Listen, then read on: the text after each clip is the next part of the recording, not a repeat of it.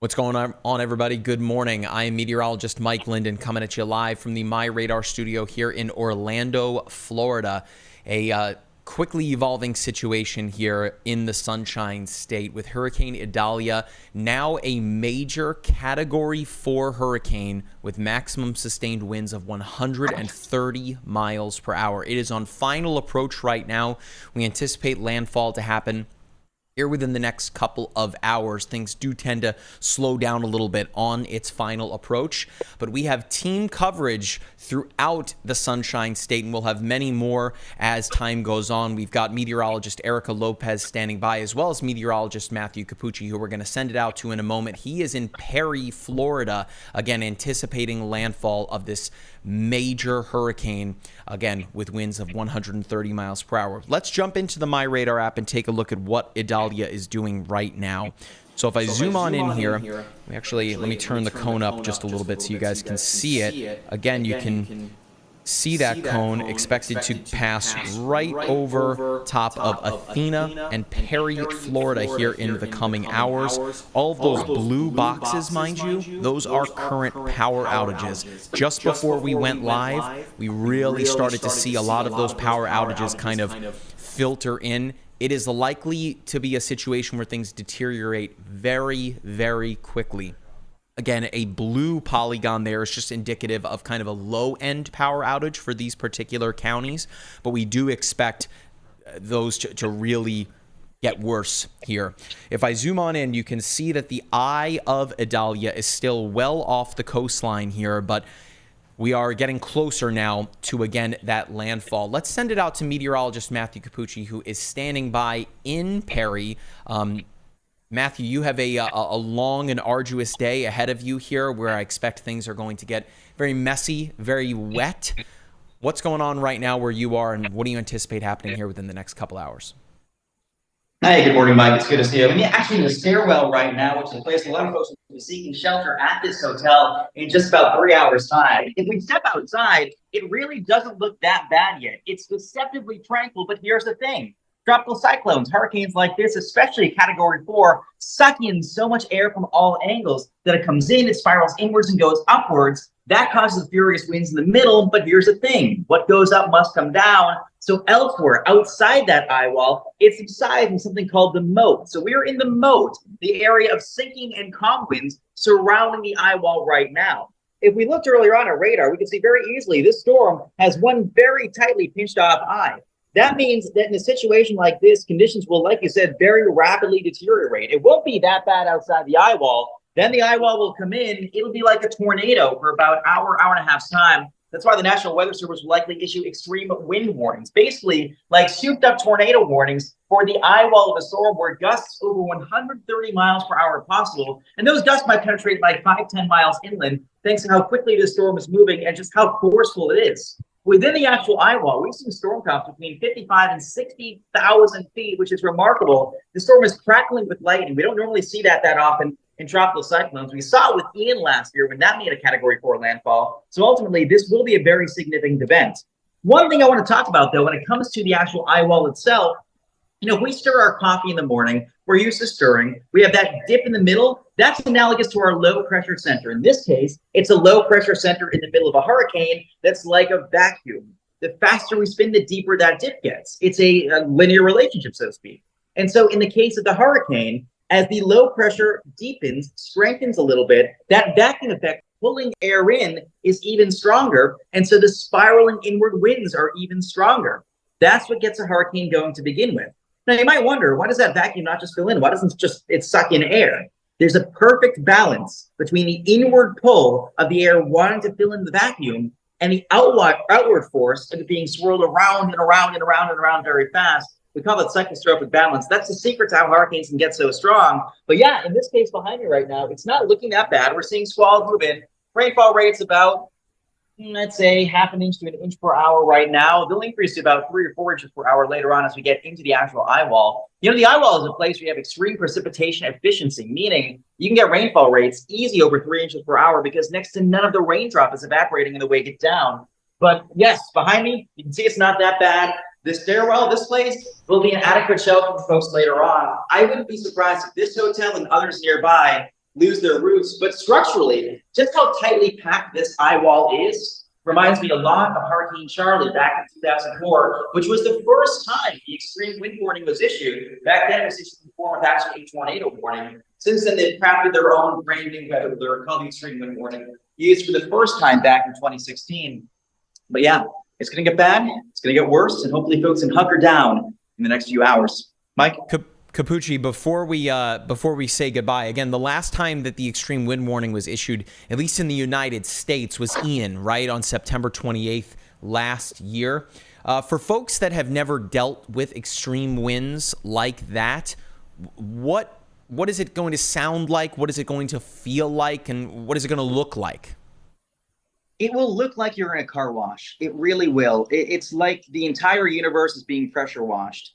You can't see really anything. It's very eerie. You just see this diffuse white because, I mean, that's kind of the color of the sunlight, but ultimately it's scary. It sounds furious. You don't realize how loud it is until it actually ends. And then you're like, wow, I could barely hear myself think for the past hour and a half. The slower the storm is moving, the longer those winds last. The issue, too, is that they completely change direction. So let's say, for example, you have 120, 130 mile per hour gusts. They knock everything down. You're only halfway done. Then the winds change direction, picking up anything that's been loosened, picking up any loose debris, and throwing that, which is why the Hurricane Eyewall is such a dangerous place, and why, realistically, we were hoping folks would evacuate. Some did, some didn't. If you're in the extreme wind warning, though, that's basically a last-ditch call to action saying, hey, you're in a life-threatening situation. Get as low as you can, while also being high enough that surge isn't an issue. Very rarely do we have to go both low and high at the same time. And that's why this is such a dangerous place. You have to be up above the water, up above the surge, but you want to be taking tornado-ish precautions too. And so really, there are no good answers when you're in a hurricane eyewall. You have to hope you're lucky and hope you're not in a position where first responders will be unable to reach you. And that's why it's imperative folks evacuate when they're told to. Capucci, you chased Hurricane Ian, of course, for us last year. This is a totally different animal in a different part of Florida. So let's talk about the location. As it stands, the National Hurricane Center, let me pull it up here, is expecting storm surge inundation. I mean, this is insane. 12 to 16 feet. That would be potentially more than Hurricane Ian. Why is this part of Florida so prone to dangerous, I mean, catastrophic? I don't know if there are really words to put a level to it other than when we're going to see it later. Yeah. Why is storm surge of this level anticipated? Well, I think about it in terms of if you ever moved apartments, which I did last week. Let's say you're trying to get stuff out of the moving van. If you take a very steep ramp to load stuff into or take out of a moving van, it's going to be a really tough time. But if you have a long, gradually sloping ramp, it's easier to push something upwards into that van.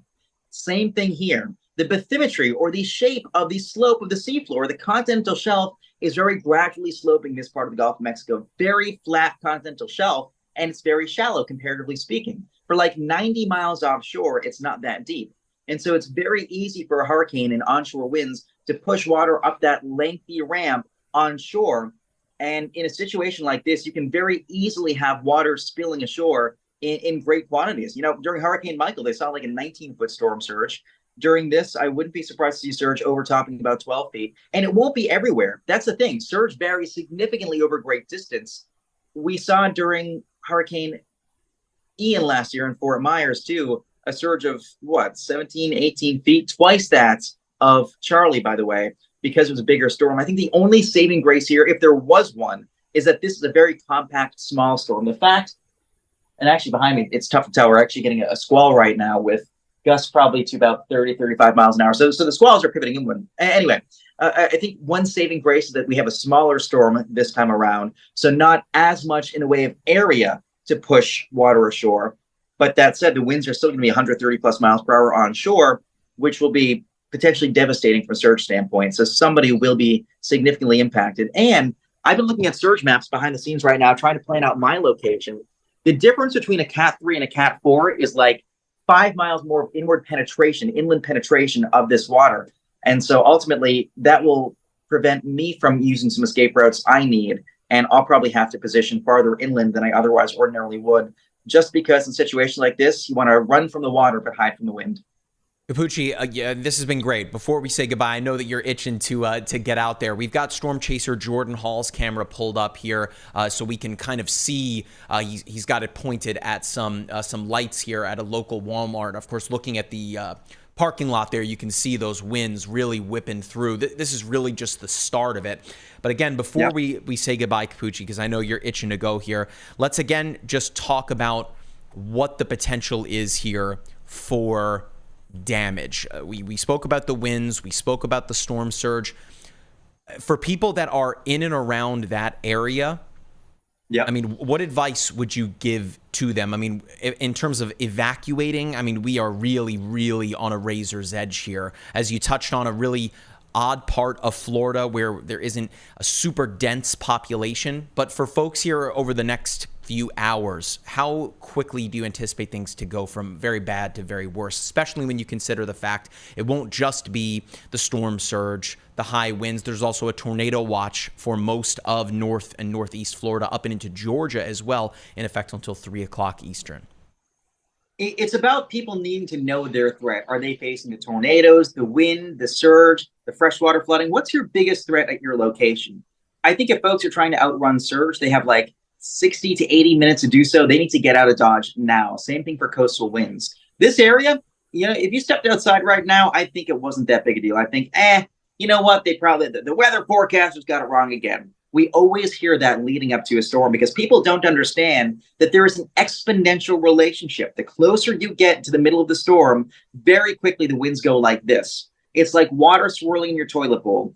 As it goes kind of towards the edge, it's slow, slow, slow. Then the slope of the bowl kind of starts going deeper, and suddenly it starts spinning faster and faster and faster. Same thing when you put the coin in the charity rotunda thing at the malls. It goes faster and faster and faster towards the middle. Same thing with the hurricane. And so really, it won't be that bad until suddenly folks get into the Eyewall, and then they'll say, darn it, I wish I left. I wish I did what I was supposed to do. I saw that last time. I storm chased with a friend of mine last time who had never been in a hurricane before. And he was saying, oh, this isn't a big deal, blah, blah, blah. And then suddenly the Eyewall comes in and he's crying. And so we don't want to alarm anyone, but ultimately, when it comes to a hurricane Eyewall, it's like being in a tornado for hours on end. We're going to have constant winds of 80 to 100 miles per hour at the coastline, gusts to about 120, 130. Farther inland, we'll still see numerous gusts, 80 to 100. And one thing with this, too, this storm, given how strong it is, could remain a hurricane even into southeast Georgia and perhaps the Carolinas, then emerging offshore and continuing to maintain strength, even though by then upper-level winds will kind of be trying to tear it apart. So ultimately, the wind threat may penetrate farther inland than it otherwise ordinarily would with a storm like this. And as for flooding, right around the time the Eyewall begins to get very close is when the storm surge flooding will really jump upwards. And folks who are in positions they think might not be bad will find that they are in a very dangerous spot.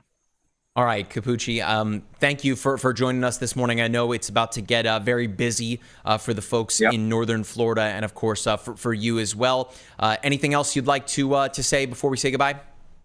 Yeah, so I'll be off and on, in and out throughout the day. I think in a situation like this, people need to understand that because it's a small storm, that doesn't mean it's less powerful. It means it's packing its winds over tighter, worse area. So ultimately, in situations like this, conditions vary significantly over short distances. I mean, hurricanes really are mesoscale events. By mesoscale, we mean on the order of like a county or two. One county might be, suffering extreme damage. The next over might not be that bad.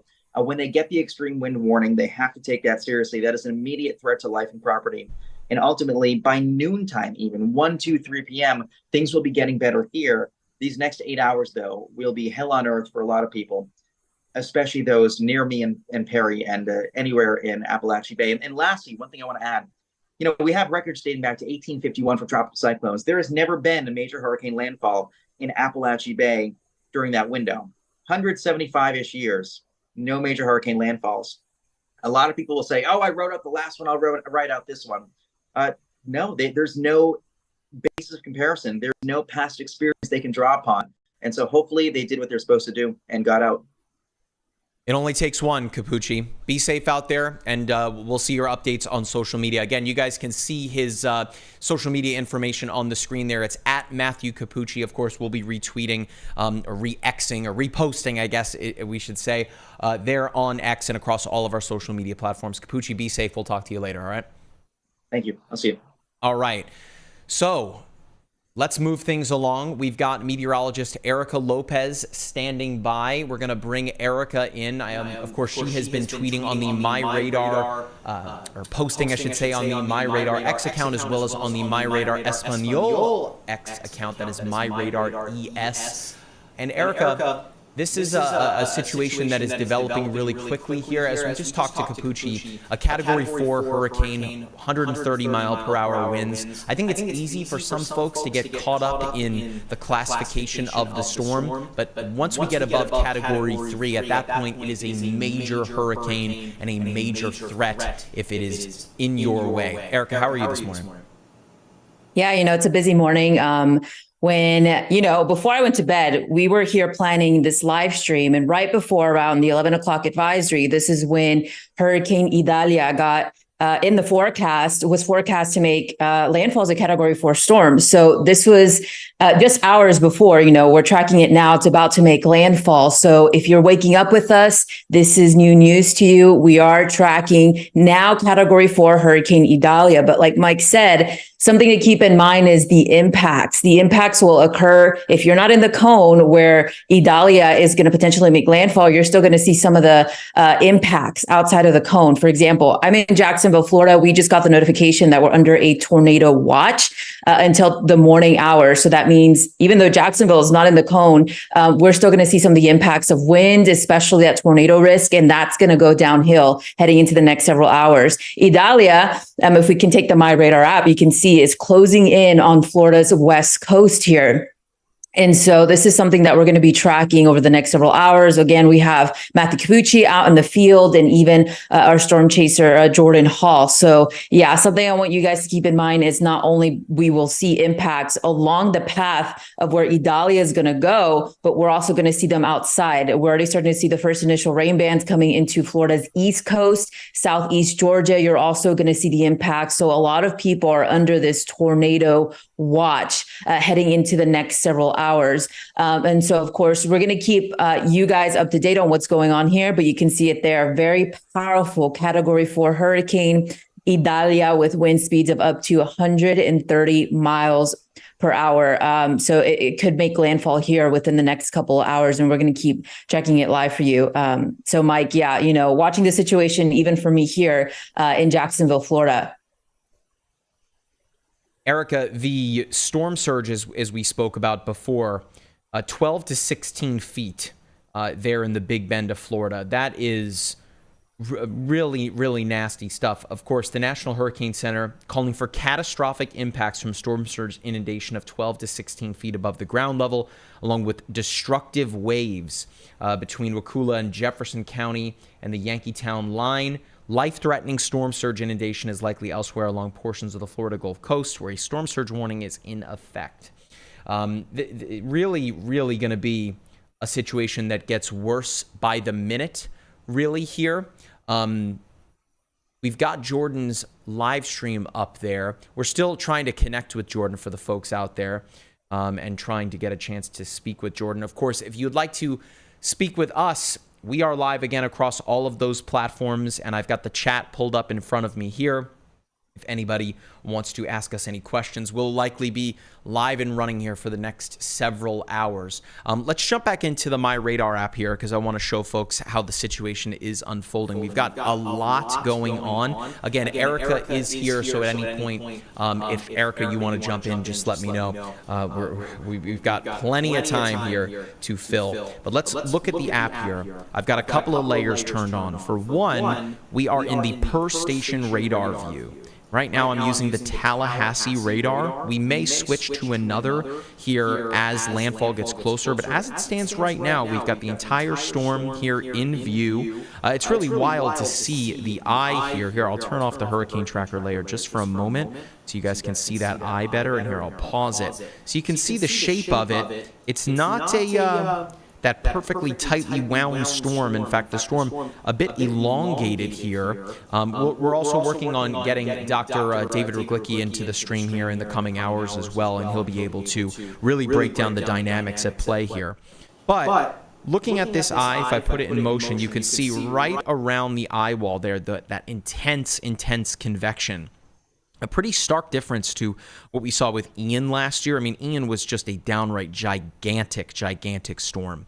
Idalia, a lot more compact on its way northward, but look at that rain shield well out ahead of the center of circulation, pushing into portions of Georgia, in fact, causing some power outages up and into Georgia. That's what these blue layers are. Let me show you how to do that. In the layers menu here, if you tap on that stack of cards, power outages should be right there at the bottom. All you have to do is turn the layer on, and that will tell you everything you need to know. So at that point, all you should do is tap on a particular layer, or a county rather, and that will give you a really awesome view as to the details, even down to the utility company that is being affected. So in Alachua County here, which is home to Gainesville, there's roughly 1.5% of total customers without power there. Again, that extends all the way far northward into Georgia this morning. It is very likely that we will continue to see this map kind of filling up, particularly so once this storm has made its way inland. You can see we've still got some time to go. Let me push it out, and I'll leave it there so it updates. By the way, a little pro tip for you in MyRadar. If you want the most recent radar scan, all you have to do is drag that animation slider all the way to the right and pause it, and as new slides come in or radar scans come in, it will update it. So you can see we are real close to Perry and Athena. I mean, we just spoke to Capucci before, right? In fact, let's take Jordan Hall's camera, Jack. Let's pull that up here. This is in Perry, right? And Jack, if we can pull the app up as well and put it on screen there. Notice the center of circulation, it's really not far away. I mean, here's the eye of the storm, right? And here's where Jordan is, right in Perry. So not far away whatsoever. And just looking at that video, I mean, we've got people driving around in the parking lot of the Walmart there, and look at the tree, right? It's not really blowing around like crazy as one would expect. But of course, this is a particular area that is going to be super vulnerable here in the coming hours, with the potential for an extreme wind warning to be issued. As Capucci alluded to before, an extreme threat to life and property. Let's jump back into the app. And Jack, if you want to leave the camera up there too, so folks can see that would be great. Again, we're still trying to connect with Jordan Hall to pull him into the stream so we can talk with him. But again, we've got plenty of time to go here, and I see your comments here in the chat here. All right, we had some folks talking about an echo in the chat. I think that's been addressed, right, Jack? Jack? Are we echoing or are we good? Okay, sweet. Let us know in the comments if you guys hear anything. Again, it is definitely a moving target here. So let's jump back into the app. I'm going to tap on the layers menu, and we are going to turn the hurricane tracker layer back on. Within this, you're going to be able to not only see the cone of probability, but also the wind speed forecast. Let's do that right now. Take a look at the wind speed forecast. So I've got to zoom out. You can see that center portion of it here. This is, of course, tropical storm force winds. So where you're not seeing any of that color, well, that is representative of the fact that we are well above those hurricane or tropical storm force winds. So otherwise, you can see a pretty distinct drop-off the more west you get here, as well as east. But Tallahassee kind of right on that dividing line of the likelihood to see those tropical storm force winds. That should be at 8 a.m. here. So again, between now and 8 a.m., we're talking another 2 hours, we'll not only have landfall, but you'll have the arrival of those very, very powerful winds.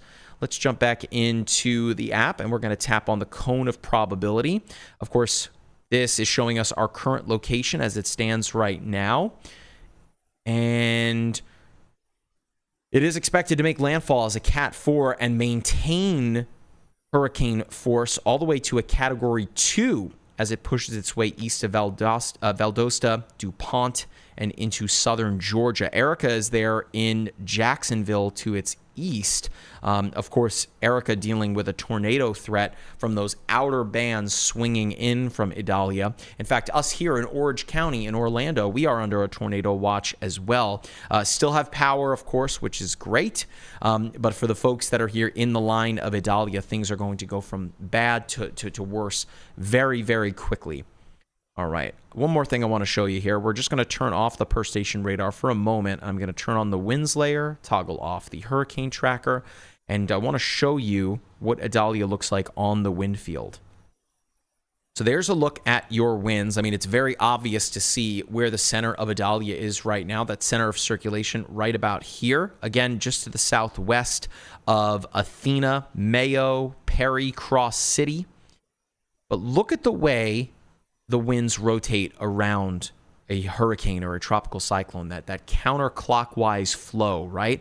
This is why the storm surge threat extends pretty far to the south, all the way to near Tampa. Of course, the expectation from Idalia when it first initialized a couple of days ago, that for a city like Tampa that hasn't seen a landfall from a Category 3 or above hurricane in over 100 years, it's very shallow there.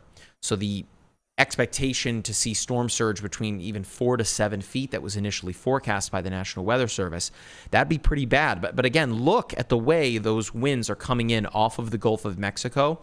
I mean, that pretty much just fills in the Tampa Bay. Let me zoom out here. Okay. And look at, again, the direction of those winds coming in from the southwest. So it's very likely that we are seeing water kind of flowing into Tampa Bay right now. Of course, there are some power outages here for Pinellas County.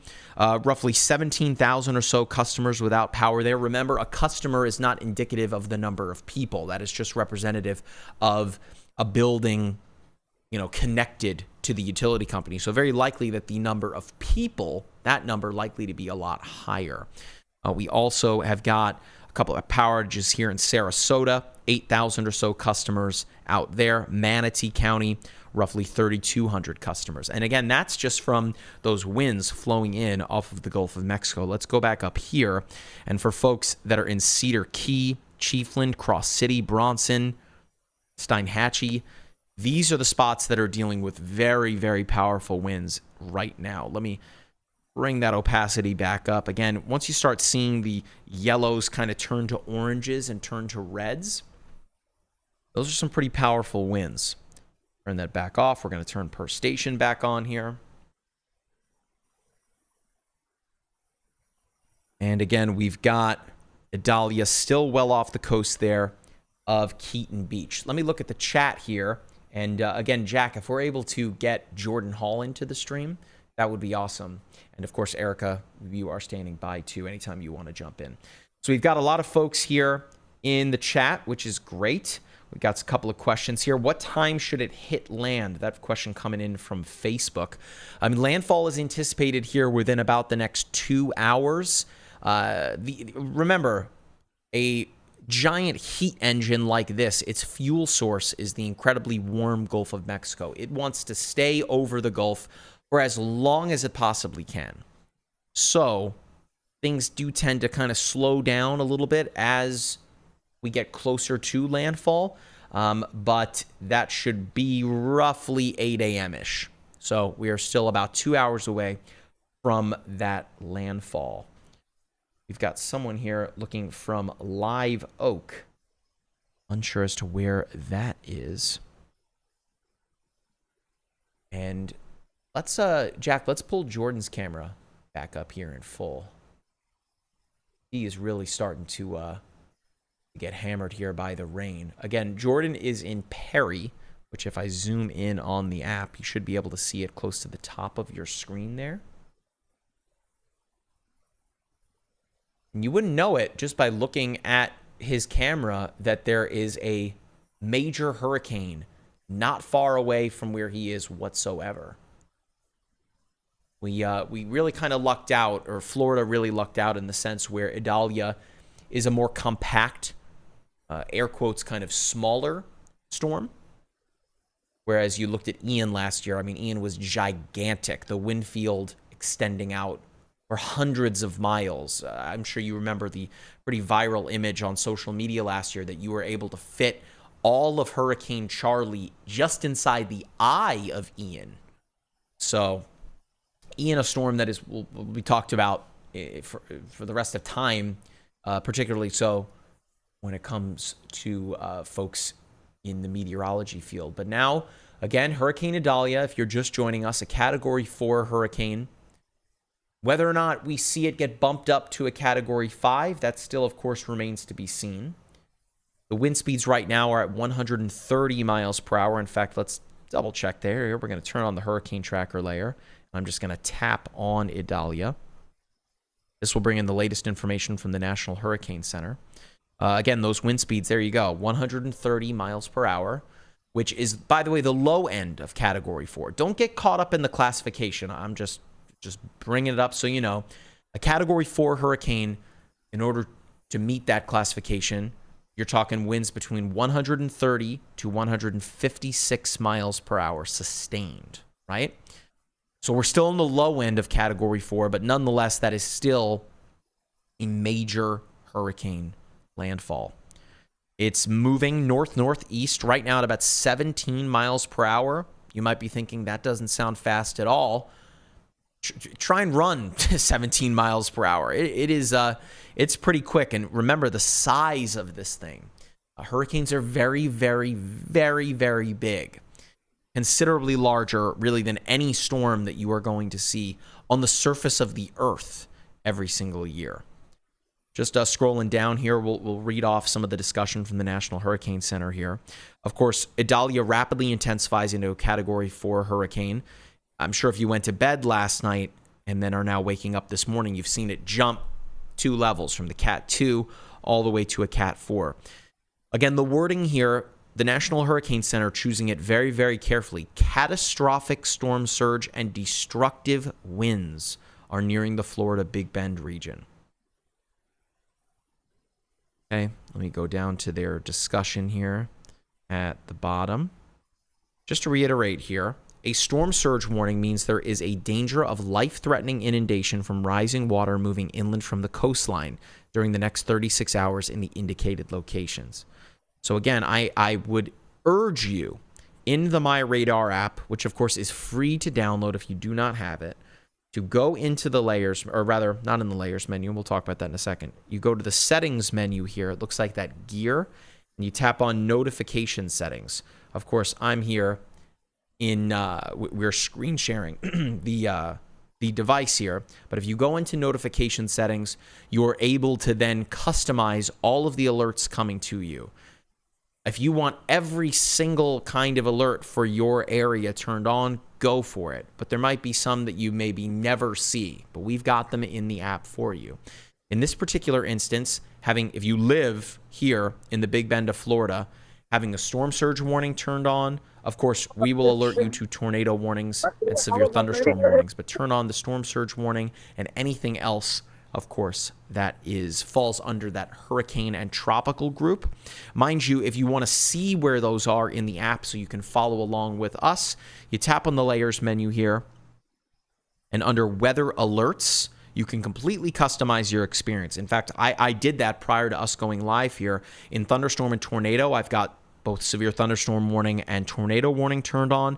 In the hurricane and tropical, I've got the extreme wind warning turned on. I mean, if I turn on hurricane warning, you'll see, things just light up like a Christmas tree over here in Florida. So I'm going to turn that off. Again, a storm surge warning, I'll leave that on here. You can see that extends from, again, near Tampa all the way and up to near Tallahassee.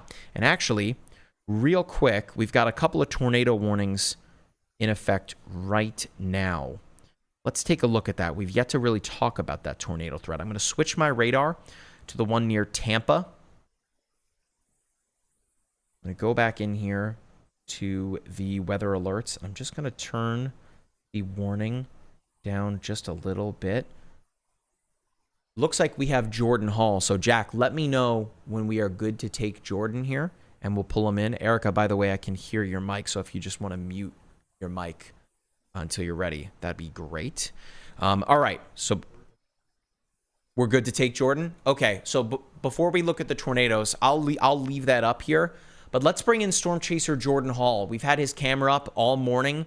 Jordan is in Perry. I want to make sure that I can hear Jordan. I should be able to in the party line. Can you get my audio right now? I should be able to hear him there. Are you getting me? I see him. Okay, let me switch over to the Zoom link. All right, Storm Chaser Jordan Hall, live in Perry. Oh, he can hear me. I just saw him look at the camera. Jordan, it looks like things are really quickly developing where you are. Yeah, we are standing here outside the Walgreens here in Perry. We're starting to get some pretty good gusts, maybe even up to Category 1 at times. That band is just starting to get here into Perry as Category now 4 Hurricane Idalia is on her way here. But you can see behind me, a lot of that rain starting to go sideways, and we're starting to get sporadic gusts. So that is the update here in Perry. Jordan, so we were looking at your camera not too long ago, and of course we saw the sheets of rain across the parking lot, some of the winds blowing around. I mean, right off the coast is a major Category 4 hurricane. Things are really quickly going to develop. What's your plan here in terms of, let alone covering it and documenting the storm, but of course doing so safely? Yeah, so we've actually scouted out multiple places here in Perry to fall back to if things do start getting intense. Some well-built structures. We got a Holiday Inn down the street, Walmart Supercenter. This Walgreens as well is really sturdy, so it'll be a good area to kind of tuck in if needed. But as of right now, we are kind of out here in a clear spot away from power lines. So if things do start coming down, we are clear of those as well. But yeah, that's kind of our plan going forward here in Perry as it continues to get closer. Jordan, you're a trooper, man. Talking to us out in the rain there. You're doing a great job. Of course, I would imagine trying your best to stay dry here. Anything else you want to make mention before you hit the road again? Yeah, it's a little wet. That's what I gotta say right now. So. All right, fantastic. Jordan Hall, thank you so much. Again, be sure to follow him. You can see his X account there. It should be pretty similar to that across most social media platforms, is that Jordan Hall WX. Again, we'll have his camera up through the rest of the morning, and we will be checking back in with Jordan. So Jordan, stay safe. We'll talk to you again soon, okay? All right, big thumbs up from Jordan. All right, things are rolling along here this morning. Again, you can see behind me. Let me lean that way. You can see behind me there, Hurricane Idalia. I've got the app pulled up as well. Before we send things over to Erica here in a bit, let's jump back over to look at these tornado warnings here.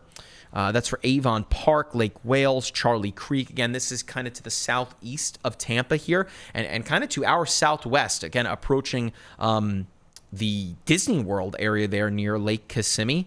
Let's switch over to the velocity scan here so we can get a better look at rotation. Oh my gosh, there you go. Okay. Got to pull that data in, stand by. Right. Oh, so I've got to let it all load for just a moment. And let me turn off the weather alerts. It'll be very obvious to see right there, right?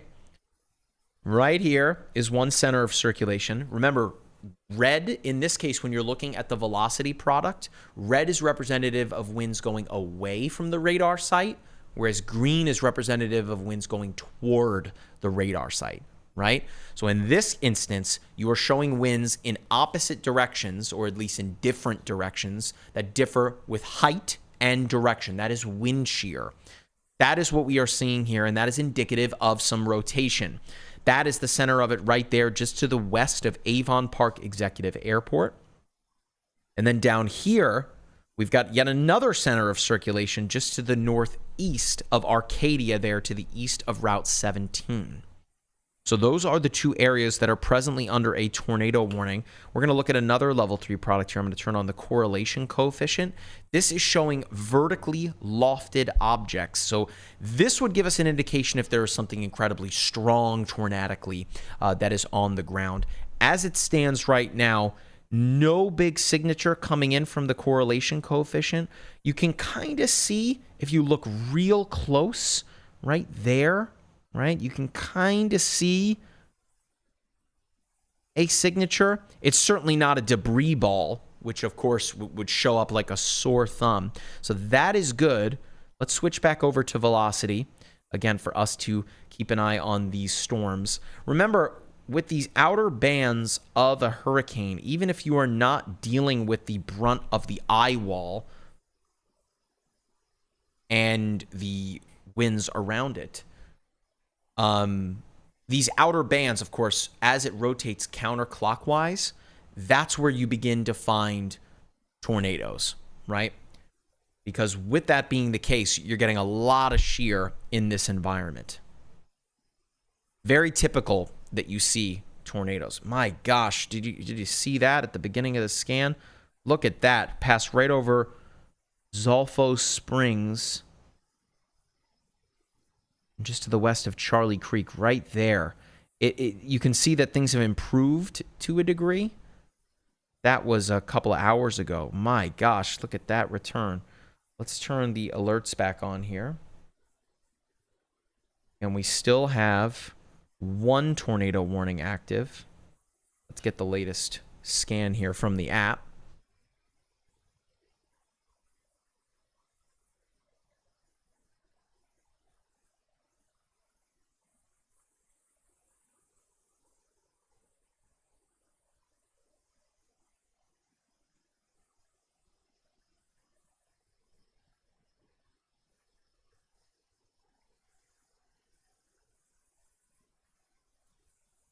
Okay, so we should have the latest.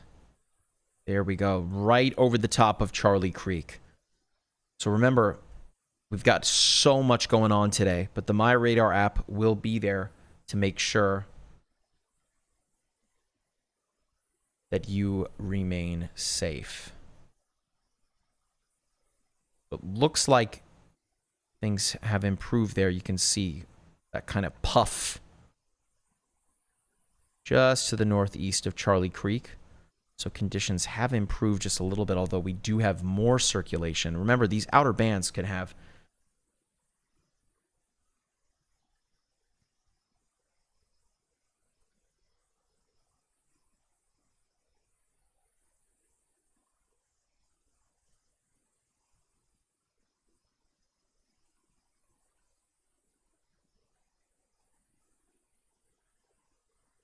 sorry about that, folks. We are spinning a lot of plates this morning. Okay, so we've got those tornado warnings that are active. And okay, quick little update on the power. Gosh, look at the velocity scan there. Holy cow. Let's switch back to Tallahassee. Again, for folks that are under an active tornado warning, I'd advise that you get to your safe place. Holy moly. Look at that velocity scan. You want to talk about winds going in opposite directions or, again, differing with direction and height? Look no further than the eye of a hurricane. Holy moly. Let's switch back to the composite reflectivity. So, again, there is the eye.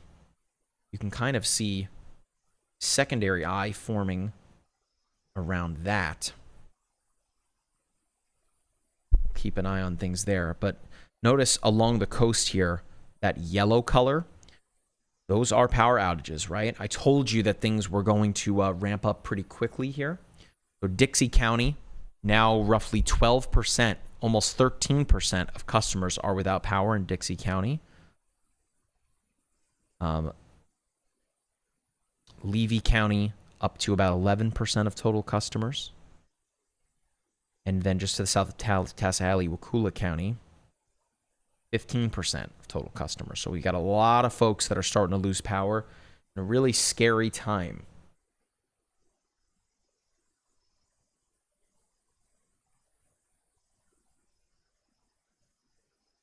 Jump back over here and look at the comments.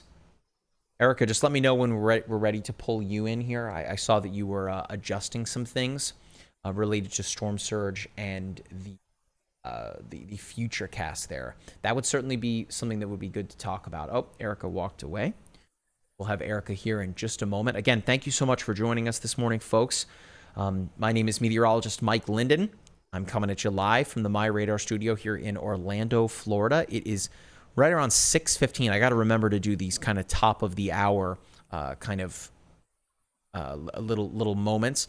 It is roughly 6:15 Eastern time. Hurricane Idalia, a Category 4 hurricane, is just off the coast of Florida. The anticipation is that we could see a landfall here within about the next hour and a half or so. We have got you covered live, not only in the app, but across all of our social media platforms too.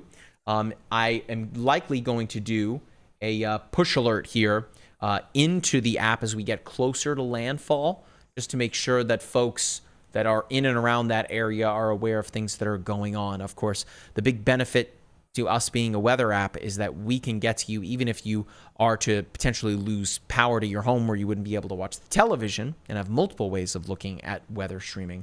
We can get right into your phone, which is awesome. Let me take a look here at the chat. I see a lot of people jumping into the comments here on YouTube. Another person that's saying that they hear an echo. Jack, are we okay with the sound? Okay. Let us know if you guys hear an echo here. We should be okay. We've got a lot of sources coming in to our computer here. Got a lot of people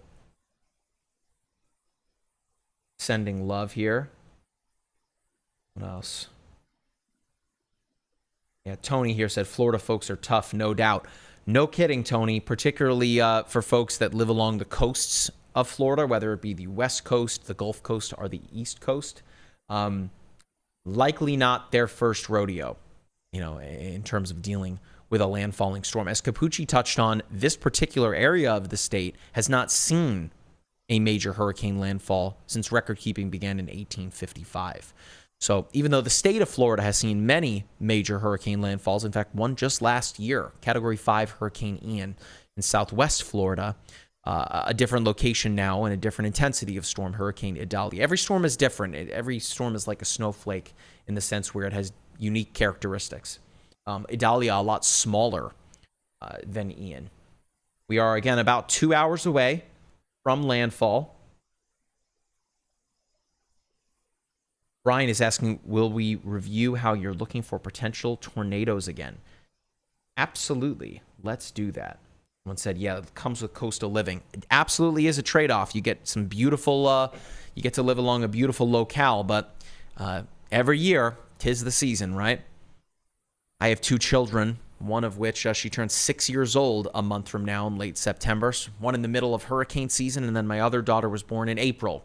So I have hurricane season baby and a severe weather tornado season baby. None of my kids could have been born in the winter.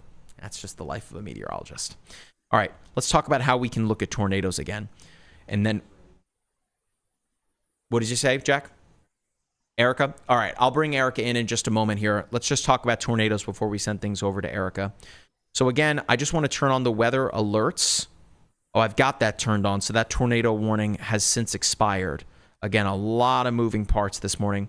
But for the person here that was curious about how we track those, I'm going to switch back to the Tampa radar here. And we'll look back in this area where we did see rotation. So you need to be using the per station radar. It's right here in the layers menu, right at the top. You see high def, temp map, historical, per station, and classic. Per station is what you want to select. And then right over on the right-hand side, I'm using the iPad version of the app. So on your phone, it might look a little different, but you want to look for that crosshair kind of radar icon. You tap on that, and then you have your level 3 options to choose from. You're going to want to choose velocity. And within velocity, that is going to show you, again, mainly these 2 colors, red and green.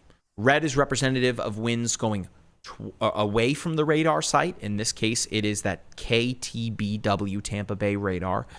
Green is representative of winds going toward the radar site.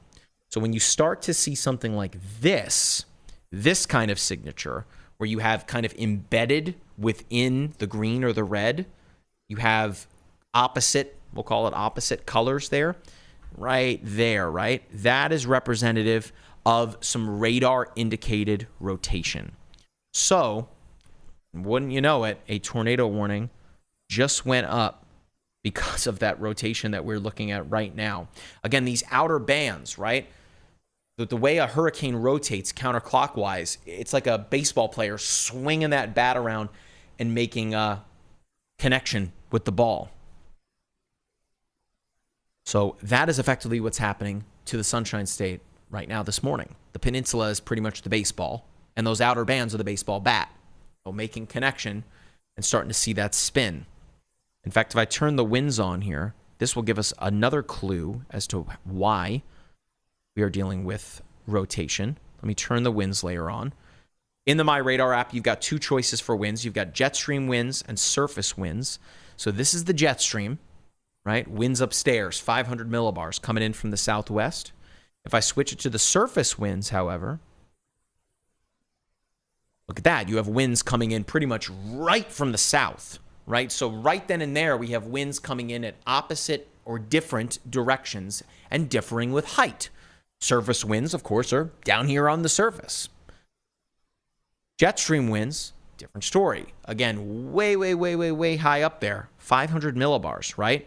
So winds out of the southwest, winds out of the south, that is differing winds with height, thus shear, and that is a major ingredient for tornadic development.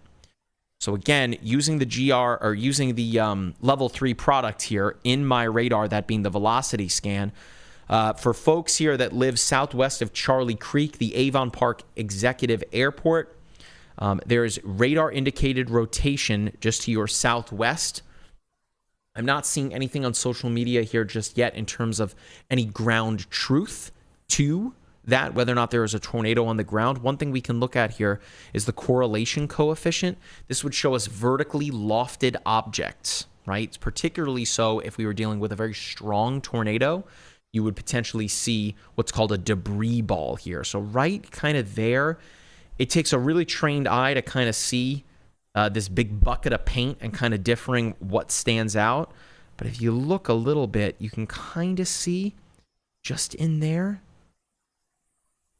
right there, right? It almost looks like the embers of a fire, if I had to describe it as best I could. The good news is, if there is a tornado there, it's somewhat weak, but all tornadoes need to be taken seriously. Let's switch back to velocity. Again, a pretty impressive return on the velocity scan. Again, that's to the southwest of Charlie Creek, approaching the Avon Park Executive Airport between routes 17 and 27. So you need to be in your safe place. That tornado warning does continue for the next 21 minutes, again, for northwestern Highlands County, eastern Hardy County, and south central Polk County. So let's zoom back out here. We're going to go back to the hurricane. We're now seeing even more power outages here farther inland from the eye. And Capucci is tweeting about, I gotta stop saying tweet. It's not Twitter, is it anymore, folks? It's X. He's posting on X about Idalia. This is something I wanted to talk about here. Let's switch it back to the composite reflectivity. Idalia right now ingesting a lot of dry air coming from the north. In fact, let me turn that on so you can see it. We're going to go into the clouds layer here and select water vapor. I'm going to turn the clouds layer on. It's going to take a moment. We've got a lot of data coming in. And with that, we will be able to see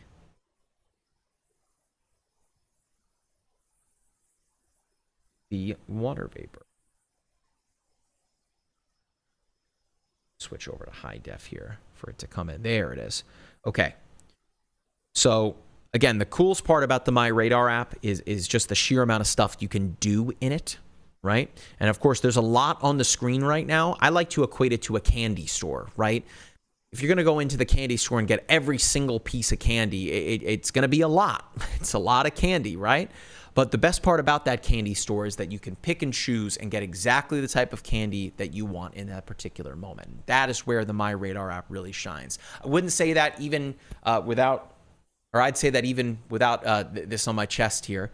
there's so much that you can do to personalize your experience. And this is just a great example of that, where we've got the hurricane tracker turned on, the radar layer turned on, as well as the water vapor imagery. Again, that is in the clouds layer.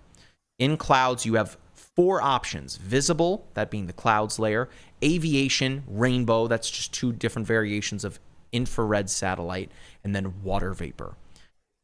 What's really neat here, that reddish, beigeish, I guess it is orange, right? That orange color, that's dry air. And of course, we have a lot of dry air to the west of Idalia and now getting sucked in from the south. Of course, remember, low pressure here spins counterclockwise. It's like a sink. It's pulling all of that air in. And right now, some of that drier air beginning to become entrained into the eye of the storm. That kind of chokes the life of it a little bit. Now, of course, it's still a Category 4 at 130 miles per hour, but this is some good news, as Capucci alluded to on X here. Do not let that fool you. As Capucci said, this is still a powerhouse storm. He is 100% correct, 130 mile per hour winds. Let's turn the clouds layer off. And real quick, reminds me, let's switch back over to clouds, and I'm going to turn on the visible, right? You can see, again, just how wide-ranging Idalia is. Meanwhile, we got Franklin that's chilling over here to the east saying, hey, don't forget about me. Franklin is a monster storm in and of itself. A Category 2 hurricane, was a Cat 4, but will likely weaken. But look at Franklin, by the way, its path. Becoming a storm just to the north of South America there. Of course, it pushed over the top of Hispaniola there. Took a weird turn here just to the east of Turks and Caicos. Strengthened to a Cat 4, and then look at its path. I mean, it's going to go all the way up the eastern seaboard, potentially making a run east of Canada there. Franklin, interesting storm. If we zoom out even more, by the way, we got a couple more areas of interest that the National Hurricane Center are monitoring. So it is well and truly peak of the season, folks. I mean, the actual peak is September 10th. But Mother Nature doesn't particularly care about what the date is. We are in that range. Let's turn the clouds layer back off. I'm going to turn per station on here. Turn on the layer, and we're going to switch back over to Tallahassee. So before I send things over to Erica, someone on YouTube said, this guy's literally a salesman. My guy, I'm a meteorologist. We are here to deliver you the information. It's the MyRadar app's the best. We can really give you everything that you need. You can track, let alone the hurricanes, wildfires, earthquakes. You can look at storm chasers in the app. I mean, we've got Jordan's chaser feed here, but something I haven't even mentioned yet is if you go into the layers menu and turn on the video storm chasers, you can watch those chasers too. They pop up right on the map here. Let's tap one of them here. There's Jordan. There he is. So again, there's so much that you can do in the app here, let alone the live coverage that we are providing you here. So certainly not trying to sell you on the free app, one of the best weather apps in the world, one of the highest rated. So we have millions of people that I think would agree with me all across the world about the features in the app. All right. So before we send things over to Erica, again, I've got the power outages layer on, yet another layer in the app of something awesome that you can do. And those are the yellow polygons. Let me just turn the radar layer off just for a moment so you can see those power outages starting to extend into southern Georgia. I would suspect here, as we get closer to landfall, that those yellows start to turn into oranges and reds. I don't have it out right now. It's in my book bag just off camera. I'll grab it when Erica's talking. But a mobile power bank, if you charged yours up last night, or if maybe you forgot, and I'm just reminding you right now, I highly recommend making sure, particularly if you live in those areas, to make sure that mobile power bank is fully charged. Because if you are to lose power, your phone can literally be your lifeline to reaching out to somebody if you are to need help here. All right, so the extreme... Oh, I just want to make sure here. 18 minutes ago, did the extreme wind warning go up? Want to make sure here.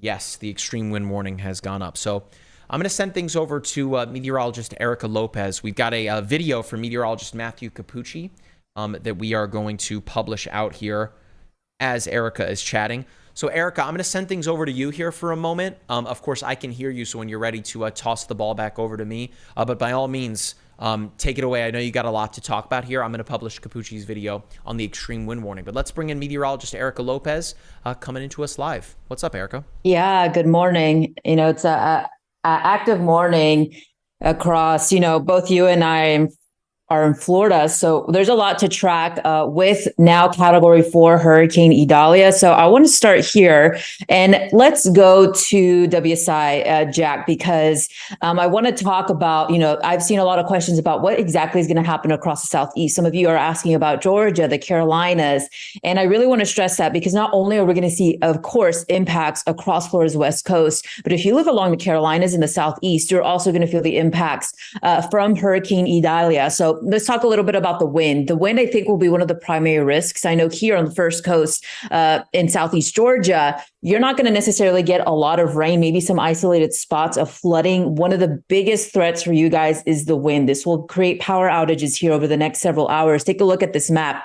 The wind threat, greater than 110 mile per hour winds expected across Taylor County, Dixie County, and areas stretching into even possibly Waycross, Georgia. That's Category 3 hurricane force winds, maybe even potentially, of course, along the coast, Category 4 hurricane winds. But take a look at what continues to happen across Southeast Georgia, from Brunswick to Savannah, even stretching into South Carolina. You're going to see hurricane force winds potentially up to 74 to 110 miles per hour along these areas. From Jacksonville, possibly down all the way down to Cedar Key, 58 to 73 mile per hour winds. So that's tropical storm force winds, possibly even higher gusts than that. So this will be one of the primary threats. If you're watching us this morning, you live along these areas, just prepare for potential power outages as Idalia makes landfall. It still has not made landfall. We're still a couple hours away from landfall, but that's something I wanted to make note of for anybody who lives across the Southeast. Not only the wind threat, but take a look at the rain. Some areas, for example, along Jacksonville and areas surrounding it, it won't be a rainmaker. But for you guys across even Georgia, South Carolina, North Carolina, this will be a rainmaker. This will move into your area tonight, continuing into Thursday, 6 to 10 plus inches of rainfall possible in those isolated areas as well. So we are expecting the threat of flash flooding here over the next several hours. So that's something I really wanted to stress for you guys asking about what's going to go on in the Carolinas, because I know we're focusing a lot on Florida.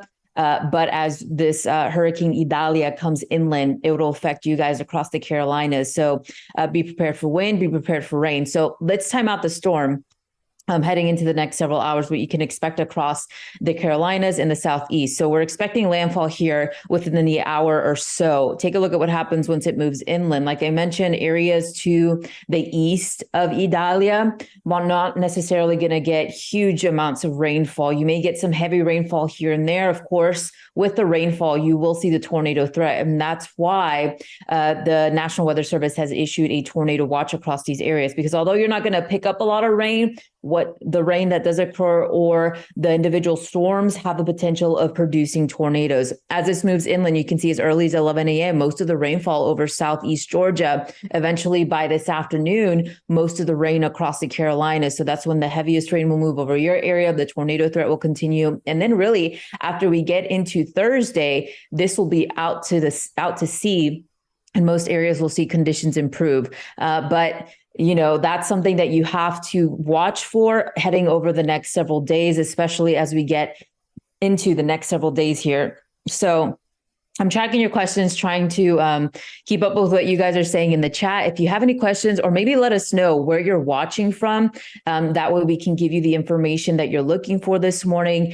Feel free to put that in the chat. So Mike and I are continuing to look at what's going on there. And of course, we're going to keep you up to date. But I want to show you what's on my screen here, because I want to show you the wind gusts we're already starting to see. So the winds are starting to pick up across portions of the west coast of Florida. Again, Landfall has not occurred yet. We're expecting that here within the next hour or so. So what you see on my screen here, and if Jack, yeah, we could pull that up. You can see wind gusts already up to 54 miles per hour. And this is a station here in Keaton Beach.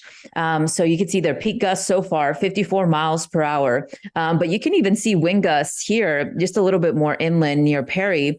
That's where Matthew Capucci and our storm chaser is. Peak gusts right now, 33 miles per hour. This may change. This, I think, does it for every 5 minutes, but we will see higher gusts, of course, as Idalia is making landfall. We're seeing some gusty winds across Jacksonville here and across areas in north central Florida here. So that's something we're tracking very closely. Now let's go back, and I want to show you where exactly we're seeing this tornado watch. A lot of central Florida, northeast Florida, that does include most of southeast Georgia. You're under that tornado watch until 3 p.m. So this is going to be one of those days where it's going to be a pretty long one, where you're going to have multiple threats heading into the afternoon. As Idalia makes landfall, the rain will increase, the wind will increase. We also have the tornado potential increasing. So a few tornadoes are likely, wind gusts up to 75 miles per hour. Look at the population. Almost 12 million of you are under this tornado watch. Again, tornado watch means the conditions are favorable for a tornado. Of course, with tropical systems, we can typically see tornadoes form. So it doesn't mean the tornado is imminent. Now, when you are under a tornado warning, again, remember the difference between a watch and a warning. Watch is conditions are favorable. Warning, you need to seek shelter immediately. So that's what we're watching for this afternoon.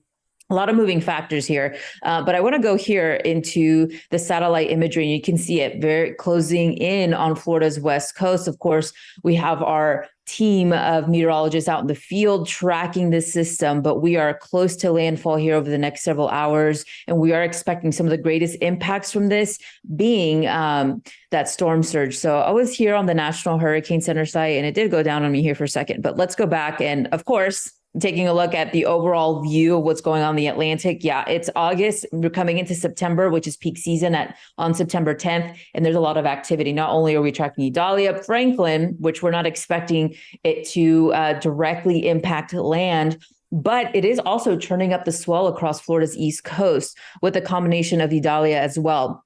So something interesting with Idalia, when we were tracking it here over the last several days, it is a full moon. So usually during full moon, the tides are a little bit greater. The National Hurricane Center did factor this into their storm surge forecast. Although along the Florida West Coast, we are coming into low tide at 7 a.m., the tide is still higher than what you would typically see just because of that full moon. And so that's why the National Hurricane Center has even upped the storm surge potential between 12 to 16 feet from Dixie, Perry counties and Levy counties there in northwestern Florida. Now, something to keep in mind as well is as Idalia makes landfall, you also have the potential of seeing storm surge across the East Coast, including portions of Jacksonville all the way down to Flagler, Volusia County. And then that extends into portions of the South Carolina coast and even all across North Carolina. So even though you're still going to see the highest storm surge, of course, potentially catastrophic across Florida's West Coast, you're still going to see some storm surge across Florida's East Coast, also with the combination of that large swell coming in from Franklin. So a lot of factors coming in into Florida and across the East Coast. So I want to make a mention of that. Stay off the beaches if you can, especially if you're along Florida's East Coast. You're going to see swells higher than normal across that area. And of course, that's potential storm surge here coming over the next several hours. So again, we could show you the total rainfall. Some of your areas, if you're not seeing your area with rain, like I mentioned, I'm in Jacksonville. We're not really expecting it to be a rainmaker, but more of a wind maker, which means power outages are possible here over this area. And so, of course, some of the highest totals in that path where Idalia will make landfall and continue to trek over those areas. So tracking a lot here. I know it's early morning. We're going to continue to look at your questions here. And so, Jack, let's go back to WSI and let's take this full. I want to read some of the any questions that you have here with you guys. So yeah, so if you're asking your questions, please let us know where exactly the area you're concerned about. Some areas will see flooding. And somebody was asking when high tide was. So high tide across Florida's west coast. So we're talking about Perry County, Dixie County, Levy County around 7 a.m. It was 2 a.m. this morning, but now we're coming into low tide, which is 7 a.m. This morning. And so, yeah, I'm seeing some people watching us from South Carolina. Yes. And so someone was saying a lot more Florida natives in that area, and I know some of you guys, you're from Florida, you have navigated hurricanes, but does it mean you should not take this hurricane seriously? This is, a very rare event that's happening across Florida's west coast. They haven't seen a Category 4 hurricane in what seems like years. So you need to take the storm seriously. And, there are a lot of new residents in Florida. I'm one of them, for example. So that's something to keep in mind if you have family, neighbors, maybe that that just moved to this area and are navigating a hurricane for the first time. Just give them some tips, let them know what to do. I know it's been very helpful for me here. So let's see. Somebody's asking about Augusta. So Augusta, I don't think you'll see any impacts. You're just to the north of where Idalia will make landfall. If you see anything, maybe some rain, maybe even some potential storm, maybe some potential severe weather coming into your area, but most of the activity will be to the southeast of your area. Somebody asking about Jacksonville. Okay, so I'm in Jacksonville.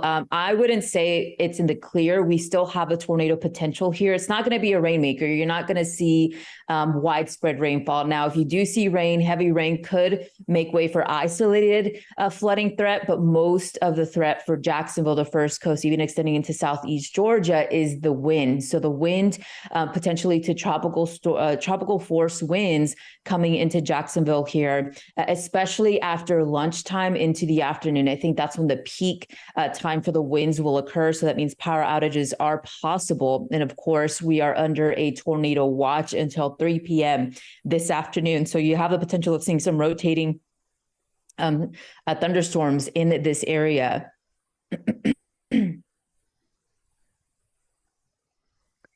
Okay, so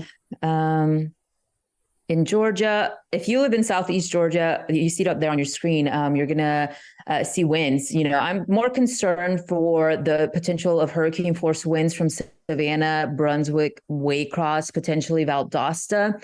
Valdosta, I think you'll see some of the greatest wind impacts from this storm, the greatest rainfall potential from Idalia as it makes landfall. And you're seeing it there on your screen. The MyRadar app looping, we're already starting to see some power outages coming into play here across the coast of Florida from Dixie County, Leedy County, Taylor County. And so that's what we're going to be tracking very closely.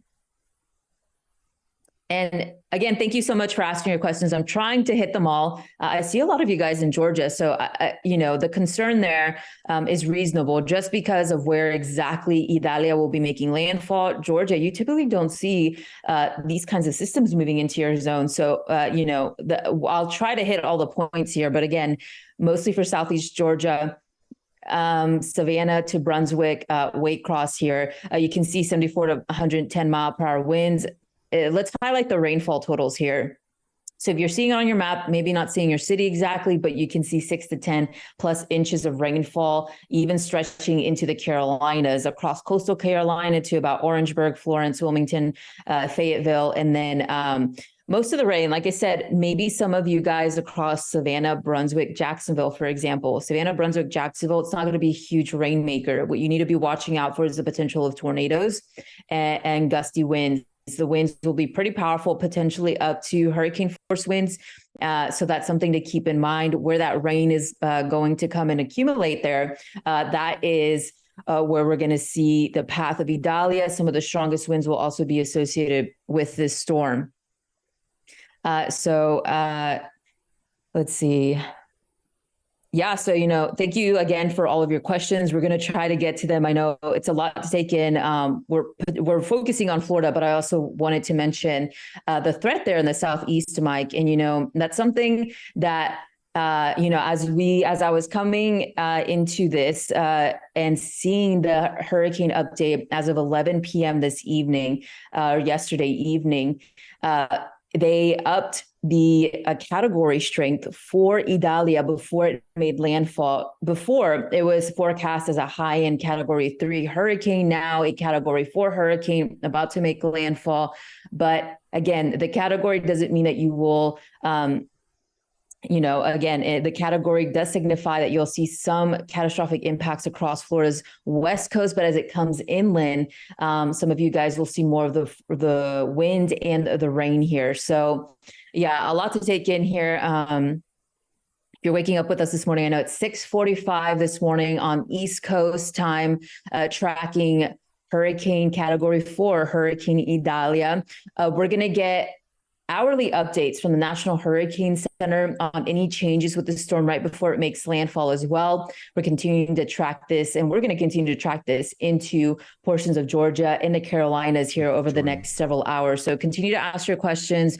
We're trying to keep up with all of you guys that are in the chat. A lot of you guys from Georgia, Florida, here in the First Coast. And so, Hurricane Idalia here going to produce catastrophic storm surge over the next several hours, 12 to 16 feet. And then across the East Coast from Flagler, Volusia County, all the way up into the Carolinas, where 2 to 4 feet of storm surge is possible here over the next several days. So, our meteorologists here are on standby. We have Matthew Capucci in the field, Jordan Hall getting some great footage for us here. And so, a lot to track with Hurricane Idalia, a lot of factors to come in. So even if we're not on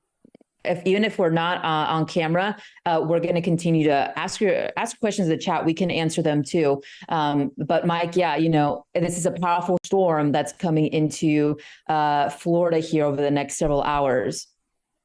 Erica, I just shared a post on X. The governor of Florida, Ron DeSantis, was doing a press briefing, and the power went out as he was talking. Oh, wow. So again, this is just a microcosm for the bigger issue at play here. Of course, an extreme wind warning has been issued for portions of the Big Bend. I just posted a video and pushed it to folks that are affected by that into the app. I also shared it on X as well. Of course, that extreme wind warning, just going to turn off the radar for right now and turn off the power outages layer so you guys can see this.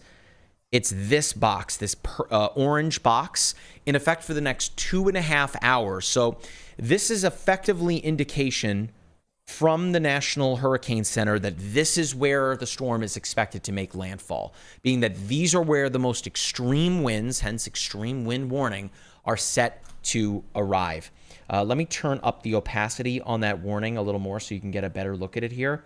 And I'm just going to turn off, just for right now, the storm surge warning. That is the extreme wind warning. You can see that Idalia is just off the coast. Let me turn that back on here. You can see that, again, the eye of the storm is right there.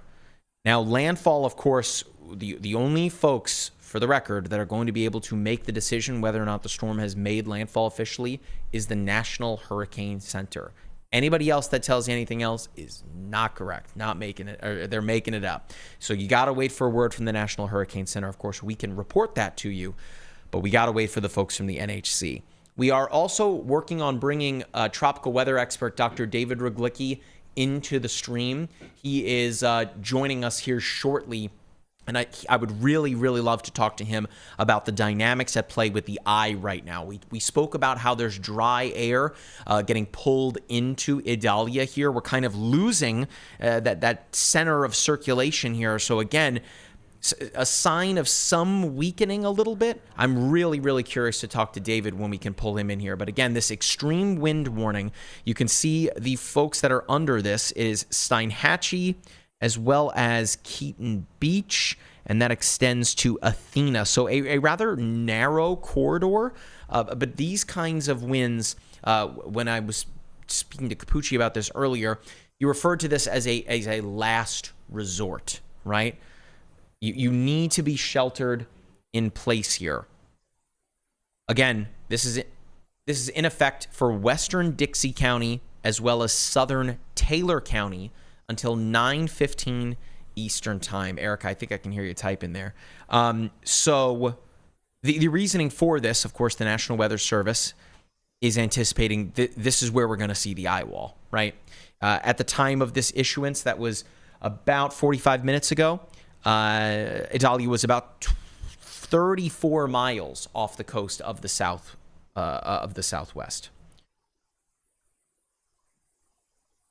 of that portion of the state.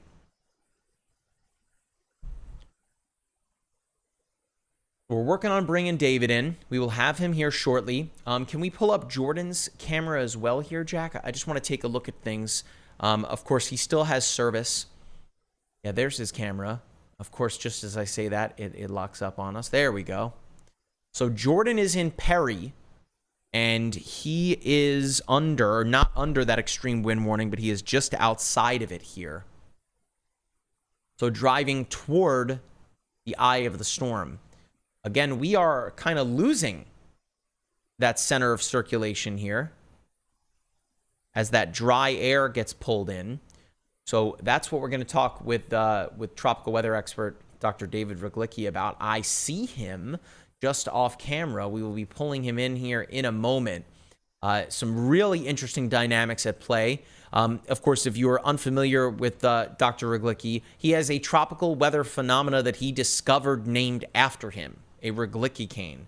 We have shared, we have posted a video all about that. Of course, I will post it onto social media here again, and we'll talk to him about that, as Idalia is, and was, I guess, a Regolicki cane.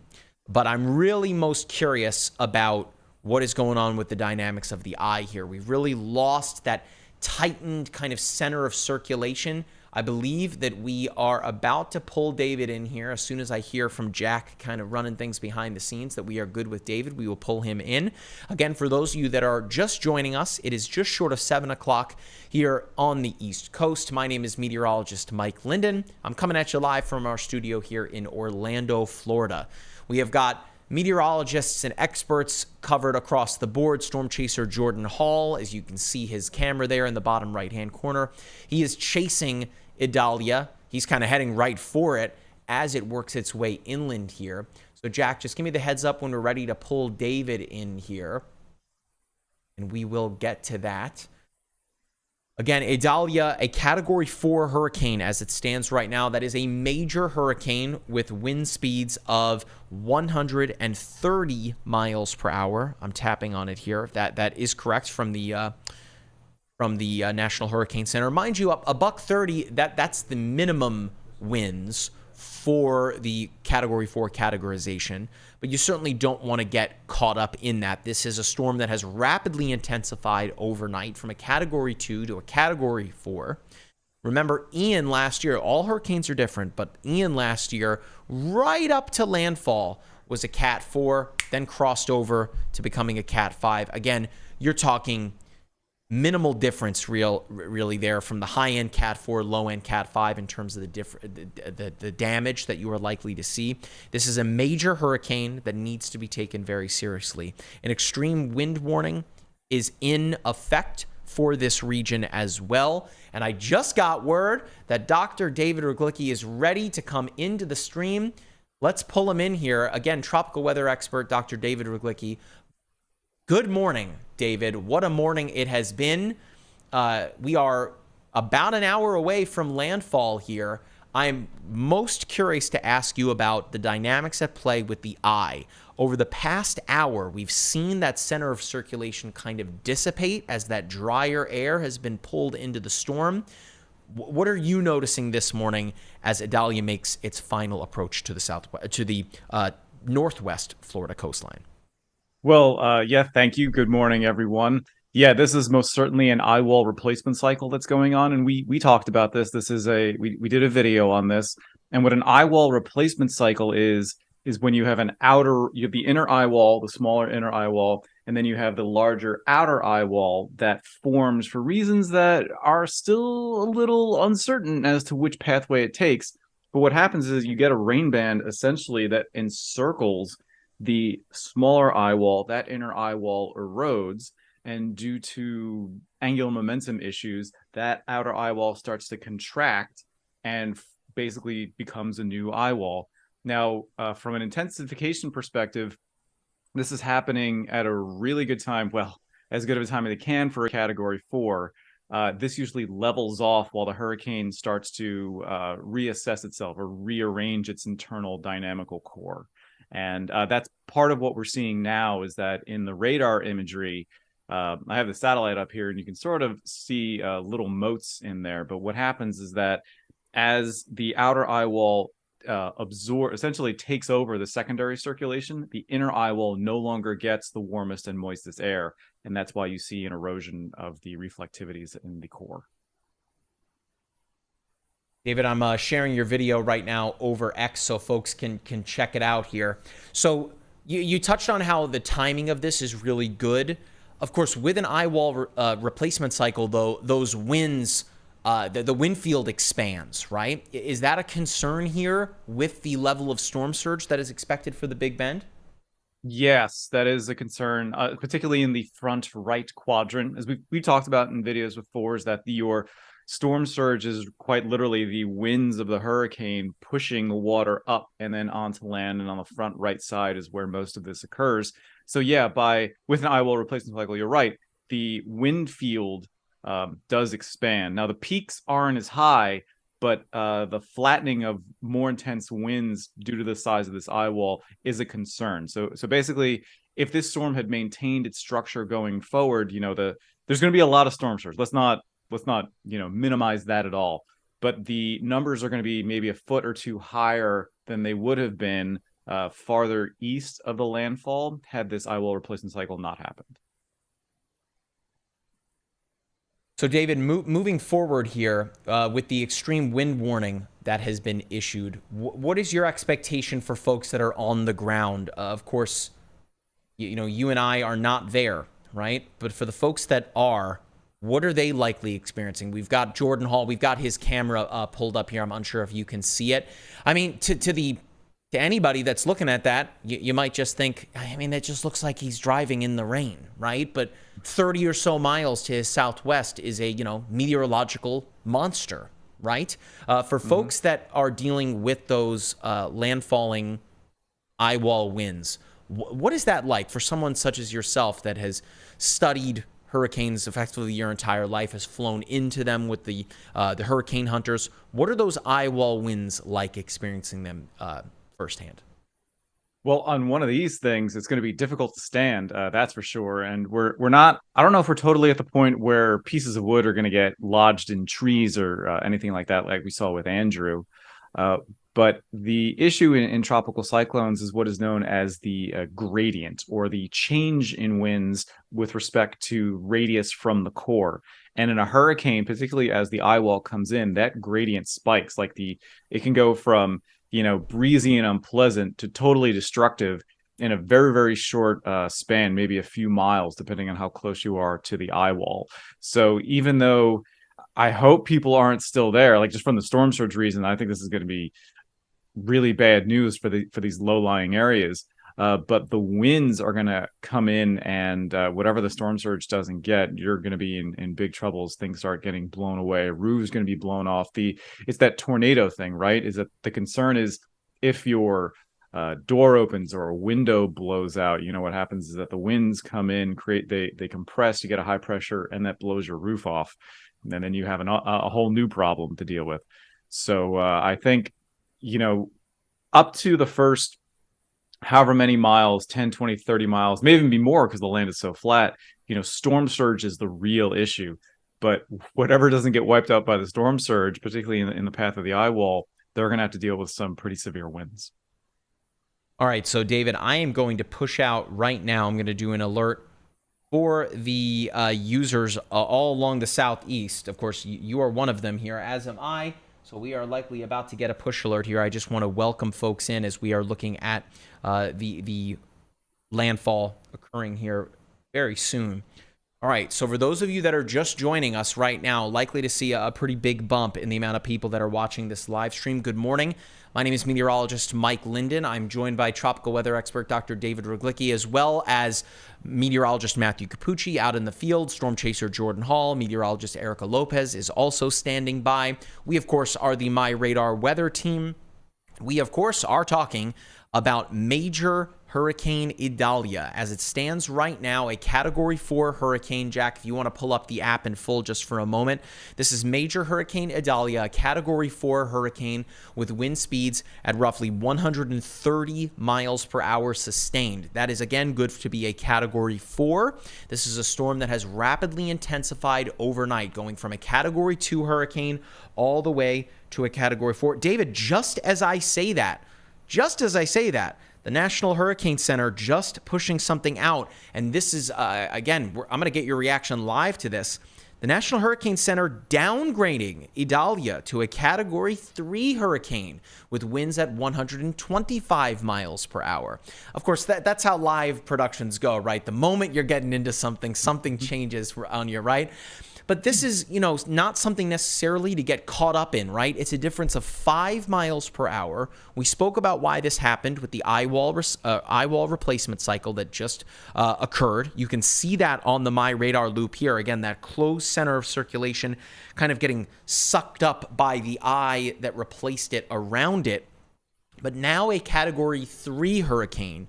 This is by no means, David, a situation where people want to let their guard down, correct? Right. So they even say this as I'm reading the update statement. They say explicitly, this change in wind speed does not diminish the threat of catastrophic storm surge and damaging winds.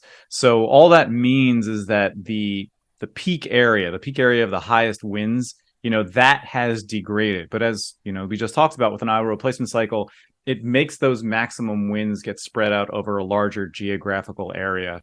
And this is for in terms of the record books, this won't be a Category 4 landfall, it looks like, but that is not going to diminish the storm surge damage because this new eye, as we see on the radar, is so large.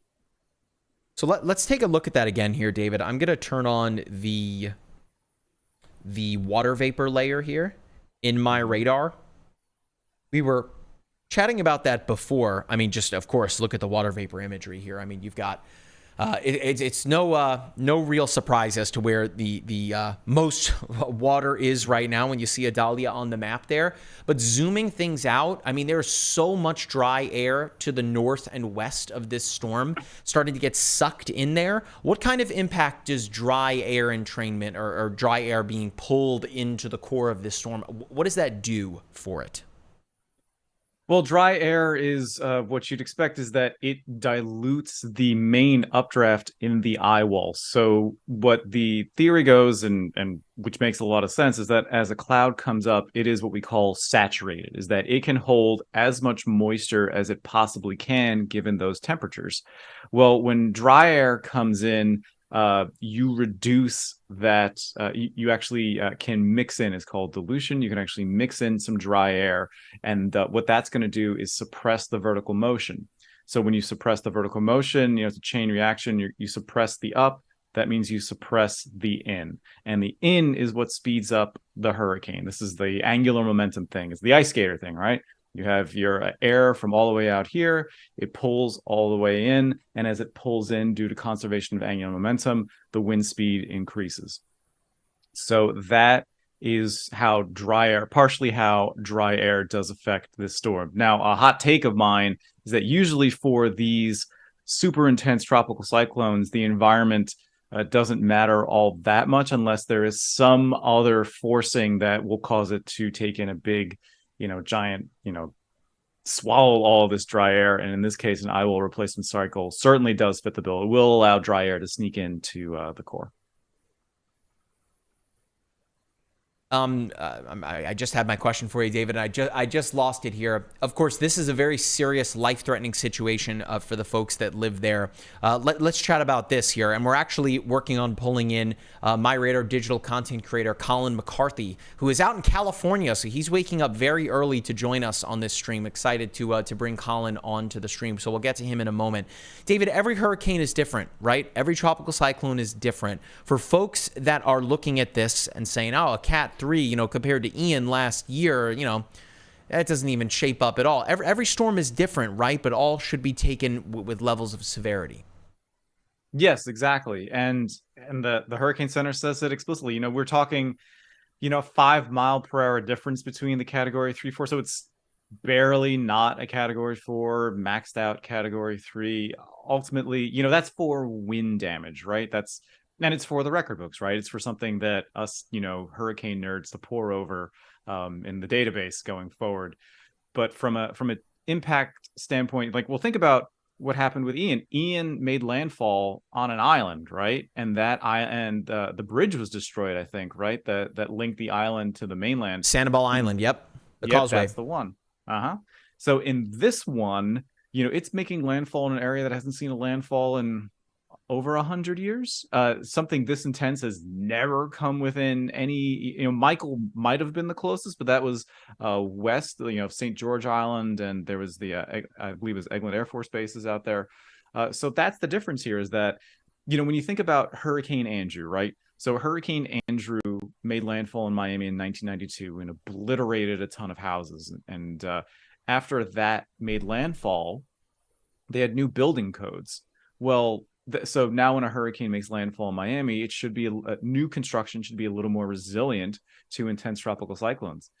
Up here, it's been since the 1800s, and something this intense has never happened. So the infrastructure there, all the human infrastructure, the construction, the low-lying marshlands, they've never seen this. So they haven't built up the resistance to what they're about to be facing here in the next hour or two.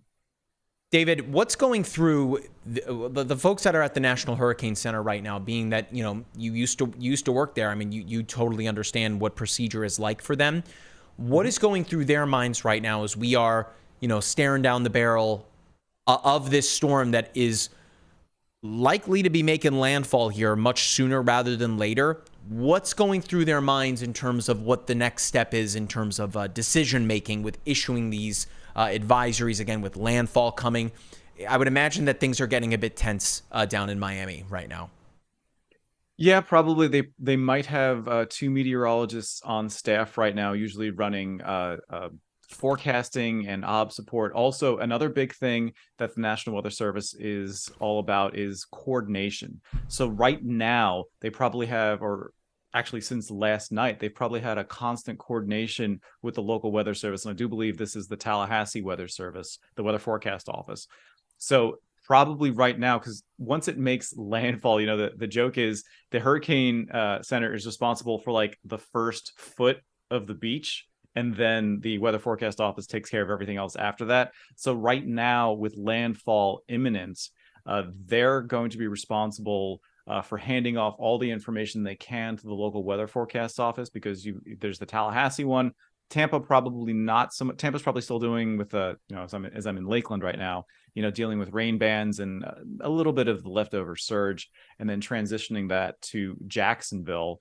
So as this is making landfall, the regular forecast offices are going to be taking over, and then the Hurricane Center is then going to be shifting, because once it makes landfall, particularly this one, if you look at the tracks, it's not over.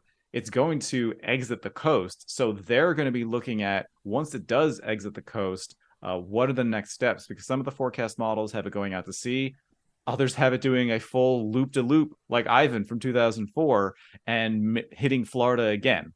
So that's probably what the Hurricane Center is concerned about right now, is the coordination with the local meteorological offices, handing off the decision making to them, and then worrying about what happens to Idalia as it exits Florida on the east side. David, we as you were talking there, we have Jordan Hall's chaser camera up. He's near Perry, and I saw a huge lightning strike. And at least where he was locally, I saw one of the traffic lights there, or the street lights, I should say, just totally went out. Where he's driving now, Jack, if you want to take his camera in full here, where he's driving now, it looks like that has power.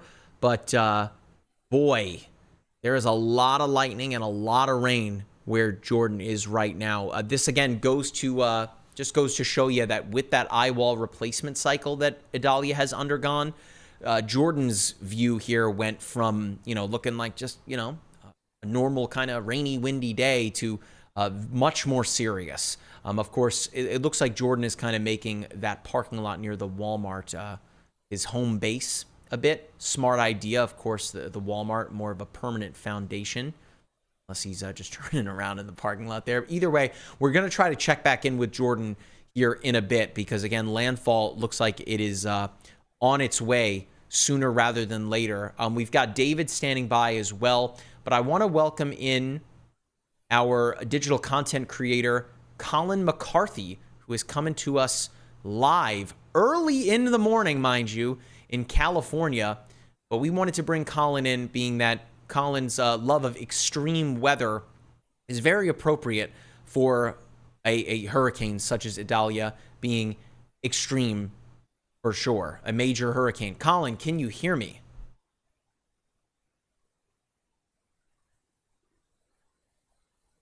Yes, I can. How's it going? All right, Colin, it is going well. Thanks for waking up early with us this morning.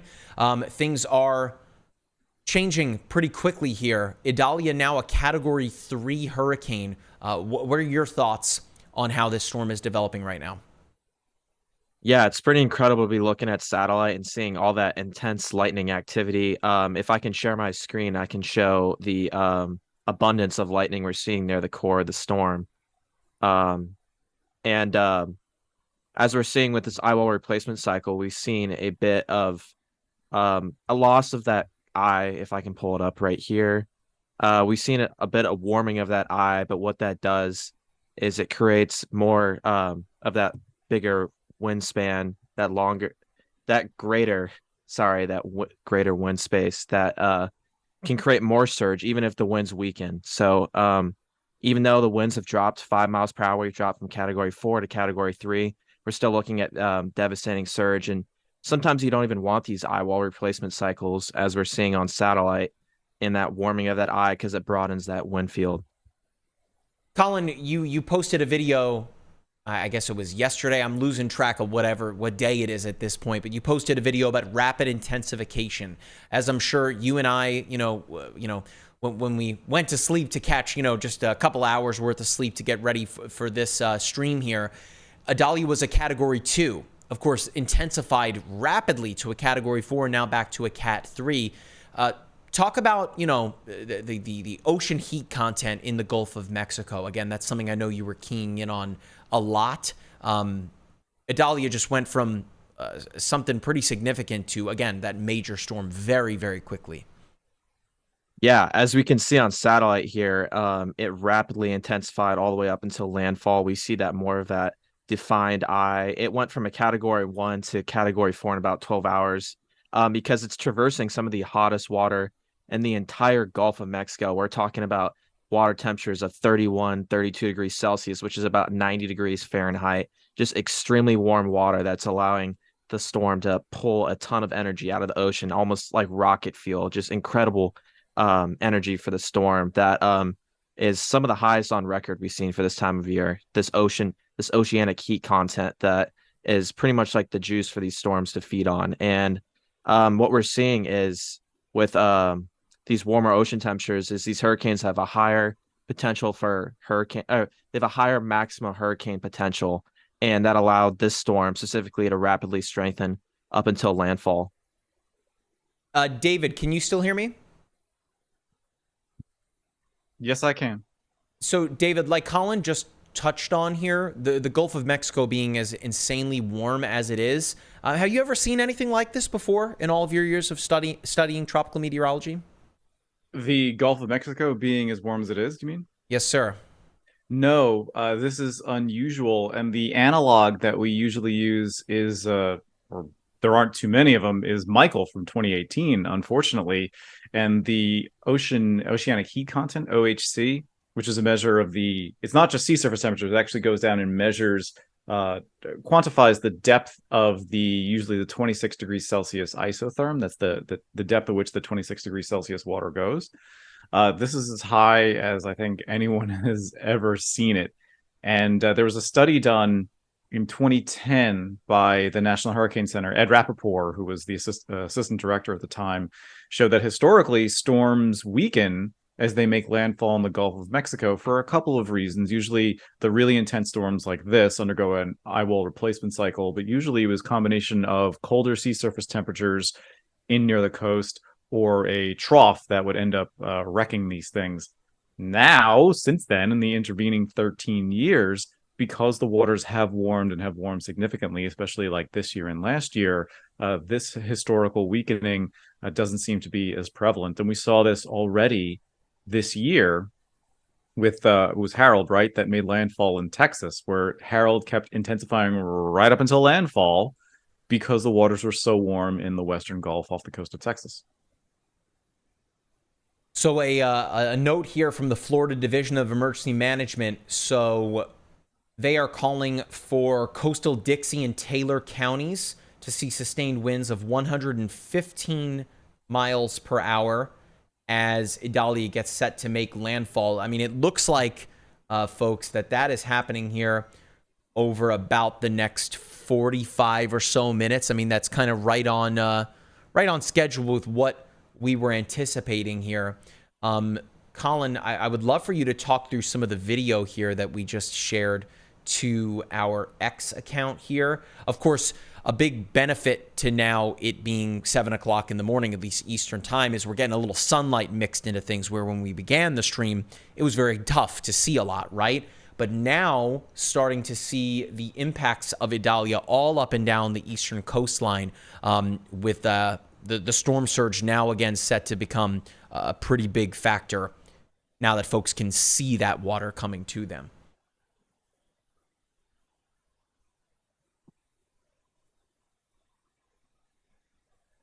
Sorry for the difficulties there. So let me pull up the footage. Can you see my screen? Yep. Cool. Yeah. So now that it's morning, we're kind of seeing a little bit of that storm surge in the St. Pete area starting to overtop some of these highways and get onto the roadways. We're still looking at the slider sorry. that you have up there. No worries. Let me change my screen. So again, for those of you that are just joining us, Hurricane Idalia downgraded to a Category 3 hurricane with winds at 125 miles per hour and extreme wind warning also in effect too. Here we go. Yeah. So we're seeing right here on some of our webcams, some of the street webcams, these massive waves starting to overtop some of these roadways as we get that incredible push of winds from the storm that is just creating a ton of onshore flow, bringing a lot of water onto land. And then on this clip, we can also see a little bit more, a better view of that as well. Just a ton of water coming onto the highway here. And more scenes like this are going to be seen from our chasers around Perry as this storm makes landfall. All right. Well, Colin, keep us updated as things develop here. I want to pull David back into the stream here. Of course, we've got Erica standing by as well. David, it's the peak of the season, right? I mean, this is the time of year when you anticipate seeing storms like this. For folks that are asking in the chat, for Idalia, is this it for the season, or can we anticipate more? I know the answer you're going to give. I'm just asking you for the folks in the chat. Yeah, no, this is definitely not it. Because the challenge at the beginning of the year for the seasonal forecasting was to try to figure out how will an El Nino year, because we have a coming El Nino, and for those that don't know, an El Nino is basically a measure of the sea surface temperatures in the eastern Pacific, and what that normally does is shift all of your convection, all of your vertical motion in the Pacific to the east near the coast of Peru. Then you get a secondary circulation where the air rises and then it comes out at what is known as the tropopause, the top of the atmosphere where most of the water vapor is. And you have an eastward jet that comes across the Caribbean, and that shuts down all activity in the Caribbean, which is what we're seeing right now. The Caribbean is genuinely pretty quiet right now. Now, the only way in El Nino years to get something significant is either a fish storm, which is what I mean is that they usually just bug the fishes out in the deep Atlantic, or something sneaks in behind this shear in the Caribbean and makes it into the Gulf of Mexico. And we actually have both going on right now. We have Franklin out in the in the northern Atlantic, which just was setting some or matching some August intensity records like Dorian did a few years ago. Or with Idalia's case, Idalia snuck in the back door, right? Idalia was a piece of vorticity, I believe a Central American gyre that migrated from the Eastern Pacific back into the Atlantic. Very unusual, but yeah, it just basically snuck in the back door. And just like we said with Ian last year, because the water was so warm, you just needed something that was holding itself together, even just barely, get into the Gulf of Mexico, get into that favorable environment, and it could blow up. Now, we'll have to see in the next week or so, how much did this did Idalia cool the sea surface temperature? So what happens now is something called upwelling. So as the hurricane moves over the sea surface, it'll start churning that water, and it'll start bringing up colder water in theory from the lower levels of the Gulf of Mexico, cooling the surface. So for the next storm that comes in, it'll have less to work with than what Idalia has right now.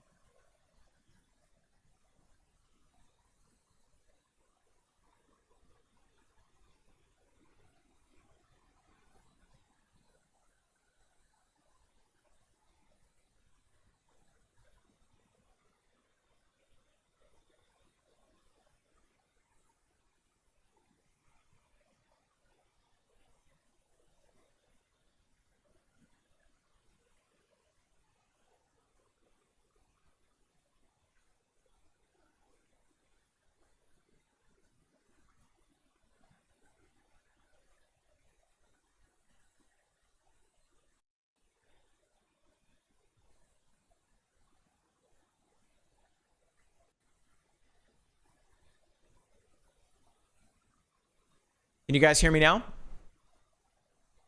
You guys can hear me now? Okay. My microphone was muted. Apologies to everybody out there, as David was caught in the lurch there. David, my question to you was that folks that are looking at the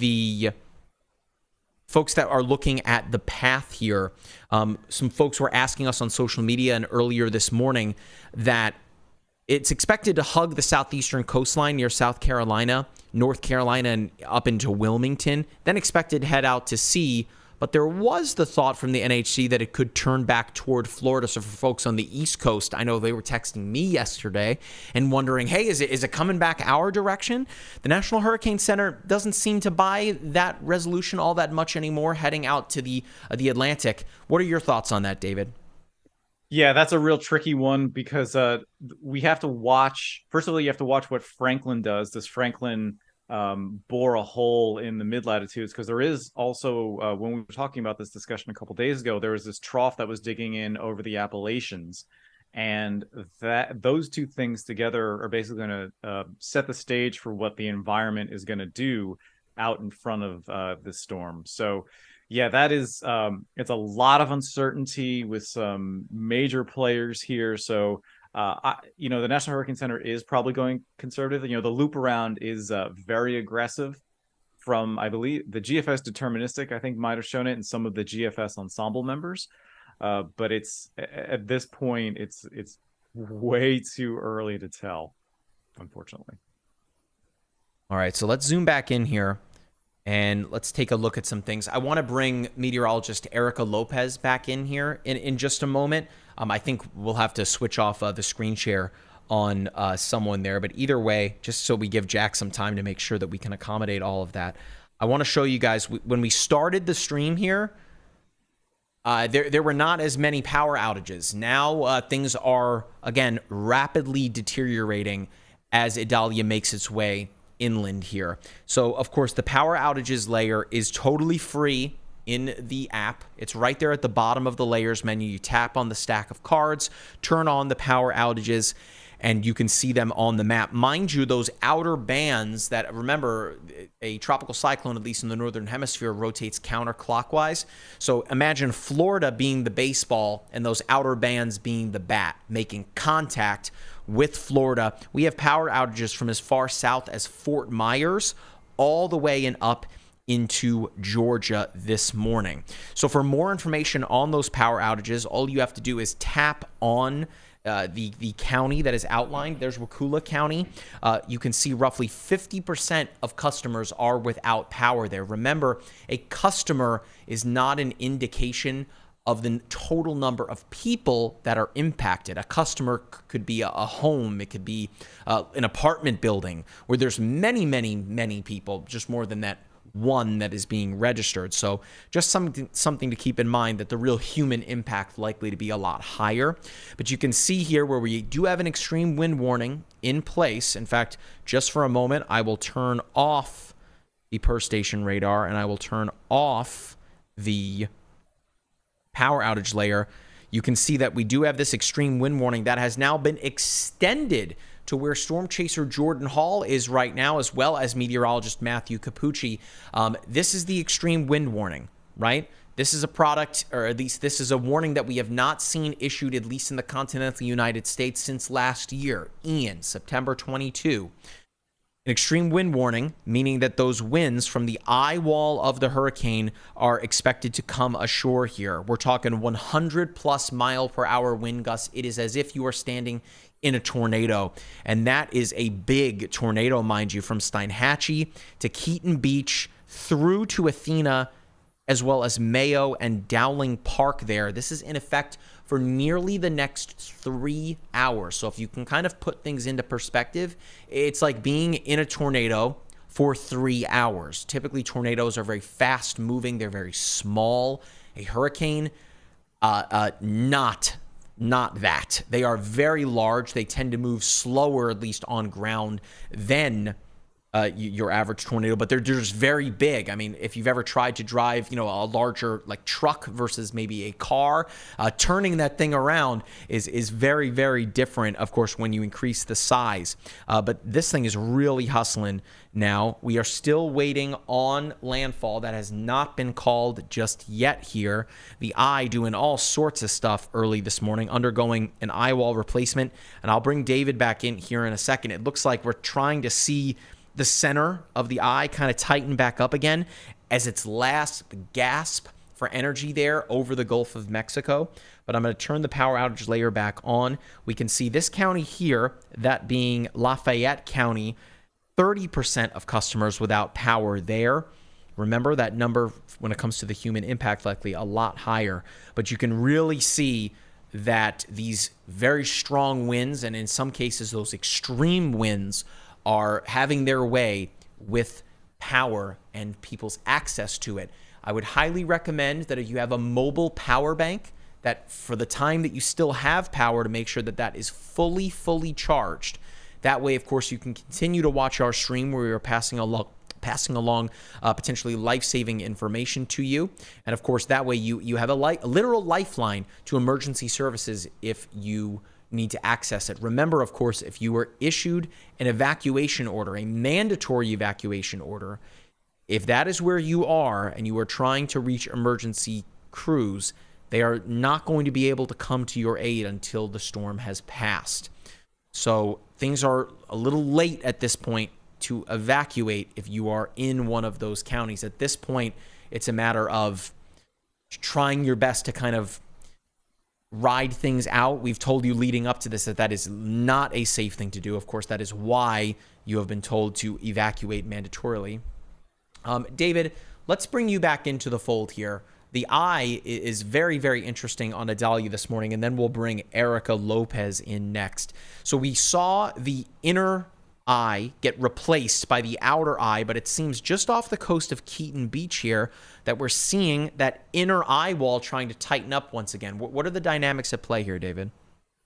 Well, it's that it looks like this Eyewall replacement cycle is incomplete. Is that because it's so close to land, you are getting dry iron trim and land effects that are starting to mess with this, that are not allowing that outer Eyewall to fully encircle the inner one, or to fully to start contracting. So I think that's what's going on here. The reason you get the moat is that you have air coming into the inner Eyewall, air coming into the outer Eyewall. They both go up, they meet in the middle, and then sink. That's part of the reason why you get the moats.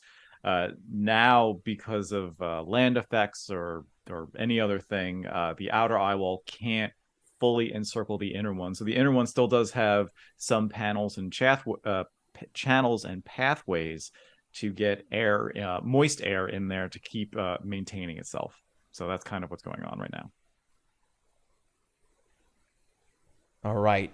David, I'm working on getting Storm Chaser Jordan Hall in here. He is, as you know, we can see on his camera there, he is about to intercept the Eyewall here. I'd love to get a chance to talk to him if we can. And then, of course, talk to him while he's in the midst of the eye where things, of course, calm down. Of course, the expression, the eye of the storm literally comes from this situation here. Things are unfolding really, really quickly. So I'm waiting to see whether or not we can pull him in here sooner rather than later. Let me check here. So Jordan says that he's on the call, that the Eyewall is here. Jack, do we have Jordan? No? Okay, he might be struggling with the signal. Let's just take his camera here and take that full here.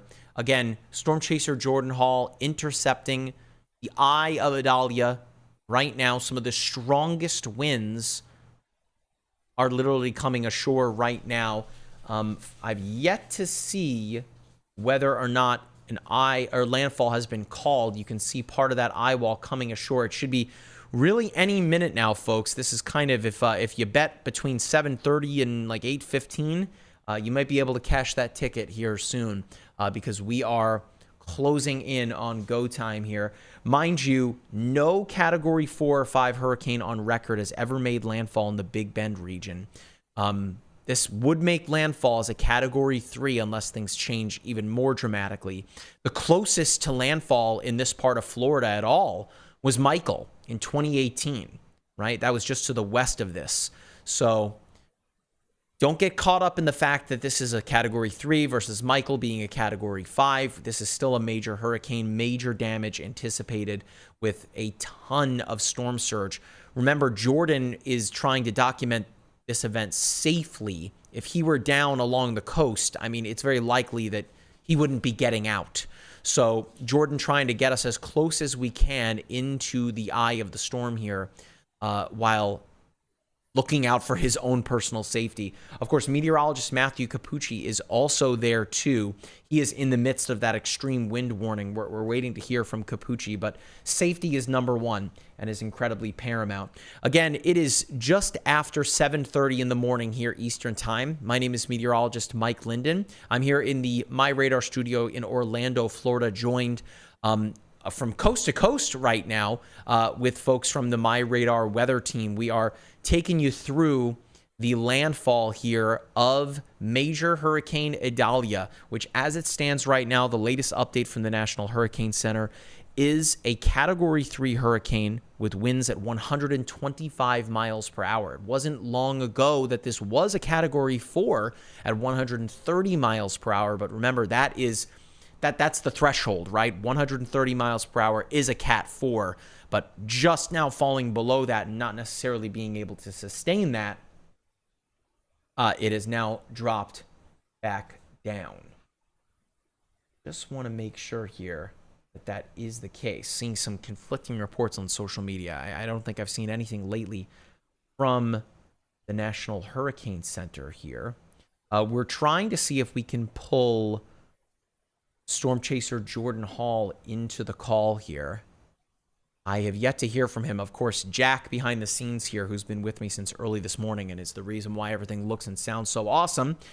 Jack will let me know whether or not we are able to get him into the call here. It is certainly going to be a close call. It looks like on visible satellite imagery as well, that, you know, with, again, the sun coming up, we are now getting a really, really excellent view of Idalia. I guess, Colin, if you can work on pulling that up here, that would be really awesome to see. Again, 125 mile per hour winds. That would be a Cat 3.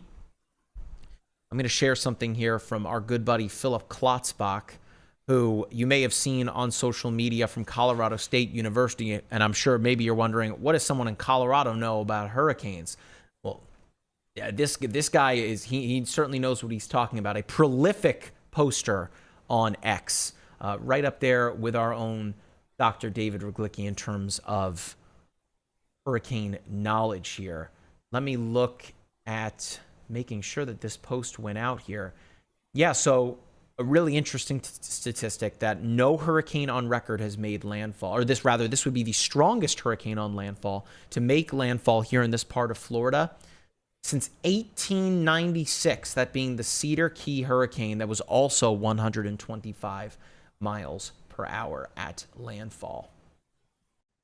We are closing in here on landfall. Oh, did we lose Jordan, Jack? His camera there?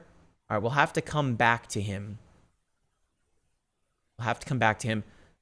Let me pull in meteorologist Erica Lopez here. Erica, I know that you have been monitoring things on social media, keeping folks updated, both English and Spanish. It might be worth even right now, if you'd like to give a quick little run through in Spanish for folks that may be watching the live stream, to give them kind of an overview of the situation. Erica, can you hear me?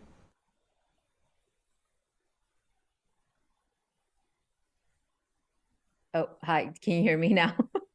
Yes, I think Okay. I can hear you in the Zoom channel on Unity here. I'm not sure if you're in the party line, but you're good to go. Okay, yeah, I had my mic on Zoom. Okay, yeah, I guess I can try to give a quick little Spanish Sorry to put you on the spot.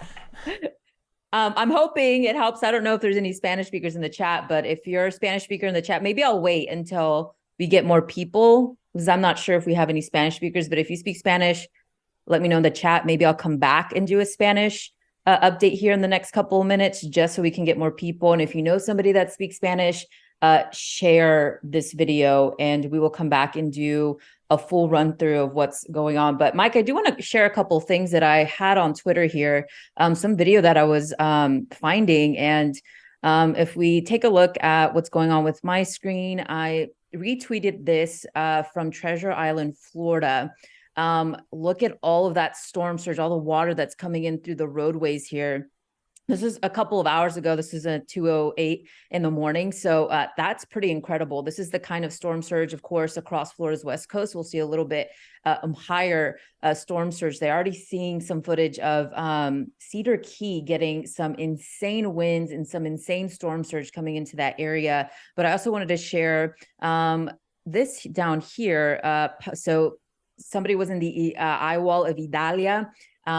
You can see power flashes, some of the most intense winds coming into that area.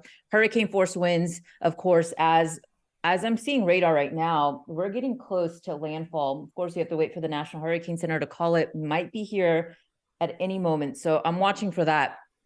But I also wanted to share this. So I was in Clearwater just a couple of weeks ago and actually drove through this causeway here, or this bridge, and it's incredible to see the water rise. Again, this was just about a couple of minutes ago. So this was at 7:12 in the morning, and take a look at all that water that's starting to come up. Thankfully, nobody's on the road. Of course, nobody should be on these roads, as I'm sure this bridge is closed, but look at all the water that's starting to come up here. So this is what we mean when we say impacts can occur outside of the cone.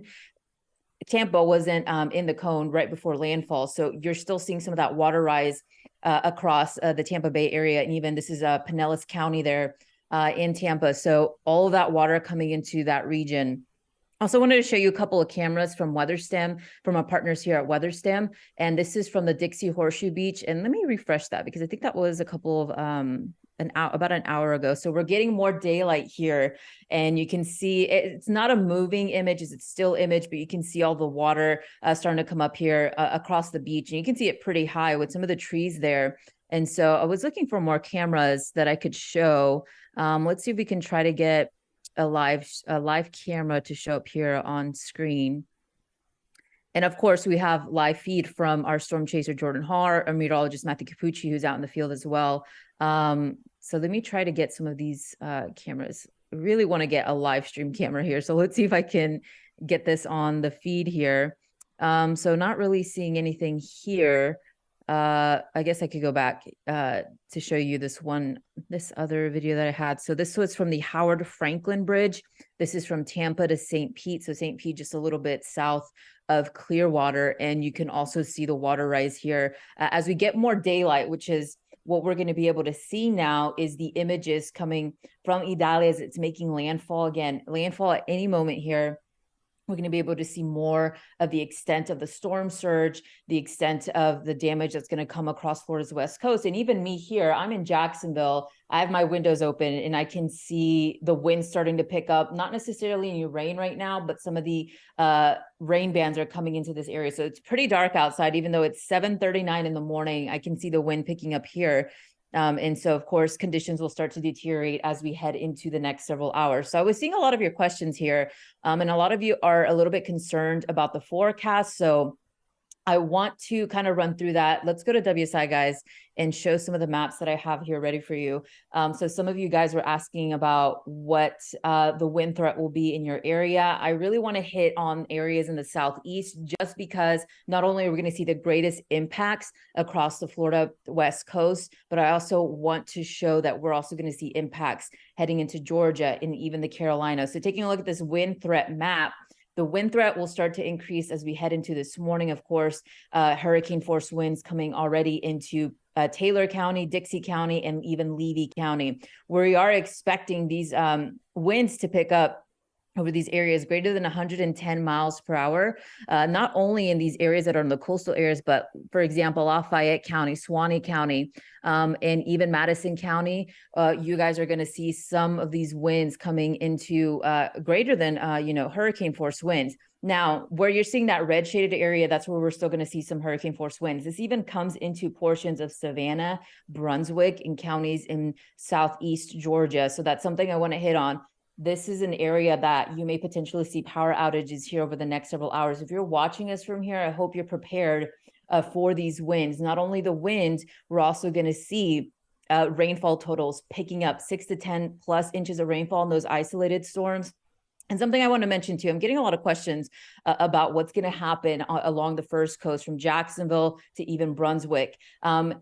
You're not going to see a huge rainmaker from this storm, but I don't want that to catch you off guard, because we still may see tropical storm force winds that may down trees and even power outages. Not only that, but we also have the tornado threat until 3 p.m. That's a tornado watch issued for areas across most of north central Florida, but that also extends into Georgia for this afternoon. So I just want to reiterate that. But again, with those rainfall totals picking up, we may see of upwards 10 plus inches of rainfall in those isolated areas. And take a look all the way up into South Carolina and even North Carolina.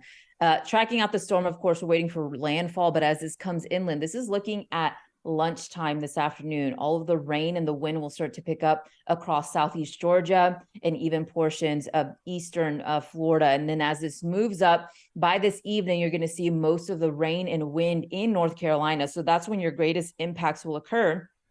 If you're along the Carolinas, pretty much after Thursday afternoon, this is out to sea. And so that's what we want to talk about, is across those regions, of course, showing you the potential storm surge. That should be 10 to 16 feet of storm surge coming into those zones here over the next several hours. So, tracking the storm very closely, we're going to see most of this being a wind threat here over the next several hours. And so I'm reading your questions here. And I know a lot of concern. So I'll leave the wind chart for the person who is asking about seeing that.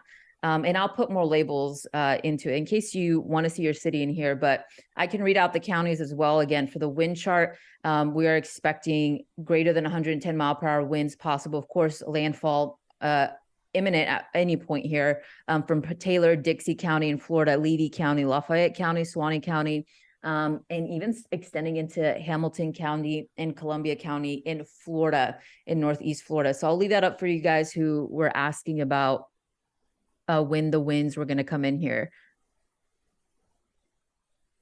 Okay, so let's go back here, and I want to see if we have any updates on the wind. And of course, power outages are starting to go up across portions of Florida here.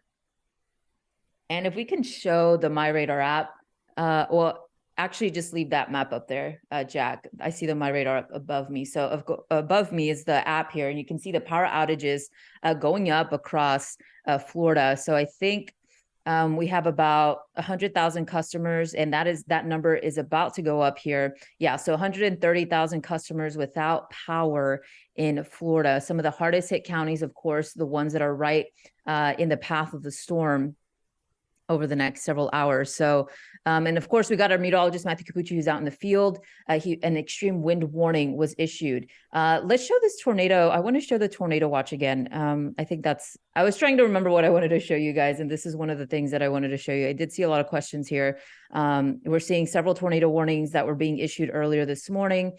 And I want to go ahead and show that tornado watch really quickly. So this goes until 3 p.m., does include counties of Southeast Georgia, all the way into Jacksonville, Gainesville, Ocala. Take a look all the way down into Central Florida and even Tampa. So even though the storm is making landfall across this northwest coast of Florida, you're seeing the potential of severe weather all the way down into Central Florida and potentially even Tampa. So although the hurricane is making landfall, you're still going to see some of the threats outside of the cone over the next several hours. So I just want to reiterate that. Don't let your guard down here over the next several hours, as Idalia is going to make landfall here across portions of Florida. Erica, just to jump in here for a moment, we've got meteorologist Matthew Capucci. He is in the Eyewall right now. I want to see if we're able to take him. I don't know if you guys will be able to hear him. I guess he would be in the Zoom channel over the IFB here. So let's see if we can pull Capucci in. He's wearing his Harvard hard hat there. Capucci, can you hear me at all? Oh, he dropped out. Oh, man. Just as we had him there. All right. So the good news is that he knows that, we're trying to chat with him here. He's going to try and call us back. So, Erica, was there anything else that you wanted to chat about here? Yeah, I just wanted to show the tornado. Go for it. If we can get Capucci back, we'll jump back in. But yeah, I was seeing a lot of questions on there, so I just wanted to leave that map up. But yeah, I mean, I'm pretty much done showcasing. If again, I will come back and do a Spanish forecast here in a couple of minutes if anybody's interested. If you have any friends or family that want to see a Spanish forecast, I want to wait until we get more people. That way, the information is getting out to the people who need it. But yeah, let us know in the chat, and I will get to that here in a couple of minutes.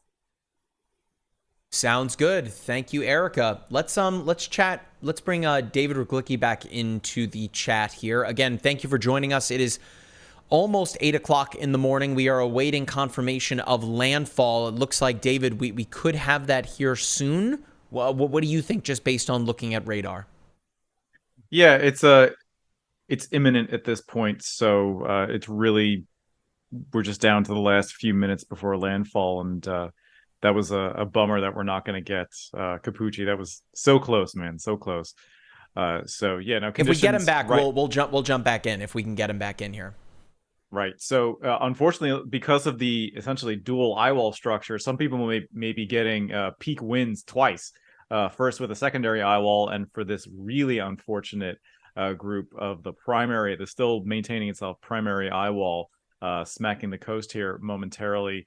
I know you talked about when does the landfall get issued. In this case, just putting on my what I think they're going to do is that since the primary eyewall is still coherent, you can still see it on radar, they're probably going to wait until that makes landfall to call it, and that should be somewhere in the next 10 to 20 minutes.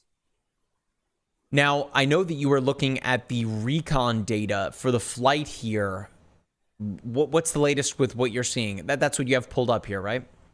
Right. So right now, this is the Air Force's recon. Just to remind people, there are two kinds of hurricane hunters. They're the Air Force and then the NOAA planes. The Air Force are located in Biloxi, Mississippi.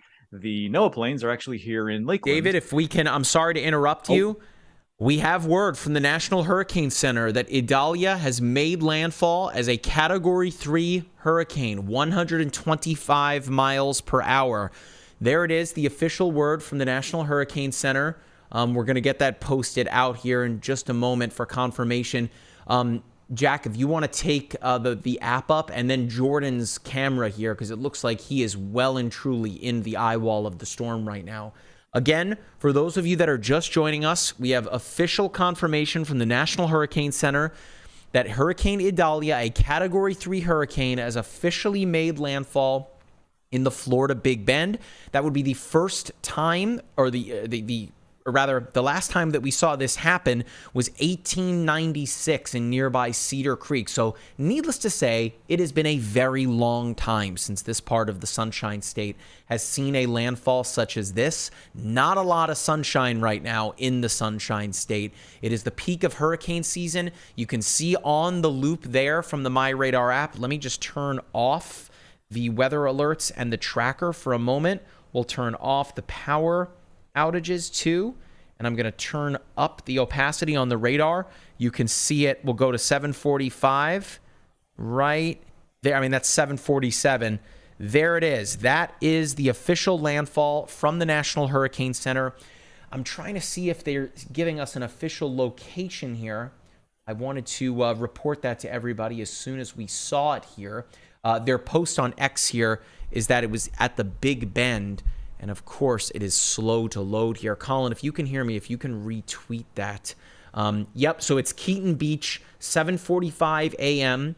According to data from the Air Force Reserve Hurricane Hunter aircraft, Idalia's maximum sustained winds were near 125 miles per hour. Oh, it updated on me. Let me jump it back. So there's the landfall right there on the MyRadar app using the per station radar feature. The minimum pressure at that point was 949 millibars, which is equal to about 28.02 inches. Let's see here. Nearby Cedar Creek, the water level was 5.9 feet above mean higher high water, meaning that an approximation of inundation is in that area. So I'm 6'3", right? That would be nearly my height's worth of water on the ground where it's not supposed to be. So just to kind of put things into perspective when you hear some really bonkers storm surge numbers after all of this. So let's loop that back.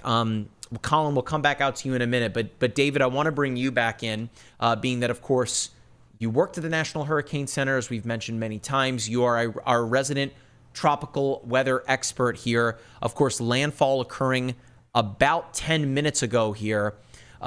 What's next, right? The show does not stop here. What's next for the people of the Big Bend? Well, so now it's the waters, whatever comes onshore from the surge, you have to wait for that to recede, and that's going to take quite some time based on the topography here because it is so flat and so swampy. So that's what comes next. After the hurricane passes, well, first the people in the Eyewall or in the eye right now, they're in the lull. Well, guess what? There comes the wind blowing in the opposite direction as the other side of the Eyewall comes through this area. So they're going to get it twice. And then there's the external one, the secondary wind maximum. So they're going to get it again when this thing goes through. So they're not out of the woods just yet. All right. So Capucci just texted me here. So let's toss it over to Colin right now while I work on seeing what this video is from Capucci. Of course, he is very limited in terms of his cell signal there. Let's send it over to Colin McCarthy, again, digital content creator for MyRadar and lover of extreme weather. If you're unfamiliar with Colin, well, I can guarantee you've seen his posts on Twitter. He is at US_Stormwatch on Twitter. Let's send it over to Colin. Colin, of course, Idalia has now officially made landfall, Category 3 near Keaton Beach. What's the latest? Yeah, as we can see can you see my screen here? We're seeing just incredible imagery as the sun rises on Idalia as it makes landfall in the Big Bend region. We're still seeing some lightning strikes in that inner core of the storm as it makes landfall. And then if you look at a wider view, it's a pretty incredible view across the Atlantic as we have a dual hurricanes here. We have Hurricane Idalia here on the left making landfall in the Big Bend of Florida. And then we have the massive Eye of Franklin out here, which is also still a strong Category 2 storm. So just incredible imagery coming out of the Atlantic, and pretty rare to see something like this. The last time we've had hurricanes this strong simultaneously was, I believe, August 2010 when we had two simultaneous August hurricanes. So pretty incredible stuff. and just really crazy to kind of see with this geostationary satellite imagery, just these lightning bursts going on in the inner core of the storm. Colin, as you touched on here, we've got Franklin to the east. I apologize. I'm multitasking here trying to get this video out from Capucci, and then we'll be able to take it here in the stream.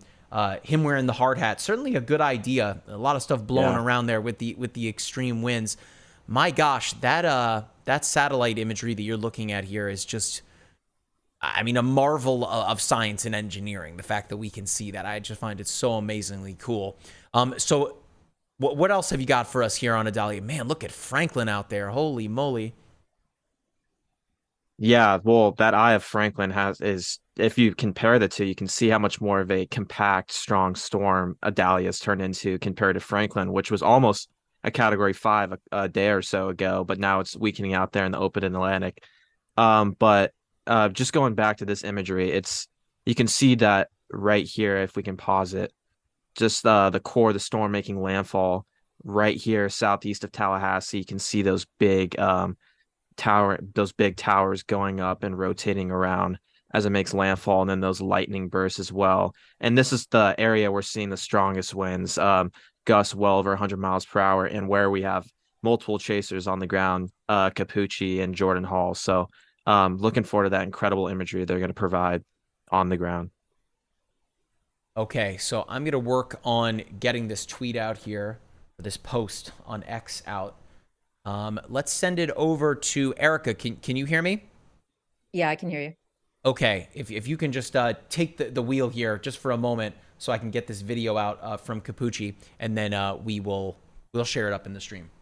Yeah, so I'm trying to tweet here. So Idalia did make landfall just a couple of moments ago across Florida's Big Bend. I'm trying to zoom in and see, if we can tell what county it made landfall. To me, it looks like between maybe Taylor and Dixie County, maybe Taylor County. I'll have to go look at that. But yeah, it made landfall as a Category 3 hurricane with max sustained winds at about 125 miles per hour.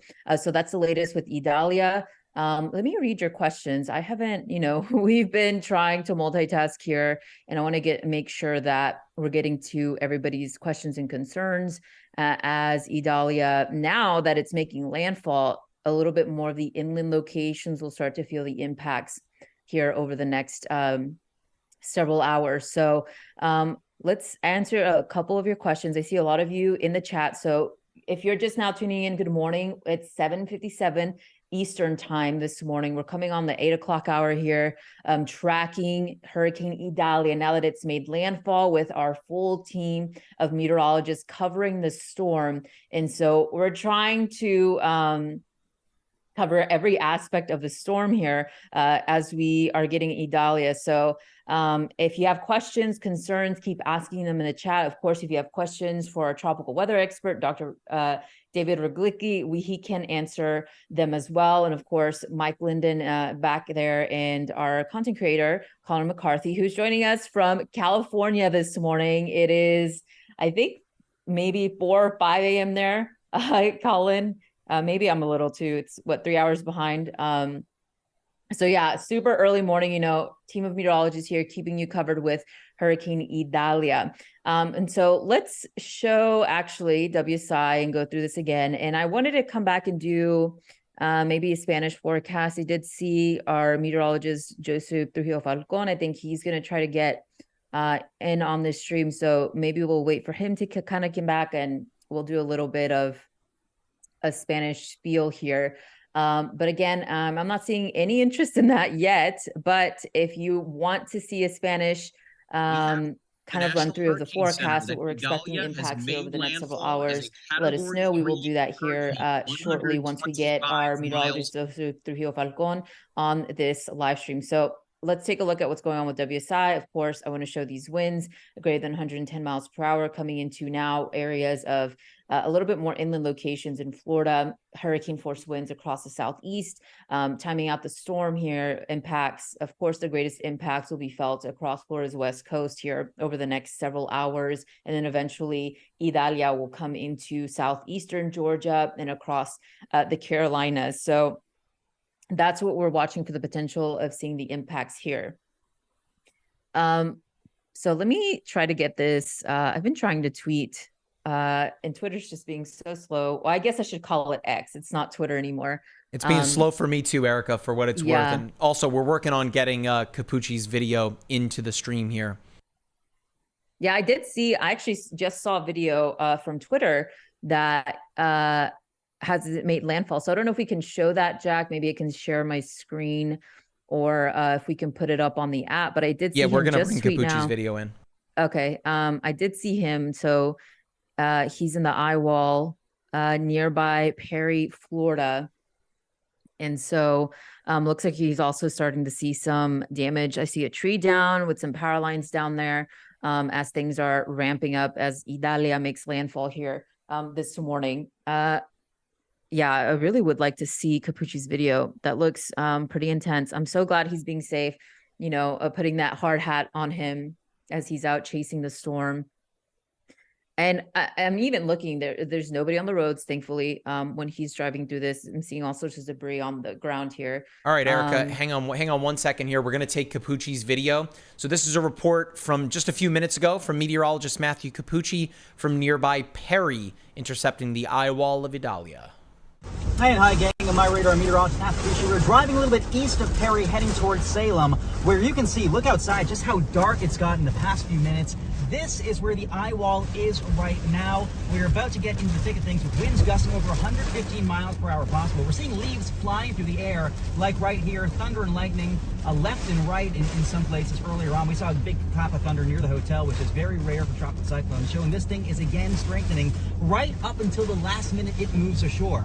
At this point, we are under an extreme wind warning. We'll be getting off the road very quickly before the inner Eyewall arrives, at which point, like we said, winds gusting over 115. Some folks on the side of the road, storm chasers obviously trying to stand in the wind. We're seeing flashing lights up there, probably another storm chaser, but ultimately, this is when it's about to get really bad. The surge will be the worst, the wind will be the worst, rainfall rates pushing past 2 inches per hour, causing freshwater flooding in a few areas. This is it. It's crunch time. It's time to batten down the hatches, and we've got you covered every step of the way. With that, we're going to go back to getting to where we need to be, being in a safe position, and I'm going to say the inner Eyewall is quickly intensifying. Hi and hi, gang. I'm MyRadar meteorologist. All right, so there's the report from meteorologist Matthew Capucci. Erica, a pretty harrowing sight there. Of course, it takes a different breed of meteorologist to put yourself out in there, but Capucci is no stranger to this. It was just about a year ago that he was chasing Ian. I remember so distinctly when he did a report from the bay there, and all of the water was just sucked out of the bay. And then not too long after, all of it came surging back. Before I send it back out to Erica, let's take Jordan's camera in full here. So Storm Chaser Jordan Hall, we've been with him since the start. And of course, as soon as, oh, there we go. Okay, it froze up for just a second there. So I know that Jordan is in Perry here, and if we pull the app jack up in tandem, we'll be able to see effectively where he is. Let me bring it all the way to the current. So here's where Jordan is, right here on the inner Eyewall, right outside of the inner Eyewall, near the Perry Foley Airport. So that's where Jordan is. So if we just keep Jack his camera up as we continue to chat here, we're very likely to see some of the most powerful wind gusts that are present within a hurricane. David, if you can still hear me here, I might have to adjust my my sound here so I can hear you well. David, what folks I think might be somewhat confused about when it comes to a hurricane is you're not seeing the incredibly strong winds super duper far away from the center, right? We find the strongest, most vicious winds right there where Jordan is, right around the inner Eyewall. Right, that's exactly. It's usually breadth of the wind of the tropical storm extent or the hurricane extent. That's really what you got to be concerned about for far away from the storm. So like where we are in Lakeland, we had a breezy, rainy day, right? So now these people, because they're in the Eyewall, they're going to experience something that's way more intense than what other people would be experiencing maybe 20, 30 miles away, just because of how tight and small that inner Eyewall is. So yeah, no, it's a Yeah, I know we were talking about Capucci and Capucci wearing his hard hat. Yeah, I'm glad there are meteorologists out there who like and know how to do this properly and safely, because this was never. I remember even when I was at Florida State for grad school, there were people who did let's call it hurricane chasing, and that was never a thing for me. Yeah, a little bit of I guess chaser envy, I would imagine, from Capucci's perspective there. But good to see that he's being safe, of course, rocking the hard hat there. Never a bad idea to keep the old noggin protected, and I know it's housing a big brain in there for Mr. Capucci. We're, again, trying to get his connection back here. It's going to be real touch and go with his cellular connection there, so he might just have to kind of keep sending us those videos, and we will get you those updates as they come into us here. So again, if you are just joining us, it is just after 8 o'clock in the morning here on the East Coast. My name is Mike Linden. I am joined, of course, by tropical weather expert Dr. David Regolicki, digital content creator Colin McCarthy, meteorologist Erica Lopez, and of course, meteorologist Matthew Capucci, who I just referred to out in the field. Storm chaser Jordan Hall is joining us too. It is just after, again, 8 o'clock on the East Coast, and we are, of course, talking about Hurricane Idalia making landfall as a major hurricane, a Category 3 hurricane. It at one point was a Category 4, but just before landfall dropped back to 125 miles per hour. Again, we're talking a difference of 5 miles per hour of wind here, right? So, nonetheless, still an incredibly dangerous situation. I'm seeing some videos here that is being shared out from nearby Cedar Key of storm surge there, where I would imagine that people that live in this particular part of Florida, it's going to take some time for them to recover. Of course, it was just last year, almost a year ago, that Hurricane Ian made landfall in Florida. So now back-to-back years of major hurricane landfalls for the Sunshine State of Florida, and back-to-back years where the city of Tampa can breathe a sigh of relief once again. I mean, David, if we can pull you back into the fold here, let's chat a little bit about Tampa. Of course, they haven't seen a major landfalling hurricane in over 100 years. The last one was, in 1920, around there? So now avoiding Ian, now avoiding Idalia. Can we just talk about what makes the city of Tampa such a vulnerable location on the west side of Tampa? I know it hits a little close to you, being that you live in nearby Lakeland, so not far away from Tampa. What makes the city of Tampa, and particularly Tampa Bay, so vulnerable to a landfalling hurricane? Sure, it's two parts. It's the bathymetry of Tampa Bay itself, in that the waters, it's very shallow, so it's very easy to push the waters on shore. And you can see the reverse. I believe it was Ian, and I think it was the 2004 storm, where Tampa Bay, like, the waters had actually receded out, and you actually could go walk out into Tampa Bay because the waters had receded. So that's one part of it, just the bathymetry. The other is simply because you haven't had a major landfall in 100 years, you haven't had to build new buildings with updated building codes. And, we talked about Andrew before, right? There are building codes before Andrew, there are building codes after Andrew, and we'll likely see the same thing in Southwest Florida with Ian. There'll be building codes before Ian, there'll be building codes after Ian.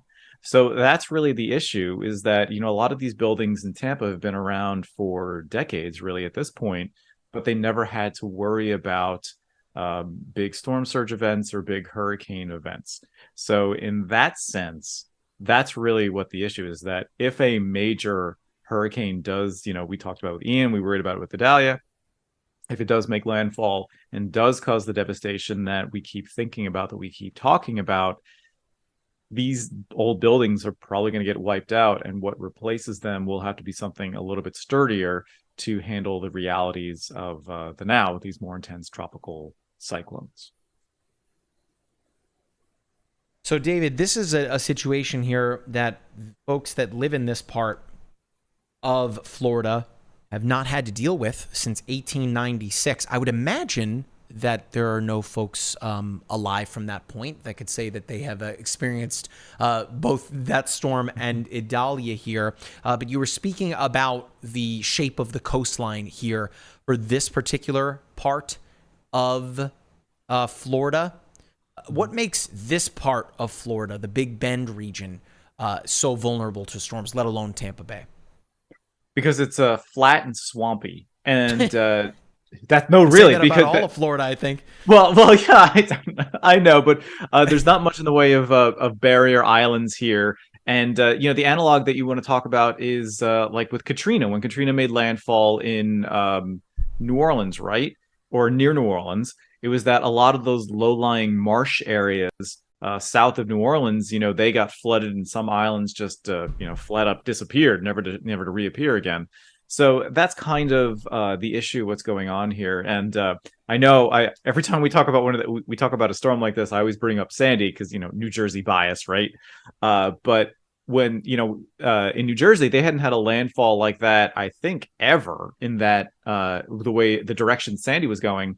And in New Jersey, we have barrier islands, and that prevents storm surge from winter storms usually. Well, after Sandy, those barrier islands are now gone. Those sandbars have been destroyed. So now they have to deal with flooding, more subsequent flooding for high tides and for winter storms. So that was a downstream effect I don't think people were really prepared for. And here, since this area hasn't been disturbed in 100 years, there could be some geographical or geological changes going on that we're not going to know, the effects of which we're not going to know for another 1, 2, 5, 10 years.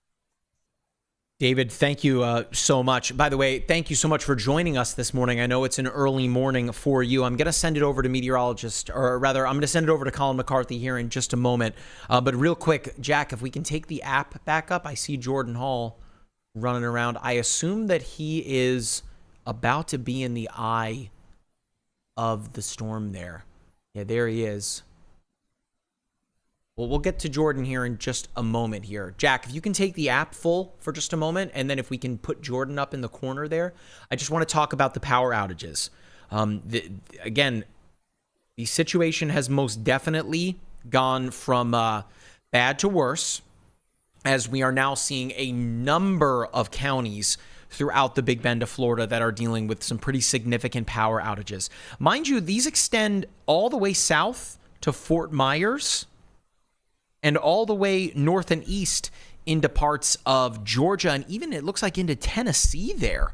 Again, as some of those outer bands of Idalia have stretched pretty far to the north. This is a big chunk of people, folks. Remember, when I show you these numbers, that a customer does not necessarily equal the human impact, right? A customer could be a house, an apartment building, a business. Let me tap on Wakulla County here. 64% of customers are without power. That's a pretty significant amount of people, right? It says 11,409 customers. But remember, again, the human impact is likely much, much greater than that. Nearby here in Jefferson County, 37% of customers without power. Let's go here to Perry and Athena in Taylor County, where Jordan and Capucci are right now. 53% of customers without power there. Cedar Key down here, that being Levy County, 35% of customers without power. Here for Steinhatchee in Dixie County, 58.8% of customers without power. Further inland, here for Mayo here, that's Lafayette County. Remember, this county was under an extreme wind warning. 44% of customers without power. So a really nasty situation unfolding. Of course, one would hope that power would be restored very quickly, although it's going to be real tough for power crews and emergency officials to make that happen in the immediacy. This is why, when it comes to hurricane season, if you fail to prepare, then prepare to fail. You certainly need to think about this for next time, right? If you did not make sure that you have all of your necessary supplies, batteries, non-perishable food, water, pet supplies. I have 2 kids. If I didn't pack some like a coloring book and some crayons. I don't know what they'd be doing without the power. So again, certainly some things to think about for next time. So many awesome resources on our friend's website over there at flashhurricanestrong.org. I want to pull in digital content creator Colin McCarthy. Again, you may know him as US Stormwatch on Twitter. In fact, Colin, I'm going to need you to stretch for a little bit here. Capucci is calling me. So if you can talk a little bit about what we're dealing with right now, and then you can send it over to Erica or Capucci. I'm going to take this call from Capucci. I'll be right back, guys.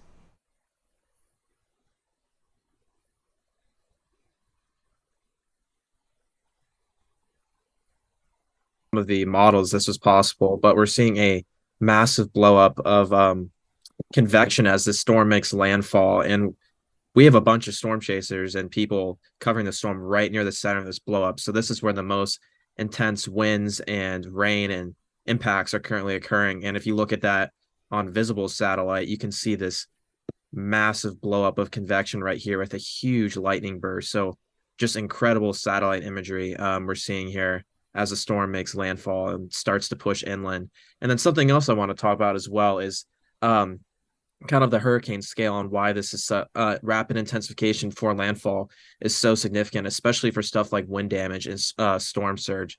So just about 24 hours ago, this hurricane was about an 85 mile per hour category 1. And we see that only as 3 times the damage potential of a 75 mile per hour category 1 hurricane. But now we've gotten up into this strong category 3, category 4. We're talking about 20 to 30 times the wind damage potential of the storm, just as it was yesterday, 24 hours ago.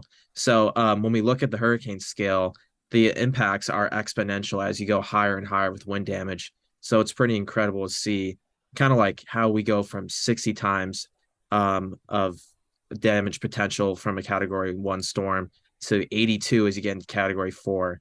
So that's why it's just so significant. Even if you get those 5-10 mile per hour increases, that can mean a big difference in the types of damage you see in areas. Oh, Colin, you should be able to hear me now. We are working on getting Capucci on the phone here. I just spoke with him. We're going to see if we can get him to do a quick little phoner with us. Real quick though, Colin, I want to take Storm Chaser Jordan Hall's camera. He's got his drone flying here. This is pretty much as close to an eye in the sky as we can get. And let's just leave this up here and take a look at what Jordan is seeing. He's still in Perry. I don't know, David and Erica, I can see you guys. Can you just nod your head, tell me if you can see what I'm seeing here? All right, sweet. Colin, can you see it too? Okay, awesome. Some damage there, it looks like, to a... hard to tell. It's some kind of outbuilding there. Again, this is what's going to happen with extreme winds. Again, damage that would be concurrent with tornado possessing winds of 100 miles per hour, that being that extreme wind warning. Big shout out to Jordan Hall for doing this. It looks like that's a mobile home next to that home. Oh, that's the roof. That is the roof of that home. It looks like it has come right off of the structure. It looks like you can almost see into the house there. That is not ideal. Oh, we're switched back to his chaser camera there. So we'll just be mindful of that, Jack, and we can take him back. I think we're having a tough time getting in touch with Capucci here. Again, I was just on the phone with him. I'll try and call him back. We were trying to get him onto this Zoom call, but I think he's having issues with connectivity. So let me send it back over to Colin. Colin, if you want to stretch a little bit here, you've got David and Erica. If you want to toss the ball around for a bit, I'll be right back, guys. I just want to see if I can get Capucci on the phone. Yeah. So actually, I wanted to ask Dr. David a question. So I did see this question in the chat, maybe a little ridiculous, but somebody was asking about the track of Idalia as it comes into the Atlantic. I know there was, at least on TikTok, not good information on there, but a lot of people were talking about it, looping it back around to Florida. So can you tell us a little bit about that? Yeah, sure. It wouldn't be unprecedented. We had Hurricane Ivan in 2004, the zombie hurricane from 2004. So it's not unprecedented. The way that this would happen is usually some sort of steering flow. So what would happen is what allows storms like this to actually move up out of the tropics is usually there's some trough that digs in and splits ridges in the mid latitudes, and that's what happens. That there a trough dug in the Appalachians, created a gap in the ridges, and this is allowing Idalia to move north. Now, if this trough doesn't pick up Idalia, and Franklin is the wild card here, if this trough doesn't pick it up, Idalia is kind of going to be stuck. So if you have another ridge that comes in after this trough, it's going to block Idalia's movement to the north, and there's potential for it to curve right back around if that ridge then just keeps building to the north and east of Idalia. So it could force it back to the west. So the National Hurricane Center has backed off of it, and there's not too much ensemble support for it. Maybe we can bring up the ensemble tracks here in a little bit and check it out. But it wouldn't be unheard of, if only would be a little rare. Yeah, thank you for asking that or answering that. Yeah, I did see a lot of chatter about that, so I just kind of wanted to get your thoughts on and why, how it would happen. But of course, right now, Idalia has made landfall. We're starting to see the impacts. I think we're getting Matthew Capucci back on the stream here. Hopefully we can get his signal. Yeah, I think Erica, as soon as we have him, we're going to take him, right? I mean, he's all right. I think I see him. I saw him for a moment he's going there. in and out. Yeah. I think that we have him. Let's just bring him in right now. Capucci, can you hear me? Take me right now. Take me right now. Take me right now. Got you. Can you guys see me? Oh, yeah, we see ya. Okay, hang on. I'm flipping around. We got the stadium effect. Let the zoom thing adjust for a sec. Can you see that? Look at that. We're in the middle of the eye. Look, the whole thing is arcing around right now. This is incredible. I've never seen anything like this. I mean, we're in the middle of the eye. I just need a second to take pictures, but we're in the eye. We're in the middle. I'm going to put you guys down. I'm going to still narrate, but I'm trying to get some good wide angle photos too. This is what it looks like to be inside the eye of a hurricane, which is unbelievable. I never have experienced this before, but my goodness, to witness this firsthand is unreal. Unreal. To see the stadium effect firsthand. And let me flip it again real quick. Look at that. Capucci, if you can hear me, yes. For the folks that are watching, what is the stadium effect? So essentially, we're in the eye and we're looking up at the entire storm curving around us. It is clear in here. It's a very small eye, but my gosh. You can see how quickly the low-level clouds are moving. And then up here, this is where dry air is punching in, causing a low-pressure center, eroding out all the cloud cover at mid-levels. And we're literally looking up 40, 50,000 feet at all the clouds encircling us, which is just absolutely remarkable. I've never seen this before. To see this in a major hurricane, and for the winds to have gone calm. I mean, look at over here. Just a few minutes ago, we had 90-mile-per-hour winds. Look at that. I mean, you can see all the trees that came down. Power is out everywhere. We saw, oh, wow, it's even turning a little bit yellowish. This is incredible. To see the stadium effect firsthand is wild. Absolutely wild. Yeah. Now, of course, you are in the midst of the eye of the storm where things are a bit calmer, but take us through what things are going to look and sound like here momentarily for you. Yeah, so we're in the middle of the storm right now. Unfortunately, the backside is where we have just about as much of an issue, if not more, because look over here. You see the rain is beginning to come back in. The low-level clouds are beginning to come back in. We can only stay in the eye for so long. It's a very small eye, and as a result, we're going to, it's coming back. It's about to start up again. The rain's coming in. Look at all the low-level clouds. Look at the wind's about to pick back up. Look just over there. The low-level clouds have really blown back in, and we are just about out of the eye. So that's how these things are. Yeah. I mean, here it comes. We're even seeing pieces of like leaves and stuff falling out of the sky. Actually, are those birds or are those leaves? Those are birds. You see all those little black things up there? These are all birds flying around in the eye. They get stuck inside the eye. Birds are flying around inside the eye.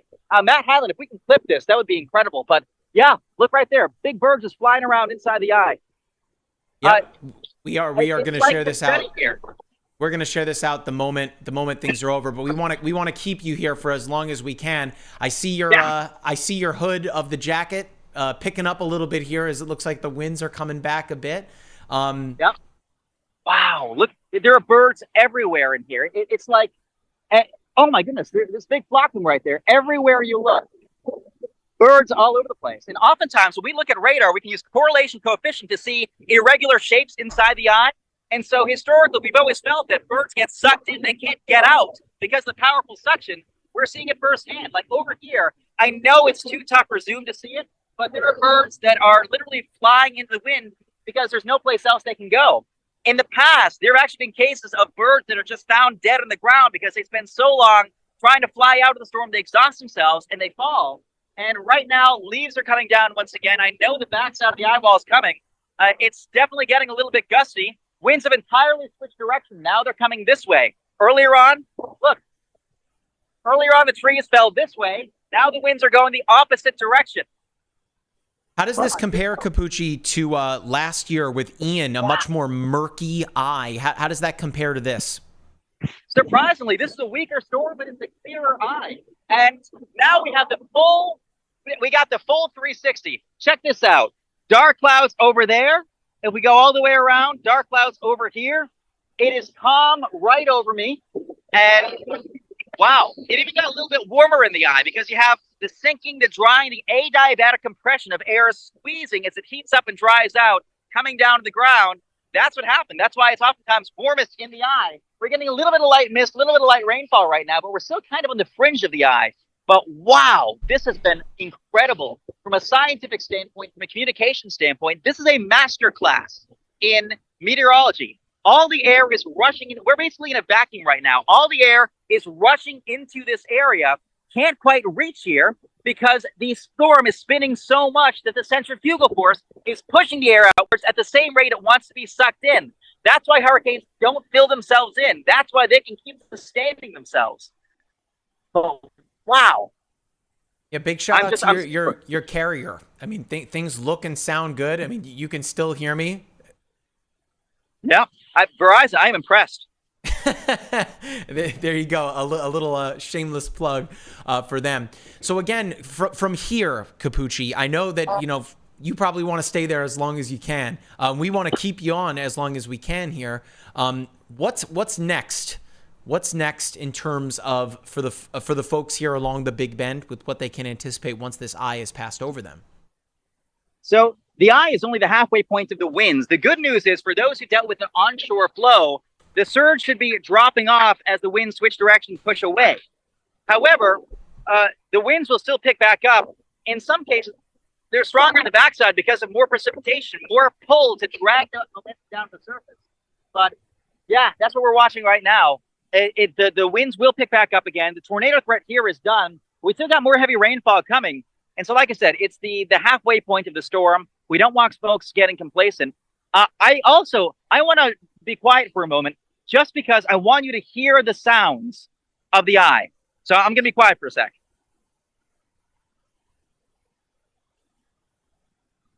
I don't know if you can hear it, but every time I'm in the eye of a storm, all I can hear is a cacophony of frogs, of crickets, and everything like that. That's what we're hearing right now. And notice the winds picking back up. If we look up here, you can see the winds have changed direction. Earlier, they're going like this. Now they're going more like this. It's getting windy again. So I think we might have to reposition soon and kind of get out of here. But yeah, the winds are quickly coming back. Wow. I want to bring David Regolicki in here. I think he's got a question for you, Capucci. Hey, Matt. Sure.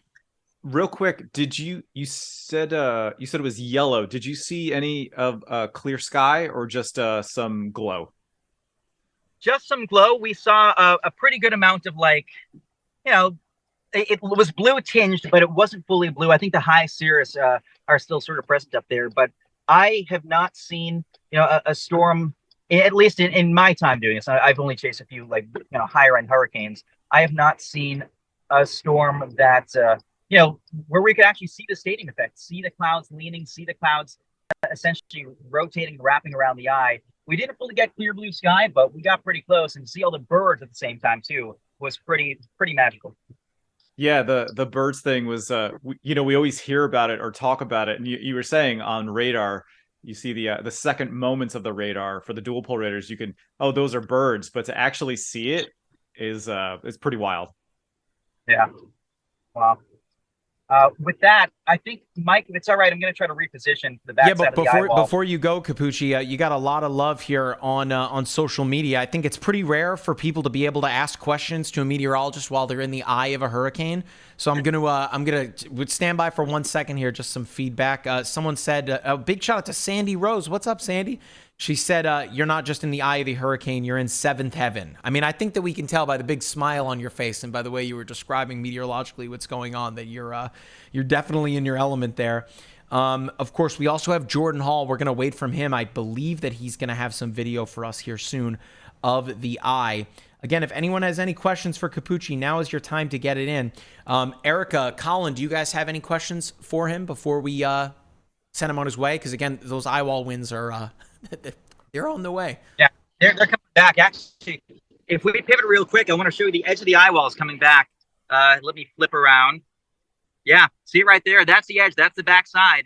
And so we're about to get big winds once again. Yeah, I got a question for Capucci. We're seeing a ton of cloud-to-ground lightning recently being picked up on radar. Are you seeing or hearing thunder or lightning? Several times, which is amazing to see. In fact, while we were in the eye, we saw that, and that was just bizarre. Yeah, because on satellite, we're seeing this massive burst of convection and thunderstorms around that center. Here it comes. Can you guys take this shot just so you guys can see, like, literally the backside of the eyewall? Are we taking mine full? Oh, yeah. Okay, yes. I'm sorry. I had the wrong thing up. But I don't know if you can see just how quickly the clouds are moving. Very, very quickly as the backside begins to come in. The winds are about to pick back up. Capucci, wow. A question from Arthur on Facebook. Could you feel the change in pressure when you got out of the car? No, that's not something we can really feel. On rare occasions, you might have. So we can't feel pressure. We can feel rapid pressure fluctuations in general. In this case, I don't think the mesovortices, sort of the perturbations within the eyewall, were strong enough that we were able to feel that change in pressure quickly. But we definitely noticed when we stepped out that it was warm, that it was, like a weird, warm, dry, very still feeling. Someone in here telling you to watch out for yellow jackets. Unsure if it's not just birds that are trapped in there, if you're dealing with that as well. But we also have someone here saying to let you move to get to a safe location here. So Capucci, before we say goodbye, is there anything else that you'd like to touch on? Yeah, just the general disclaimer. Obviously, I'm very excited from a scientific standpoint, but I do, and we all are very well aware of the human impact of this. So even though it looks cool online, it looks cool to, oh, here's a bird. It looks cool to sort of see all this science in action. We do want folks to know that getting to this point was dangerous. The first out of the eye, I mean, look at all the damage just on this little stretch of highway. That just underscores a fraction of what's going on here. And we want folks to stay vigilant all the time. And there's again, that bird is really struggling to fly in the wind. I don't know if you guys can see towards the center of the screen, but yeah, we want folks to know that, yes, it's pretty. Yes, it's cool. Yes, it's sciencey. It's dangerous too. Some wise words from meteorologist Matthew Capucci. All right, so we'll check back in with you, I guess, as you move to your next location. But again, big shout out to your mobile carrier there for getting us in there. Be safe, Capucci. We'll talk to you again soon. Thanks, y'all. I'll see you. All right, there you go, meteorologist Matthew Capucci in the eye of Idalia. Let's do a little debrief on that. David, were you? I remember last year when we were again talking about Ian, the eye was so murky you could barely tell that it was really even there. Can you speak to the stark differences between both major hurricanes' eyes? Yeah, is that more intense hurricanes have farther to fall, and Ian's eye just ended up filling a little bit faster than this eye, and because the eyewall replacement cycle was interrupted in this case, that gave it some bizarre stability. I also think that because of the terrain, because it is a little bit flatter, it allowed itself to maintain things a little bit better. To talk a little bit about what Colin was talking about before, that big convective burst that we see on satellite imagery and in radar, what's happening now is the reason we get convergence in the boundary layer, get the air coming together in the boundary layer, is due to friction. So we did talk about this a little bit in one of the hurricane videos, is that usually you have the centrifugal force, you know, the going around a circle, flinging you out, and the pressure gradient bringing you in. And that is usually in balance, except in the boundary layer because of friction. When you get over land, friction goes way up because of the surface roughness. The roughness length of the of land is much greater than that over ocean. So you're going to get these little pockets of enhanced convergence, and when the air comes together, well, it can't go down to the ground, so it's going to go up. It's already warm and moist, so you're going to get enhanced convection that way. Erica or Colin, anything you guys would like to add here? I actually have the clip here of Capucci in the eye of the storm here. I'm working on getting it uploaded here, because obviously a pretty cool moment here in the midst of the live stream. Anything you guys would like to add?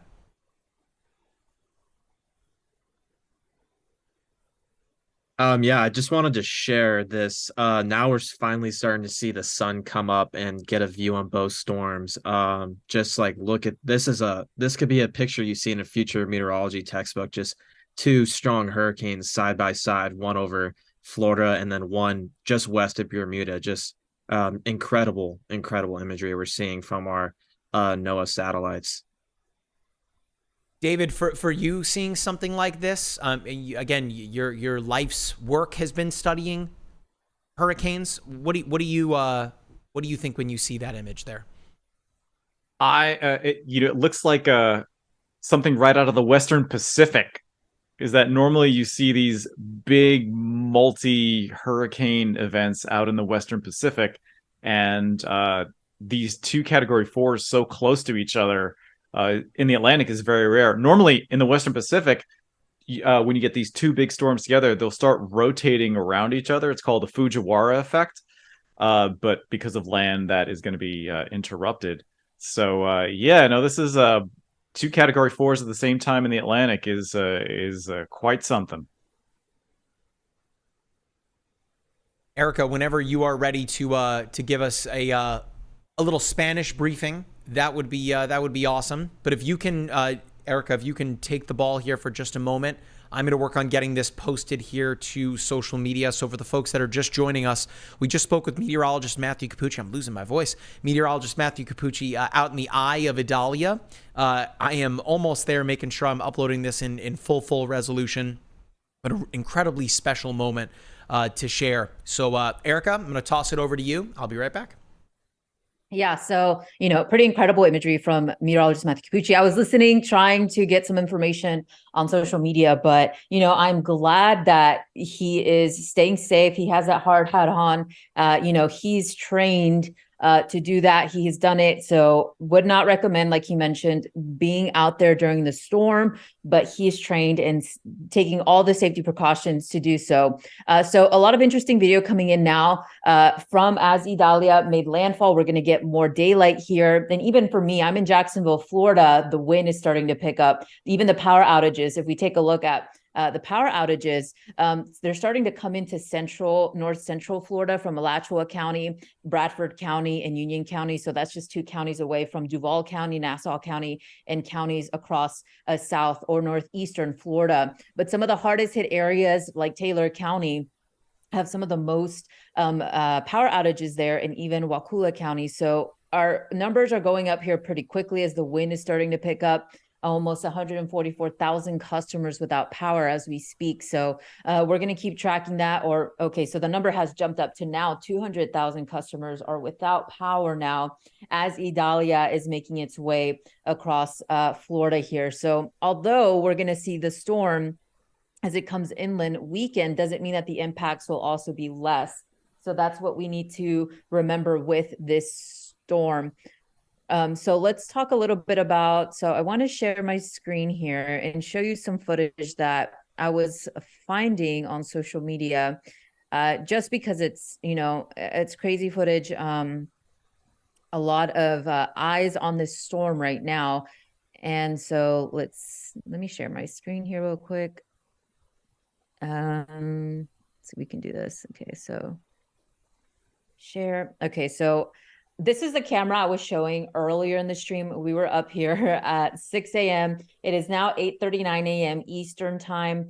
Hurricane Idalia officially made landfall just about an hour ago. We have full team coverage here with our team of meteorologists, Matthew Capucci out in the field, Jordan Hall bringing us video, Mike Linden also in studio in Orlando, Florida.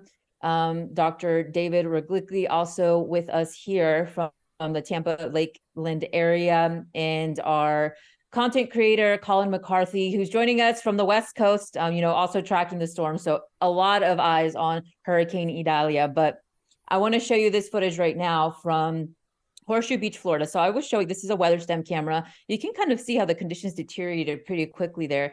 You were seeing the initial rain bands of Idalia coming in. And then as we got into the morning hours here, you can see it drastically change, a lot of rain. That surge is incredible there. If you take a look at that image, the trees, it looked pretty deep, at least in terms of that storm surge. So dangerous storm surge coming into that area. And we're also noticing the potential of tornadoes here. So that was that next video that I shared, the quick spin up from the Eyewall there of Idalia. So I actually want to show the app, and I want to take a look at if we have any current tornado warnings here. So it doesn't look like anything right now, but of course that tornado watch is until 3 p.m. this afternoon. And we're going to keep, tracking this storm out for you guys. So I'm going to take a look at the questions. I haven't looked at them in a while. So a lot of chat on here, of course. Thank you for joining us. If you're watching us live here, most of us are in Orlando, but we do have some coverage here across the West Coast. But let's see. Yeah, so, a lot of people moved by Capucci here earlier. And if you missed his he was in the Eyewall. We're going to be posting it on our socials. So look out for that incredible imagery coming out from our meteorologist, Matthew Capucci, who's on top of this storm. So let's talk a little bit about impact. So I know we haven't gone over the forecast here in a while. So let's take WSI, guys, and go over that real quick, because I really do want to focus now that Idalia is inland. Of course, counties that are being affected by Idalia are starting to see the hurricane force winds. Now, if you are down the line, we're talking about you guys in southeastern Georgia to the Carolinas, the impacts will start to increase here over the next several hours, where hurricane force winds are also possible from Waycross to Valdosta, Brunswick, Savannah, Georgia, and into areas just to the south of Charleston. So, hurricane force winds may make way for power outages as those are already going up. If you're in central Florida, you're going to see tropical storm force winds, but you're still going to see the threat of tornadoes heading into the afternoon. So, of course, rainfall totals. And something I want to reiterate, although you're not going to see heavy rainfall across areas from Savannah, Brunswick, and Jacksonville, your main threat isn't the rainfall, it's the wind. The wind will make way for power outages across these areas. So I want you to stay prepared for that. May also cause for some downed trees, but just because the rain won't be widespread doesn't mean that you won't have the risk of severe weather. So that's another impact that we're watching across southeast Georgia and northeast Florida, but also the rainfall from Georgia all the way down to the Carolinas, as you can see here on your screen. So timing out the storm, and we haven't showed this in quite a while, so I really want to get to it just to bring out the impacts that are expected for the southeastern areas from Georgia to the Carolinas. You can see the rain and wind is going to increase from now until the afternoon. Peak time, at least for southeast Georgia and northeast Florida, is going to be into the afternoon until about that 5 o'clock hour. And then after that, all the rain and wind will start to increase across the Carolinas, and that will continue into the evening and into tomorrow until Idalia comes out to sea. So that's a quick overview of when those conditions will start to arrive for your area across the southeast. So if you have any questions, keep asking them in the chat. We have full team coverage here. So if any of you guys want to cover anything, feel free to jump in with me. I know we have a lot of moving parts here. So just let me know, guys. But let's go back to, let's see what I can show here. I want to see if the National Hurricane Center has had any, I know they've been updating. They usually update pretty frequently in terms of where Idalia is and the strength of the storm. Not sure if they've had any recent updates here recently. So as of 8 a.m., Idalia has max sustained winds of 120 miles per hour, and it's still it's moving pretty fast, north-northeast at 18 miles per hour. So it'll come quickly across north central Florida there over the next several hours. So guys, if we can keep WSI on the screen here while I look for some of this stuff online, just to keep the map. So I want to keep the wind map up here. I know a lot of people were asking questions about that earlier, so I want to make sure that stays up there in case you guys come back and forth into the stream. So yeah, so Idalia has winds of 120 miles per hour, and it's moving at 18 miles per hour. So it's still a Category 3 hurricane, already inland, well inland, and, you know, starting to see the impacts across areas of north central Florida here. So let me get some updates on the power outages here. Yeah, so about 200,000 customers, the wind's starting to pick up. Let's see if we can track out the current wind speeds here.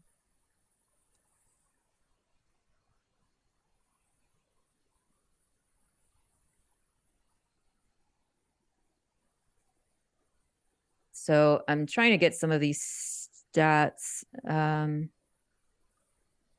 wind speeds here in Florida.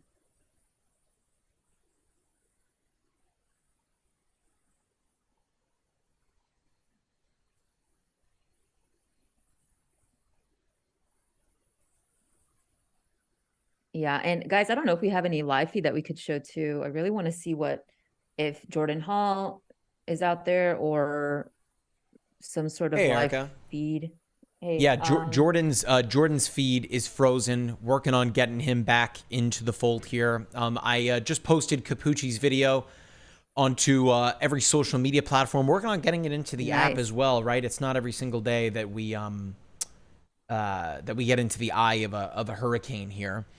Real quick, Jack, if we want to go back into the app, I just want to talk about the power outages, what Erica alluded to. Right now, as things move forward, it's not necessarily the rain that is going to lead to, you know, widespread power outages. It's the winds that are extending pretty far inland. And I'd love for Colin to talk about this as well, that these hurricane force winds and even tropical storm force winds are going to penetrate pretty far inland. Zooming out here, we can see that Idalia, as it stands even right now, is still pretty large, covering both Florida and Georgia, just a small bit into Alabama there. So for the folks near Dothan, it is likely raining due to a landfalling hurricane. We also still have these bands coming in off the coast near Tampa, even into Orlando, where we are here. Hold on one second. Starting to lose my voice a little bit there. All right. So again, looking at the power outages here, I'm going to turn off the per station radar layer. And just for a moment here, just in case things have cached, let's reload it. We should be good. So this is a current look at the number of power outages throughout the state of Florida. Just to get you a total number in the state. Bear with me one second here. So there's roughly 201,534 customers without power throughout the state of Florida. Next up is Georgia at 8,599. And then where Colin is in California, actually, roughly 8,296 customers without power there. But we'll talk about California at a later date. Right now, we're focused on the southeast where, again, Hurricane Idalia made landfall. But you can see it kind of looks like a paint by number on the map, right? The yellows, the orange, and the reds, that's representative of counties that are really dealing with some major power outages here. In fact, if I tap on Wakulla County here, which is home to Crawfordville there, roughly 64% of total customers throughout the county are without power. Remember that customer number is not directly equal to the number of people that are dealing with power outages, right? This is equal to a customer could be a home, an apartment building, a business, what have you. As long as you're connected to that utility company, you are a customer, right? There could be, in an apartment building, hundreds of people, but that would still count as just the one customer. So just so you understand there. Again, looking here at the orange kind of line here, from near Monticello into Perry and Athena, Mayo, Steinhatchee, Cross City, and down south into Chiefland, Cedar Key, East Bronson, and Williston. All of those counties there are dealing with numerous power outages. So let's take it county by county. Levy County, roughly 35% of customers without power there. Dixie County, 58.8% of customers without power there. Lafayette County, 44% of customers without power. In Taylor County, 53% of customers without power. And then finally in Jefferson County, 37% of customers without power. Jack, if you want to pull up Jordan's camera as well while we are here. I'm pretty sure that he's still in Perry. You might want to drop the locator for right now until I can get exact confirmation of where he's at. I'll try reaching out to him right after this here. I'm pretty sure that when we spoke before, his plan was to kind of stay in that general area there. But again, the power outages extend pretty far inland. Remember, it wasn't too long ago that we did see an extreme wind warning. Notice that is still in effect. That is this overlay here. That extreme wind warning still in effect for another hour. This is for Suwannee County in northern Florida. We've got this one here, apologies. Taylor County and Madison County under an extreme wind warning for the next 2.5 hours. So as Erica alluded to, as I just touched on, now moving forward, it is going to be a wind-driven event in terms of the number of power outages that could come from this. And those 110-mile-per-hour winds, those could potentially extend into Georgia. You can see how this is right up against the Georgia line, right? So it's very possible that as we continue to see Idalia work its way in up and toward the northeast, that we do see those extreme wind warnings continue to be extended. If I turn the hurricane tracker layer on, generally that's where Idalia is right now, just to the northeast of Keaton Beach, as a Category 3 hurricane. So it has not dropped off a ton. It's at 120 miles per hour right now. Of course, it made landfall at 125 miles per hour. So now having dropped off just a little bit there to $120. Bear in mind that in order to be a Category 2, at least officially, we need to fall back into that 110 mile per hour range. So that is why you are seeing the extreme wind warnings continue to get expanded into the northernmost counties of Florida, and possibly we'll wait to see here whether they get extended into Georgia. I believe, I just want to double check here. I think Colin sent me a message. Yeah, Colin wants to chat about the storm surge there in Cedar Key. Of course, even now that the storm has passed by, or at least the core of it, I should say, the eye has passed by the west coast of Florida, we are still by no means done with the storm surge threat. And for more on that, let's bring Mr. Colin McCarthy back into the stream. Yes, I don't know if you can see this image here on my screen. There's Hang a on 1 second. We just want to get it shared on screen. Give us one moment here, Colin. You're good to go. Go for it. Awesome. Yeah. So we see we have a station here from NOAA and Cedar Key showing what looks like almost 9 to 10 feet of storm surge being predicted, exactly what the National Hurricane Center reported. And 10 feet of storm surge is in most cases pretty catastrophic, because 10 feet, that can pretty much inundate an entire first floor of a building. And even go up to the roofs of some buildings in some cases. So we're getting reports of major storm surge there. Right now, from here, we're seeing a storm surge of about 9 feet above the normal tide level here in Cedar Key. So very high storm surge that is going to be causing very significant damage. And then also, I wanted to show some more satellite imagery of the storm pushing inland. We can see here it's moving pretty fast inland, but if we go back about an hour ago from here, we can kind of see where Capucci saw that stadium effect kind of right in this area right here. where he was able to see kind of this stadium effect where he can look around and be in the center of the storm and see the dark cloud of the eye around him. So really incredible stuff to see this from satellite in space, and then also having our chaser Capucci on the ground.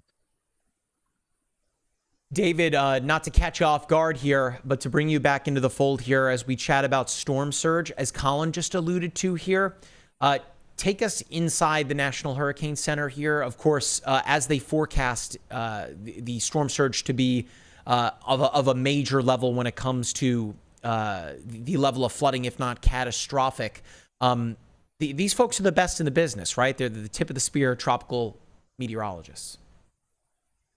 Right. So the National Hurricane Center is going to run a model called the SLOSH model.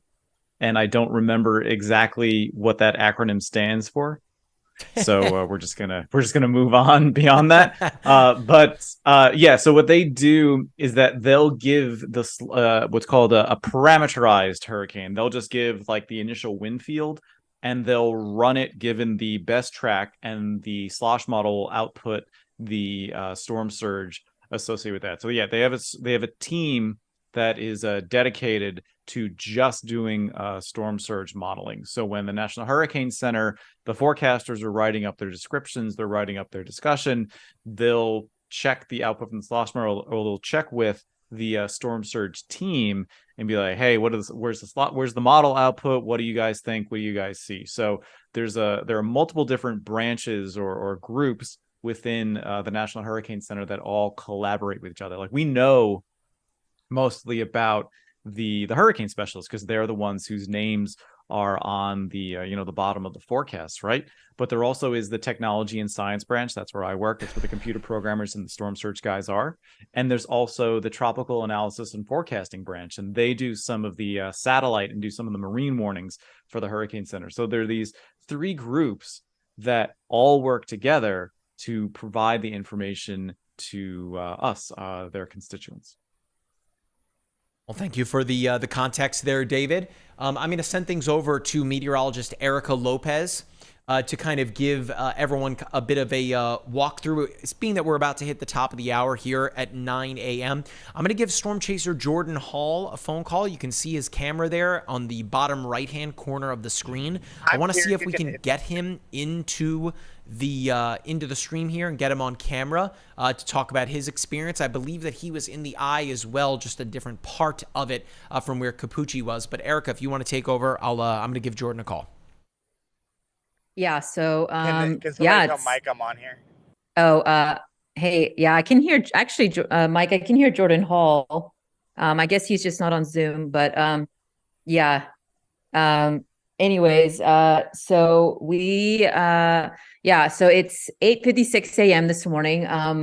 If you're just now joining us, Hurricane Idalia made landfall as a Category 3 hurricane with max sustained winds of 125 miles per hour just about an hour and a half ago.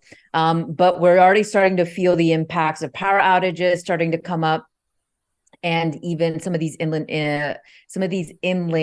impacts. So it looks like we do have Jordan Hall. I'm just waiting to see Erica, if we can get his footage up here. Jordan. We do have Jordan. Jordan, can you hear us?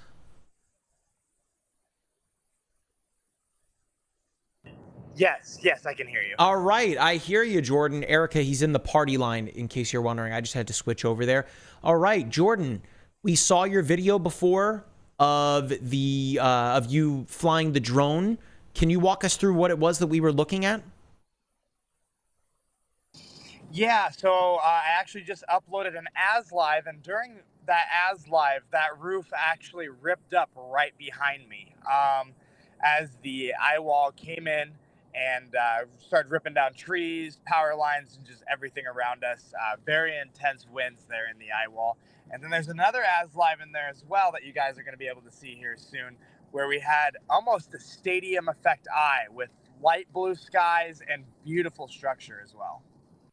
Yeah, we just spoke to Matthew Capucci, who was in, I guess, a different part of the eye from you, because it looked like you guys were in a similar kind of area there, and we got to look at that stadium effect. It was pretty impressive to see. What was was your take on being in the eye?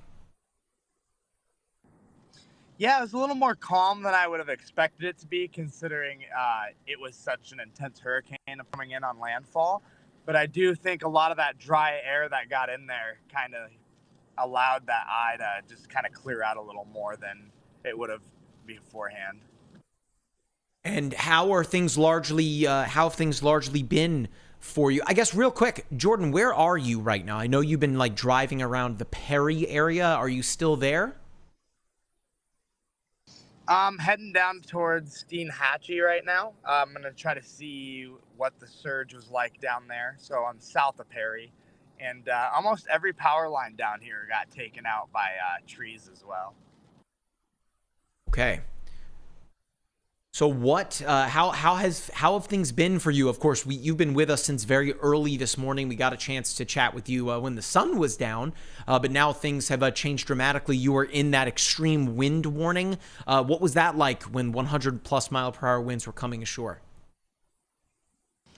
Yeah, it was pretty intense. We actually had a power line transformer explode right above us and just rained sparks down on the vehicle, and we were sitting in Perry. And then just seeing all the power come in and out and surge was pretty impressive as well. So very intense winds there just ahead of that main Eyewall. And what is your plan from here, Jordan? We're going to head down to the coastline, see how the surge actually affected some of these coastal areas. So we're just going to double check on all of them and see how that looks. Okay. Well, Jordan, you got some fans here in the live stream chat. We've got your as live. We're going to throw that up on social media so folks can see you walking people through the damage that you've surveyed so far. But of course, we've got your camera up. Stay safe out on the road, all right? Thank you. All right. Here he is, Storm Chaser Jordan Hall. I'm glad that we got a chance to chat with him. That was great. I believe that we were last speaking to David, right? About the slosh model. I'm sorry, I jumped back into the chat here. Yeah, no, we were talking about the slosh model and how the three branches of the Hurricane Center all talk to each other. What do you expect when Jordan gets to the coastline? What do you expect him to be seeing there? Of course, you know, these chasers, they know better than to be positioned right on the coast when there are storm surge forecasts upwards of, 10, 12, 13 feet of storm surge. What do you expect him to find when he gets there? A lot of muddy water. There's just that really, because the terrain in that area is just going to be an absolute mess. And like I said, I think we're going to be looking at a geological and geographical shift in that area because they just haven't seen something like this in 120 years. Okay, we're going to send it back out to Colin here in a second. I just wanted to show some folks something in the MyRadar app. So Jack, if you want to take this in full here, and I think I got to get some coffee or something to drink here for my throat.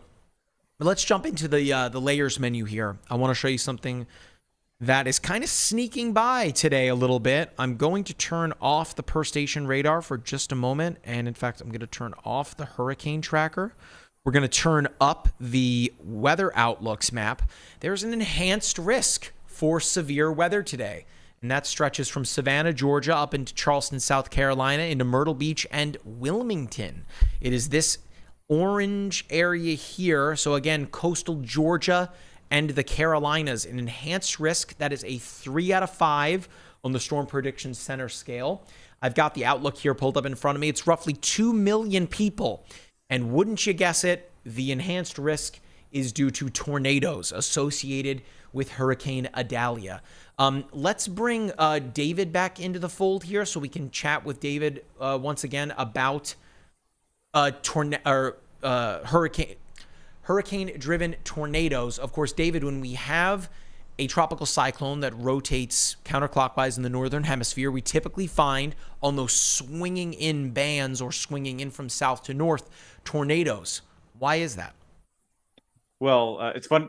You mentioned that I jumped up at about 3 o'clock in the morning because right now we're actually getting hit with rain bands right now in Lakeland. But I heard this rolling thunder, and that's like the tornado. You worry about like the train, right? Like you think it's a train. The reason you get it with tropical cyclones, there's two, is that it's more common with shear tropicals because as the storm tilts, due to thermal wind balance, yeah, we're really getting into it now. Due to thermal wind balance, it causes a cold anomaly where the storm is tilting. So basically, you have this infinite reservoir for as long as the storm is tilting of CAPE, which is convective available potential energy. It's what gives parcels an added boost as they go up. So that's one of the ingredients for tornadoes. The other one is a localized vertical wind shear. And vertical wind shear is just the change in wind speed and direction with height. And due to the frictional components of land, you get a strong shear layers. Now, getting super strong supercell tornadoes F5s isn't very common in hurricanes because of the broader structure of the hurricane. But F0s, F1s, maybe even F2s, that's something we can have no doubt with these. And we talked about this, I think, a long time ago in one of our first hurricane hazards videos. So it's really just a function of the hurricane structure and the friction caused by land. Here's our tropical weather expert, Dr. David Regolicki. Again, all things hurricanes, he knows. And again, he has a meteorological phenomena named after him. David, let's chat about that real quick here before we send things back over to Colin. Of course, your last name, Regolicki, you discovered a meteorological phenomena within tropical cyclones that is now named after you. I mean, that's a that's a pretty cool flex, I would imagine, when it comes to being able to humble brag a little bit to your meteorological peers. What is it, and why did we see that in Idalia?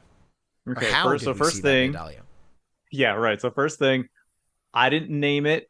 It was sarcastically given the name, and when I first discovered it, because people thought I was a crackpot, because I said shear caused rapid intensification. I thought I was a crackpot.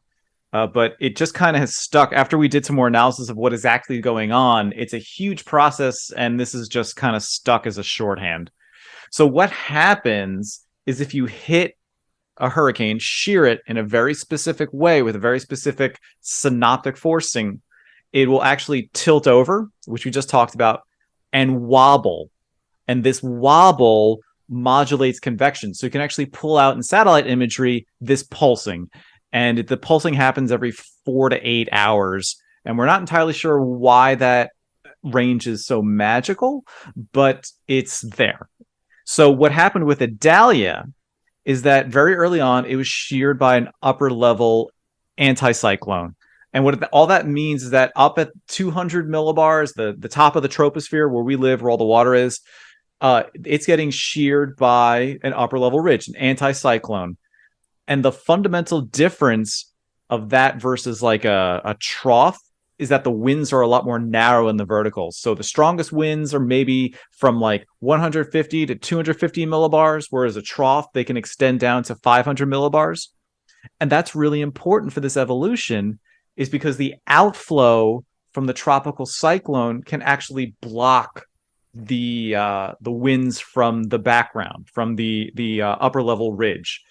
And why forecasts were so bad about this is that current shear calculations, two problems. One, they don't take into account the vertical structure of the winds, of the background winds. And also, they try to remove hurricane winds. They try to remove the outflow to get what the environment's wind speed should be. And as it turns out, at upper levels, you can't do that.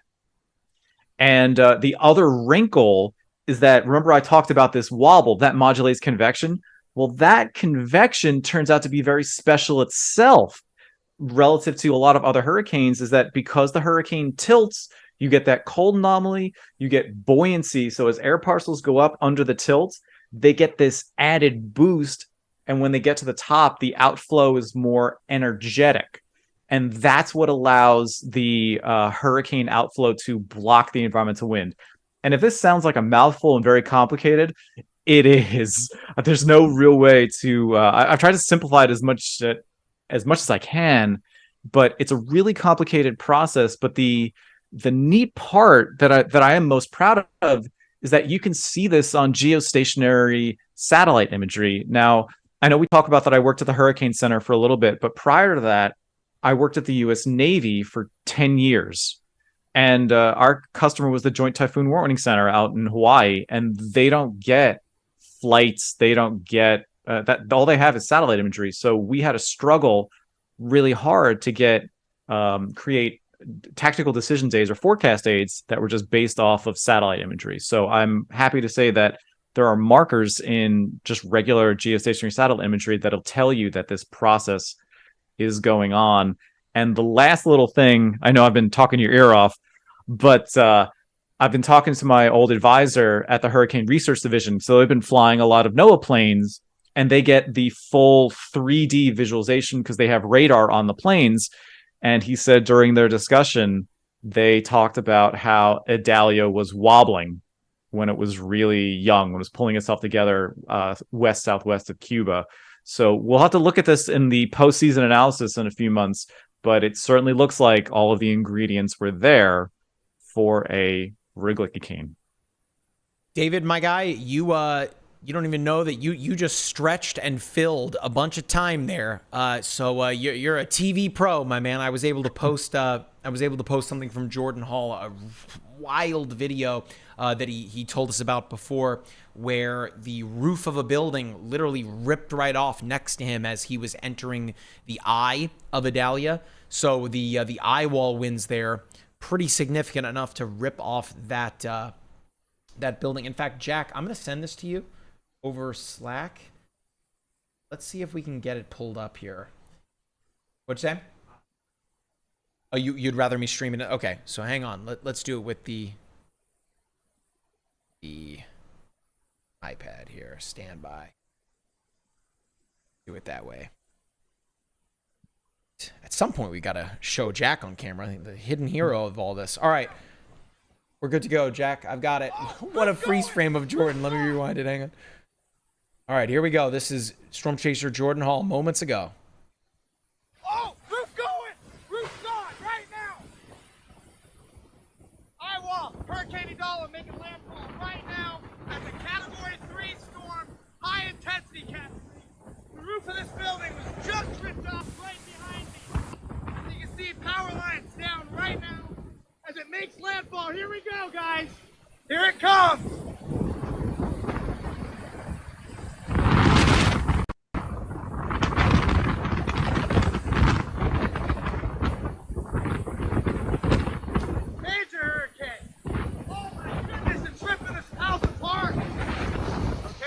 Big QLCS tornado right behind us. QLCS right there.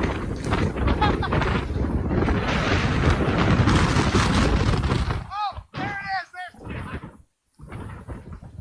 major wind right here. We're on the inside of the Eyewall. This is the last little push before we're actually going to be in the eye.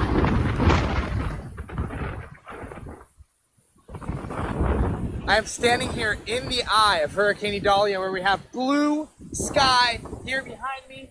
A little bit of blue sky, but look at the structure all the way around us inside the eye of Hurricane Idalia. This is absolutely incredible. Fairly peaceful in here right now too, but look at this. Blue sky here. You can see that tint of blue. Just barely any cloud cover right above us, a little layer. And then just the absolute beautiful structure here behind me. It's insane. Reporting live from MyRadar, I'm Jordan Hall. All right, there's Jordan. I actually just shared some video here. Looks like it's oh, here it is. It's in the reply. Here is the drone footage. Check this out. That's where he was standing by. We saw this before earlier on the live stream, but that is a look at the damaged roof of that home, it seems. And if you look at the back side of it there, I mean, that's pretty close to tornado damage, right? Where you can see into the homes. Of course, the wall's still standing. That's great. I mean, luckily they weren't in that mobile home. It looks like that trailer right next door. The key word, of course, is that mobile homes become mobile in a situation like that. All right, let's jump back into the app here.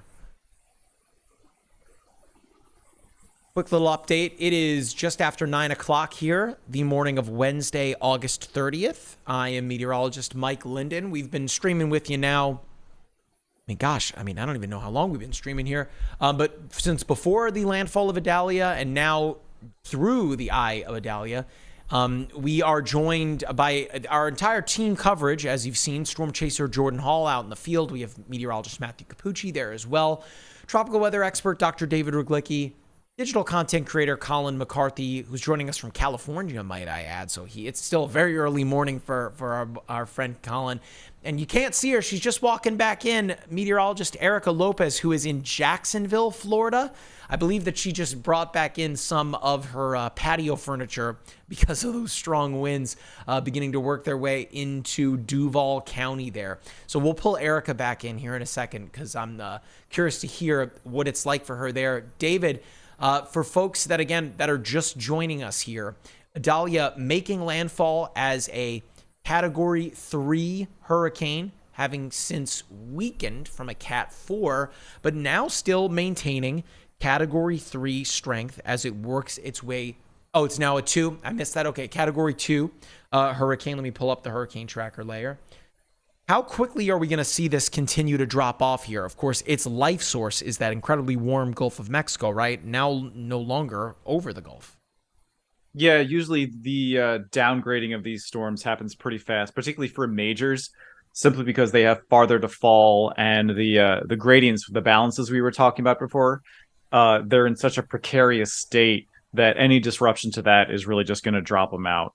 So we'll see a pretty precipitous drop. By the time it exits, probably tropical storm strength if it's lucky. And Erica, I'm not sure if you can hear me here. You're nodding your head. All right, awesome. How's your patio furniture? Doing okay?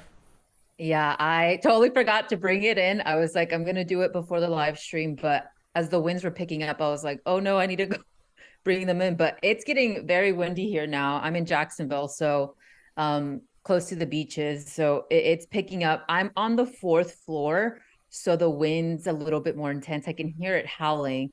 It always does that with a thunderstorm. So I'm a little afraid to see how loud it'll get once the winds start to pick up even more here. Okay. Go ahead, Erica. Oh, go ahead. No, you're fine. I know that we had spoken earlier about you doing a bit of a live kind of Spanish forecast. Are you ready for that? Yeah, I'm ready to go. All right. So David, Colin, and I will step away. We're going to give Erica the floor here for a few minutes to deliver a message to our Spanish viewers. Erica, take it away. Just a heads up, guys. I got so if you have any Spanish-speaking friends, as we're doing this, make sure to share this video. But let's walk you through the next several hours here and give you the latest information. So, Huracán Idalia tocó tierra en zonas de la costa oeste de la Florida. Esperamos que va a estar, que se va a estar debilitando, pero esto no significa que los impactos no se van a estar debilitando. Esperamos vientos máximos sostenidos de fuerza de huracán de hasta 110 millas por hora. Y esto va a estar entrando en zonas de la costa sureste de los Estados Unidos, donde esperamos vientos de hasta 74 hasta 110 millas por hora en zonas de Georgia y Carolina del Norte y Sur. También si viven en zonas de Jacksonville, Gainesville, hacia zonas del centro de la Florida, esperamos vientos máximos sostenidos de fuerza de tormenta tropical. Entonces, los impactos no serán lluvia. Sí esperamos inundaciones aislados, pero la amenaza principal será estos vientos dañinos que van a causar apagones de luz durante las próximas horas. Entonces, quiero hablar un poco de eso. Si tienen preguntas en español, déjenlo aquí, estamos contestando sus preguntas aquí en vivo, pero después de esto sí esperamos que los totales de lluvia, si viven en zonas de Georgia y Carolina del Norte y Sur, esperamos entre 6 a 10 pulgadas en zonas aisladas, un poco más, como pueden ver en esta mapa. Aquí esperamos los totales que van a ser un poco más altas en zonas de Carolina del Norte y Sur, aunque huracán Idalia no va a tocar tierra en su zona, sí va a dejar esos impactos significativos hacia sectores del sureste de los Estados Unidos.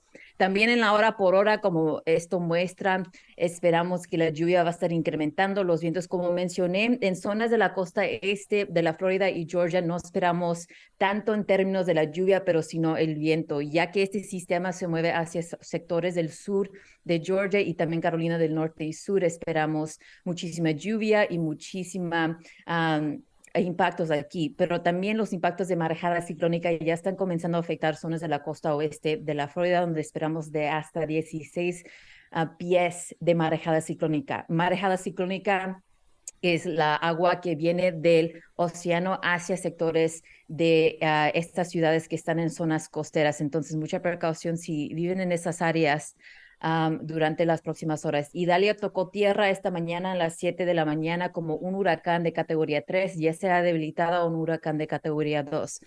Entonces, si tienen preguntas en español, déjenlos aquí y por supuesto estaremos también poniendo esto en nuestras redes sociales. Entonces, síguenos ahí. Tenemos MyRadar en español, también para ustedes que hablan en español. But I'll transition now to English. If you missed that, want to share that with your friends, we're going to clip it and put it on our social media platforms for anybody who missed that quick Spanish cast. But yeah, impacts are starting to go up across the Florida Peninsula here and eventually come into the southeastern U.S. where power outages are going up as well. So I know, our full team of meteorologists out in the field where it's now 9:20 in the morning Eastern time. Time has flown by, honestly. We've been here since about 5 a.m. Eastern time. And, this storm just keeps coming inland as it made landfall, and the impacts are starting to affect portions of Florida. So it's been going by pretty fast for us here, but I know for some of you guys, it'll be a very long Wednesday as possibly dealing with power outages and, of course, these hurricane force winds. So I'm going to take a look at what's going on in the chat. If you have any questions, I'm going to try to answer them, but looks like a lot of you joining us this morning. So thank you so much for coming to us, for your forecast and for things that you need information in terms of Idalia. So let's put that map back up here, the wind map. And I'm looking for a video of, let's see, any potential impacts that we've seen. Of course, the water rise across this coastal west of Florida, northwest of Florida. Jordan Hall was in the eye of Hurricane Idalia, and so was Capucci. If you missed that earlier, we clipped the footage and put it on our social media, so make sure to check it out on there. We're getting all sorts of video of that water rise in even Cedar Key to portions of the coastal west of Florida. So again, it has been downgraded to a category 2 hurricane as it's making its way inland. That's still a powerful hurricane there. Not a major hurricane status anymore, but it's still going to bring in those hurricane force winds, of course, rainfall for that area that's in the path of the storm here over the next several hours. But yeah, let us know where you're watching from in the comments. Ask your questions. We have our full staff of meteorologists on this live right now with Dr. David Regolicki, Colin McCarthy, Mike Linden, Matthew Capucci, who's out in the field, and our storm chaser, Jordan Hall. So full team coverage. We can answer any question that you guys have, any concerns as we are continuing to track Idalia as the inland impacts will start to increase, especially across areas of Georgia and the Carolinas here, Mike. So I know a lot to take in. We have, I wish, I don't know if you have the storm chaser layer on the app, Mike, but I'm curious to see if we got any storm chasers, maybe even more inland as the storm continues to come inland. Yes, we do. And Erica, that forecast was awesome. I was going to say now it's David's turn to do all of his presenting, but in Spanish. That was awesome, Erica.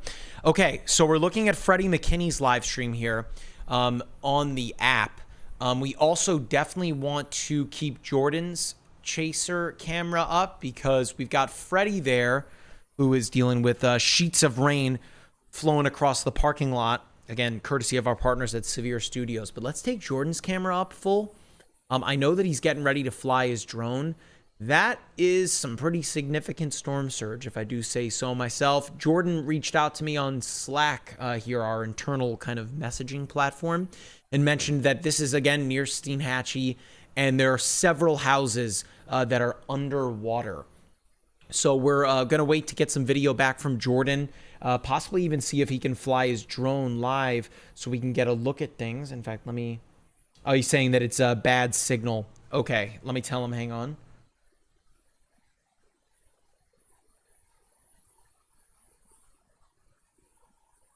Okay, so he's going to try and fly the drone so that way we can look at things live. But as we're looking at the storm surge here, I know that Colin has been wanting to chime in regarding the storm surge impacts to Florida, which, you know, have already begun and are still ongoing. This is something that is not going to be over by any stretch of the imagination, considering all of the water that is rushing in behind Idalia. Colin?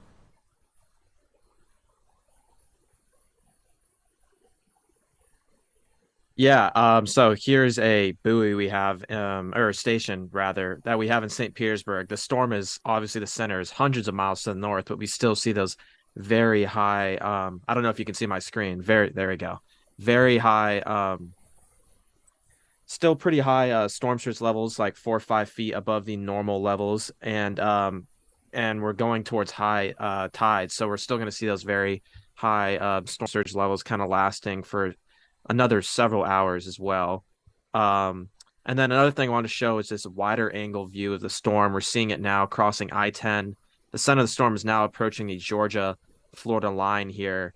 And then also, as we look down here, we see multiple really strong thunderstorms down here near Orlando and Tampa. We actually have multiple tornado warnings that were just issued for storms down here near Tampa and Port Charlotte. And we're also going to see that tornado threat expand today out into this area near Savannah, Charleston, Myrtle Beach throughout the day as that north and east quadrant of the storm moves north. So just multiple threats that we have to be aware of.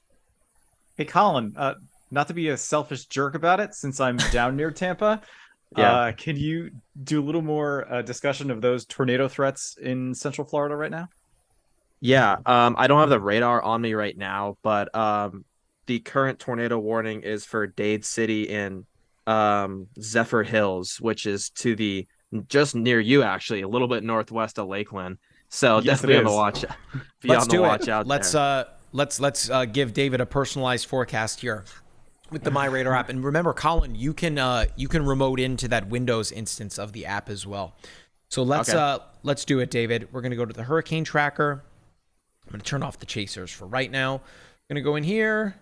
And we've got tornadoes turned on. Cool. All right. So there it is. We're going to switch the radar. I wonder if we can reach it with the terminal radar in Orlando. Oh, so close. Let's see.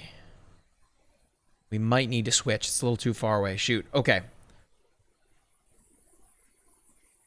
Let's go to Tampa. Yeah, it's raining right now in Lakeland, and this is the concern with these rain bands is that due to the setup, you can get, again, not F5s, but F0s, F1s, F2, certainly plausible and very possible. All right, so let's take a look here. Of course, not going to give any tornado any kind of grade until a survey meteorologist would be out there to determine its severity on the enhanced Vegeta scale. But we're kind of in a weird spot here where we're caught between a bunch of radars, as you well know here, David. The TMCA is not going to reach there. I got to go with Tampa. We're kind of caught in there. But there's the tornado warning. We've had a few of these. It's only 1 minute remaining, mind you, for Pasco County. Zephyr Hills is part of that tornado warning. I'm not seeing anything that jumps out at me right now, so it remains to be seen whether or not this tornado warning will continue beyond the 1 minute that it has left, David. Right. But Mike, needless we to also say, have go ahead. we also have one near Arcadia. If you want to zoom in, that's northeast of Port Charlotte. It has 16 yeah, minutes here it left is. on the warning. Way south. Let's go take a look.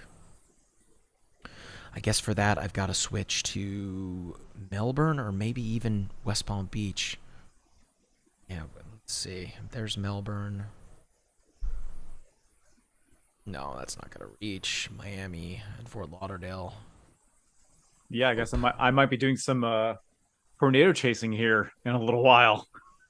As we talked about, I guess all of us on the team have a long-standing order where if you're dealing with rotation near where you live, that you got to get out and chase it. So here is that tornado warning, as Colin spoke about here, that is near Arcadia, and you can definitely see some radar-indicated rotation right there, just passing to the west of Route 17. Here, I'll turn off the layer just for a second. Rather, I'm going to turn it back on. Little shapes off. Oop. There we go. All right, so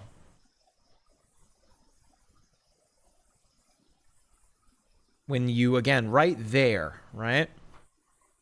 Green is representative of winds going toward the radar site, whereas red is representative of winds going away from the radar site. So when you see a return just like that, well, that is, again, radar indicated rotation. Whether or not it means there's something on the ground is a different story. We can actually look at another radar product, correlation coefficient. I'm good, thank you. I just had Matt Hyland walk in here and give me a banana and some cheese. I'm all good, thank you, appreciate it. But looking at the correlation coefficient, this would be representative and show us things that are being lofted vertically into the air. But we are not seeing any of that right now, which is good news. Typically, you would see a return on the CC product for a tornado that is, upwards of an EF3, if not more. But we'll come back to the tornadoes. Of course, the one near you, David, has since expired. Let's go back to Jordan's chaser feed here, Jack. Just saw not too long ago. Let me double check here in the app. We've got some other chasers on the ground there. It's Jordan's feed. Take the, oh yeah, you've got it here. Can you take that in full for a second, Jack?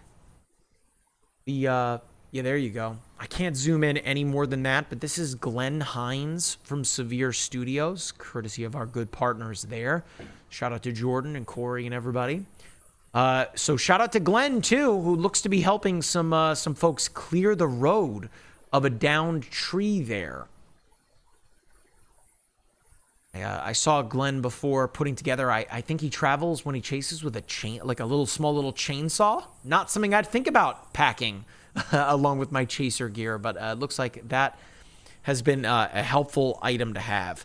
Let's jump over to this one here. I believe that is Freddie McKinney. Yep.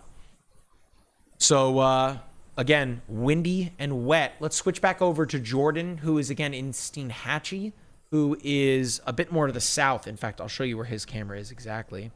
He's right here.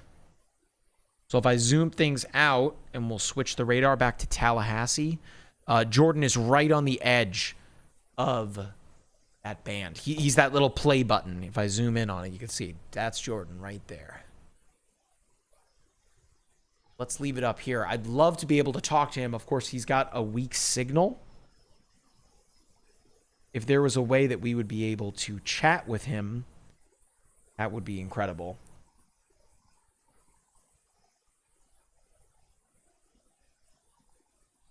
Oh, there you go. So there's more flooded roadways.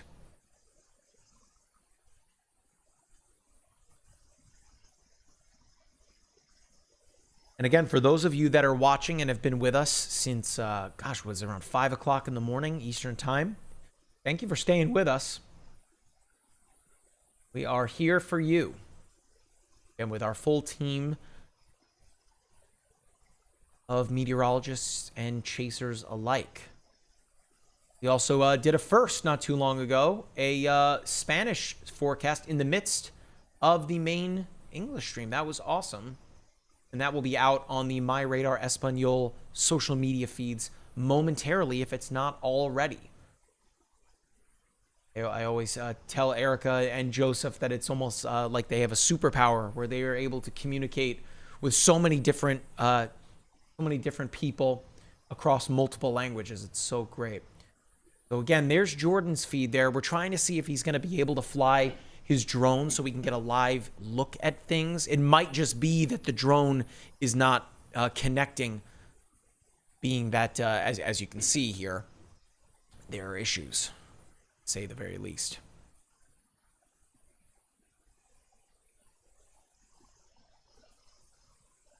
Let me message Jordan again, see if I can get in touch with him.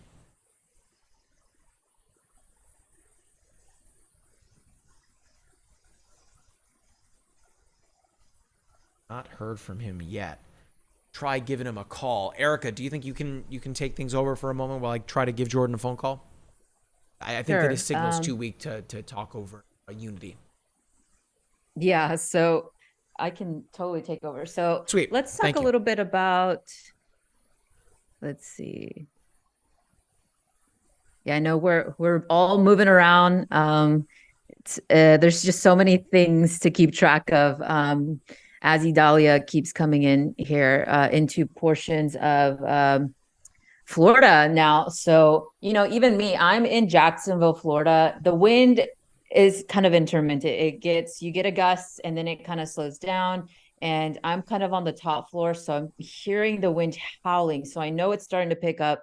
The wind is starting to come in here. And just looking at radar, Idalia is now well inland, coming just on the west side of Lake City, way across areas of southeast Georgia. You're getting in on the rainfall, where we got a couple of tornado warnings earlier. So let's check on that. Let's see if we have any tornado warnings currently. I think I saw one earlier in Georgia, but it looks like it has since expired. We do have a flash flood warning coming into Madison, Florida. And it looks like so between 1 and 3 inches of rainfall have fallen, and additional 1 to 3 inches are possible. And so that's where Idalia happens to be right over. So I'm just looking at the radar here. You can see all the rain and wind coming in there. But so far right now, no tornado warnings, but of course that will change here pretty quickly as Idalia comes inland. So I want to take a quick look at what's going on with the power outages here. So last time I looked at it, at about 200,000 customers. So that has gone up. Now Georgia is getting in on the power outages with so Florida has about 240,000 customers with that power. Georgia, you've had a 12,000, but that, of course, that number is expected to go up as Idalia continues to come inland. So it looks like we do have a new tornado warning that was just issued.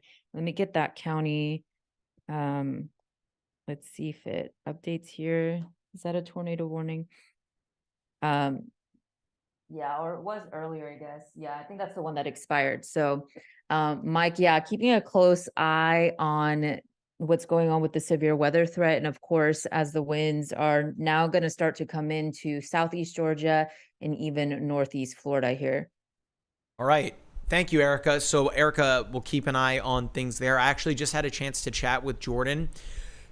So the issue with the drone, of course, is that being that there's 60 and 70 mile per hour wind gusts coming through, there's the drone won't get up there and be able to fly safely. So we're waiting to see if he's going to be able to do that. And of course, he's in a situation now where he's going to have to run and gun and get to a safe area pretty quickly, as you just saw on the app here. Jack, if you want to take it, this is where Jordan is in Steinhatchee. So he's really close to the coast here, right? And if I zoom things out, you can see what's to come. So things should be clearing up for Jordan here soon. But meanwhile, you've got the eye, or what remains, heading north and eastward here. If I actually turn this off,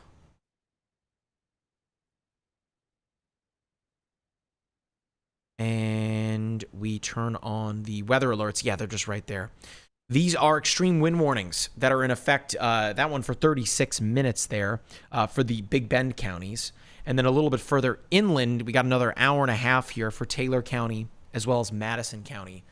By the way, Colin, the computer you're trying to connect to is the Unity, the Mac Mini computer. You should be able to connect to it.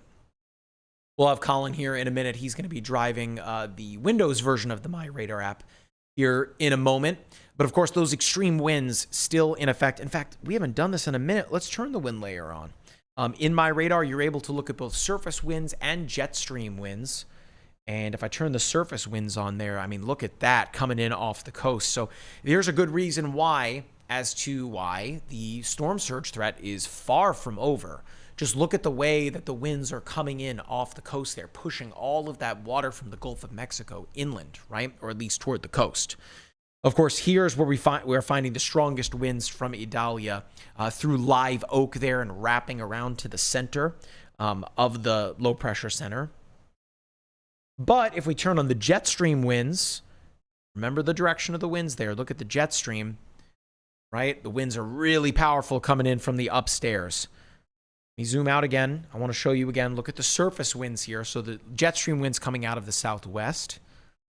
And the surface winds kind of coming out of the southwest, right? So when you have differing winds of different direction and height, that is shear. That is how you are getting these tornadic kind of spin-ups, right? That's what causes rotation in different levels of the atmosphere.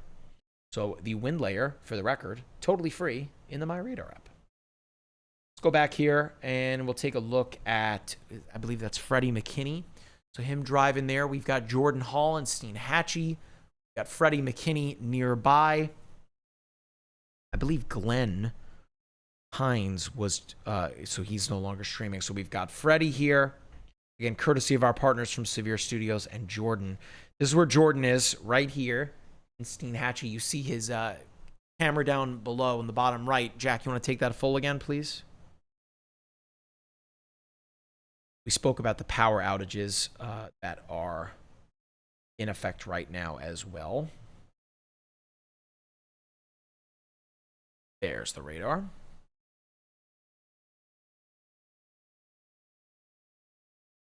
And let me turn the hurricane tracker back on as well. One thing we haven't done is talk about the path in a minute, so I'll do that. And then I've got a question for David to ask him. Let me tap on the layer here. We can tap on Idalia. It's going to load up here. So Idalia, currently a Category 2 hurricane with winds at 110 miles per hour. Jack, if you want to just switch them, that would be great. Take the app in full and then the camera. Yeah, that's perfect. So Idalia, currently a Category 2 hurricane with wind speeds at 110 miles per hour.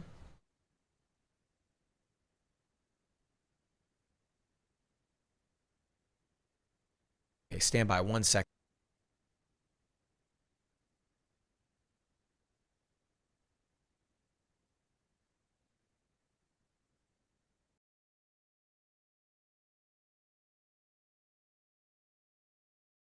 Okay, so that is that is where the storm currently is. Let's take a look at the path to zoom things out.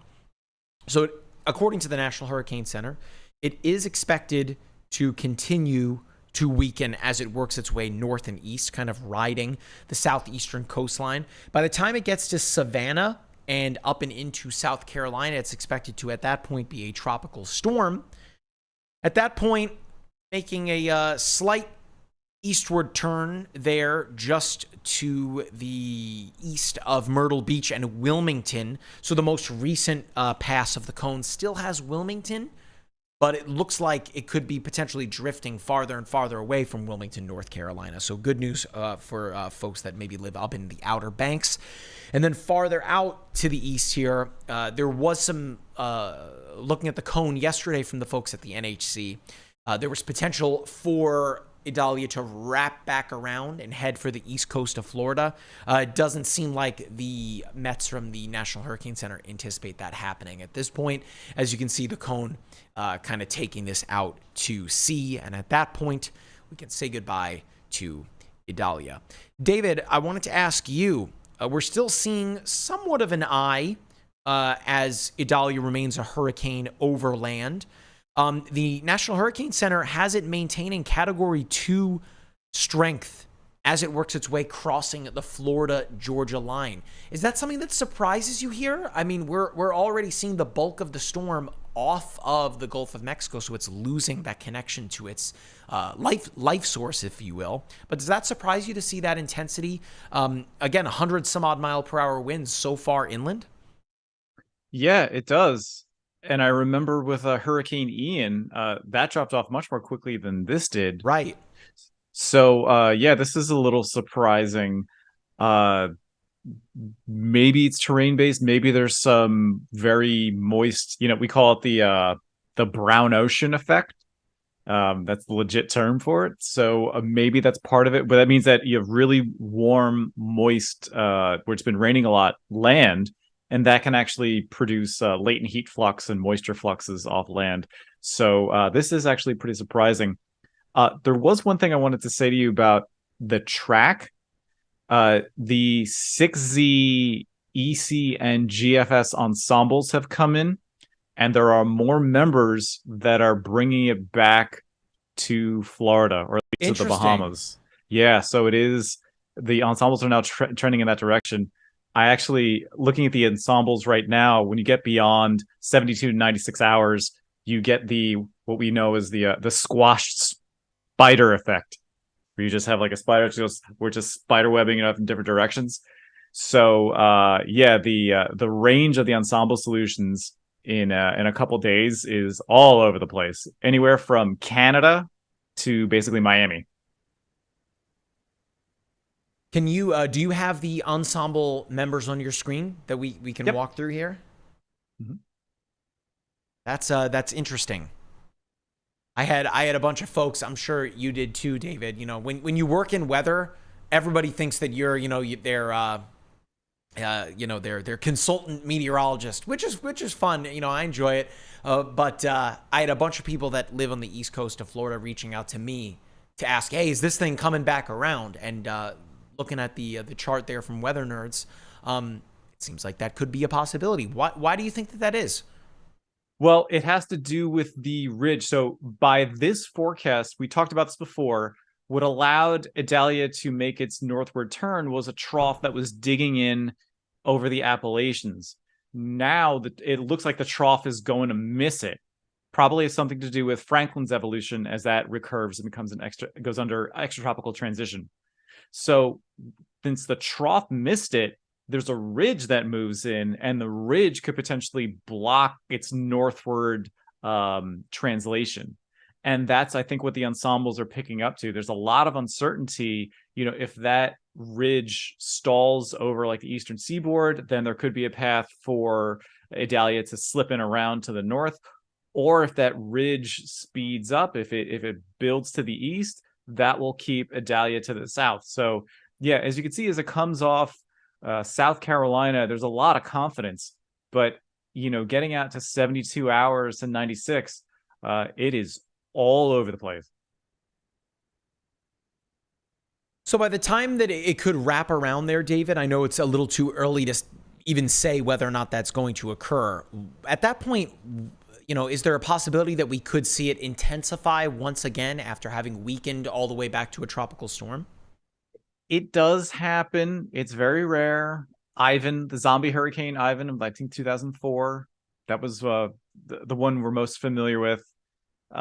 I would say it's unlikely. If it does, it'll maintain some sort of, low-level circulation with some rains and some breezy weather. So I wouldn't worry too much about the intensification. Now, if it does the full loop-de-loop and gets back in the Gulf of Mexico, well, we'll see how cold the SSTs are, but instead of going from south to north, it'll going from east to west, where there has been no hurricane and it's still warm. It could get really crazy here, but that's highly unlikely. And we'll worry about that in, 2 weeks' time. Yeah, that I don't think I've ever seen anything like that before. That would be pretty wild to see that play out. Still plenty of time for that to go, but at least that that dark line there, the consensus from the models there is that it would be going out to sea. But of course, Right. with meteorology, you've got to look at all possible outcomes, right? Right. Okay, so let's take a look here again at Jordan's camera here, or rather, he's got looking at an anemometer there that looks to be on top of this little causeway there. I guess we'll come back to Colin, or come back to Jordan, that is. Let's take a look here in the app at Freddie McKinney's live stream. Back if you want to flip that. There we go. So he's not far away in, where's this? Just to the northwest of Perry. So this is where Capucci and Jordan both intercepted the eye of the storm. And this stream, courtesy of our partners at Severe Studios here.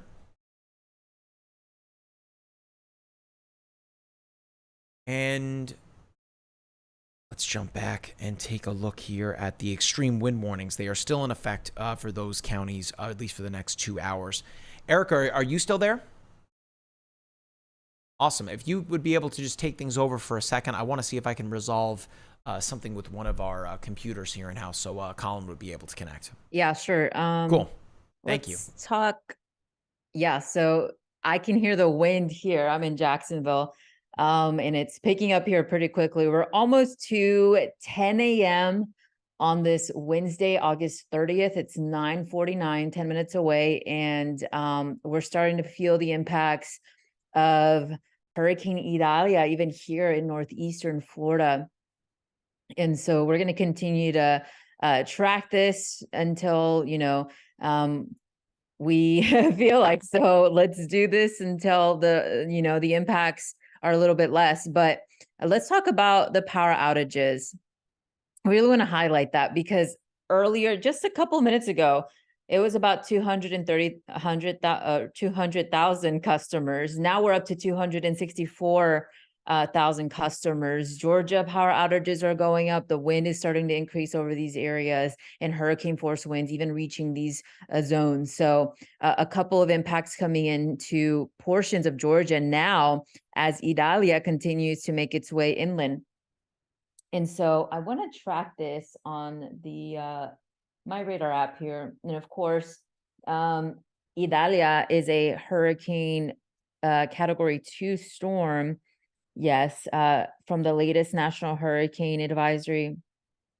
And so, yeah, it's moving inland. We're still seeing catastrophic surge across Florida's northwest coast here.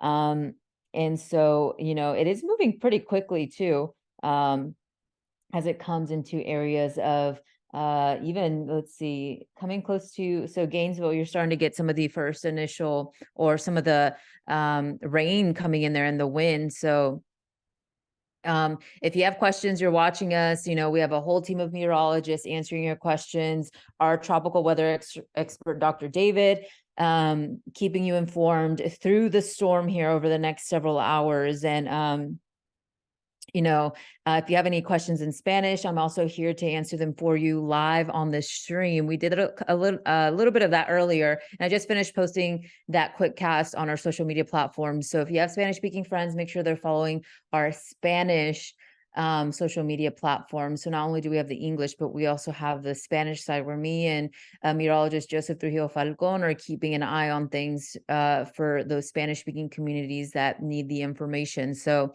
of course, Hurricane Idalia made landfall earlier this morning as a Category 3 storm, now a Category 2 hurricane, and coming inland. So like I mentioned earlier, areas in Georgia are starting to get in on those power outages this morning.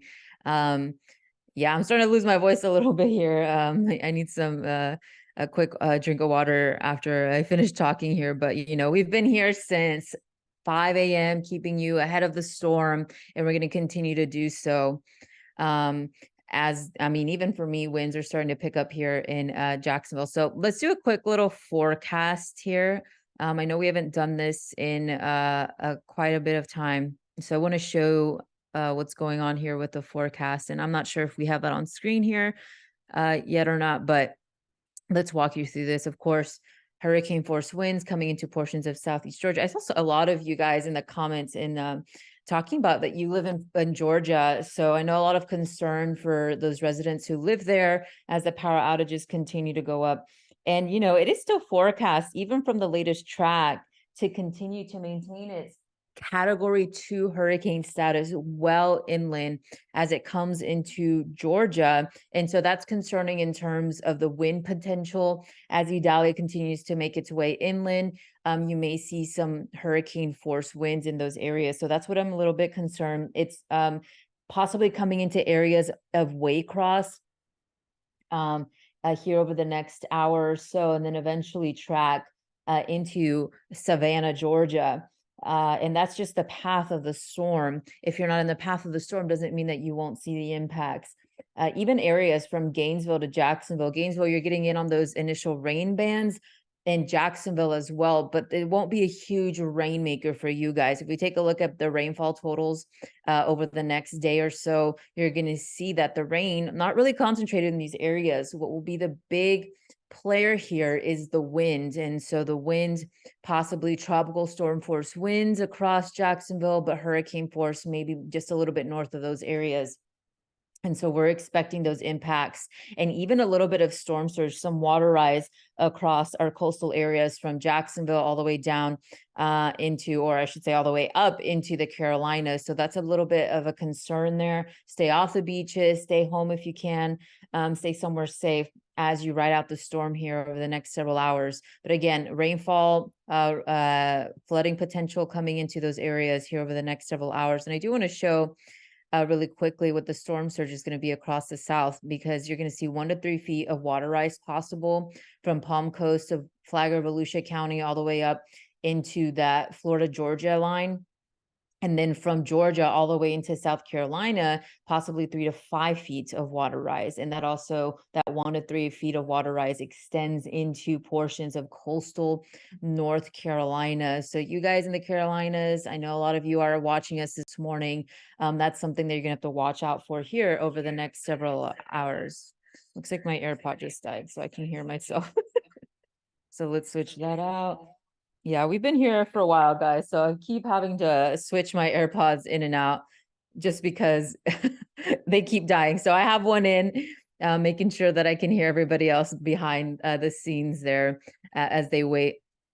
And, you know, as we're riding out the storm. But so let's go back to the maps here. And of course, we were talking about that water rise across portions of the Carolinas. So let me check in on the chat here real quick. See if anybody has. So Sandy Rose in the chat, thank you. You know, she's always with us every live stream, so we appreciate you. We have Matt Highland and Jack Branca here in the background running the live stream, so we're super thankful for them. They're doing some great work behind the scenes, you know, being also here since 5 a.m. So all of us hands on deck tracking Hurricane Idalia. And so I know Mike could say that too. You know, Mike's in studio with them in Orlando, Florida. And, you know, they are doing a great job at maintaining this live stream and being able to give you guys the information this morning. Now coming on 9:56 a.m., almost to 10 o'clock Eastern time here. All right.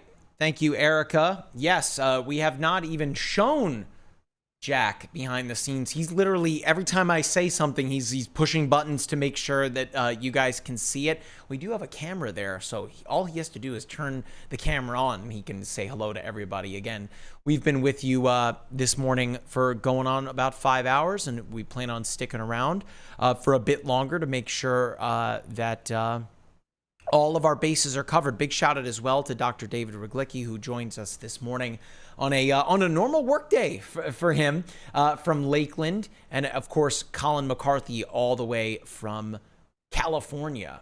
We're gonna try and bring Colin in here in a moment.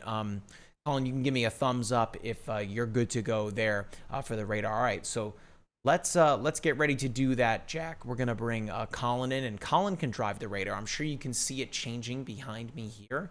That's the radar that Colin is going to be driving. We'll be able to take it in full so you guys can see that better.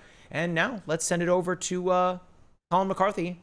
Colin, what are you looking at here? Seems that we are keying in on the extreme wind warnings there. Yeah, so we're seeing the decaying, but it's still very strong eye wall of Hurricane Idalia moving into Valdosta, Georgia. So crossing that that Georgia Florida line. So we're seeing on radar, we're seeing 80, 90, even 100-mile-per-hour winds just above the surface. So extremely high winds. So if you're out in Valdosta, it will be advised to take cover from these very intense wind gusts. We're also seeing a flash flood warning was just issued there. I'm changing the radar here to show the high velocities right here. And you see in this kind of yellowish orange, this is the most intense winds, and it's headed and it's directly over Valdosta. So it's bringing those most intense wind gusts right into the Valdosta area. And it's now we're seeing the storm starting to move into Georgia. So this is that eye wall of the storm pushing north into South Georgia. And right above Colin there, we can see Jordan's chaser feed there. It seems, Colin, that he's looking at excuse me, let's actually take that in full for a second, Jack.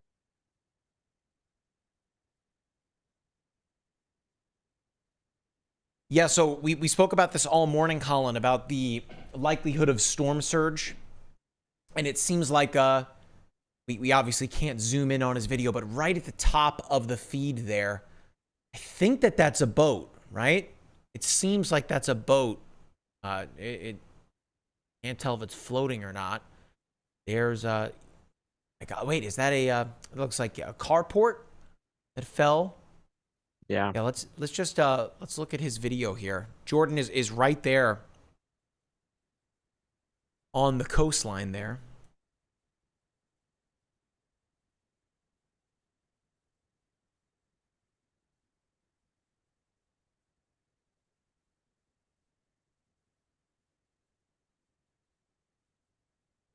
Okay. Yeah, so we'll come back to Jordan's camera there. Let's head up north to Freddie McKinney. So he's still ahead of the main line there. I mean, it looks pretty similar to what we were looking at before. Just a lot of rain, a lot of wind. Obviously, we're going to have to touch back in with Jordan here when he is available, and Capucci as well. I'll reach back out to him. But Jack, do you have that camera back in the back so we can give you some props, man? You can say hello to the viewers. We'll see if you have it up. There's Jack right there in the corner, up there. That's Jack. So big thanks to Jack for coming in super early with me this morning and making sure that everything runs super smoothly here in the live stream. All right. Man, starting to lose my voice. This never happens. So let's do another run through here, being that it is 10:01 a.m. on the Eastern Coast.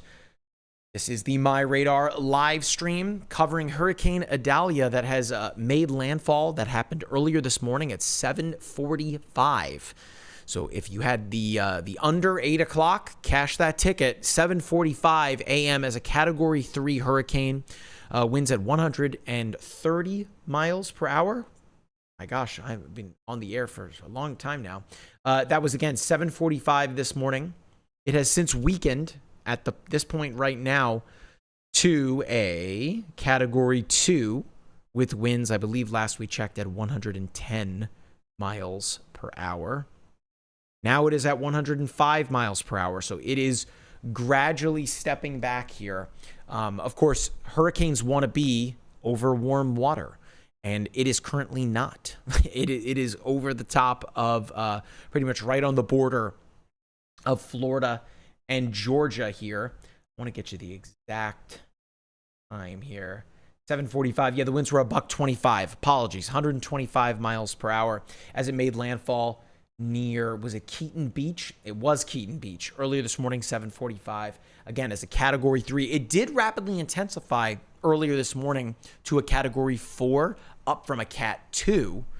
It has since now made landfall as the Cat 3, had a step back to a Cat 1, and we will likely to continue to see things weakening from here. In fact, if we look at the National Hurricane Center's cone, they have it maintaining Category 2 strength winds all the way into Georgia. Bear in mind, Category 2, or at least the baseline of it, is 96 miles per hour. So we're almost there to potentially it falling off a little earlier than expected.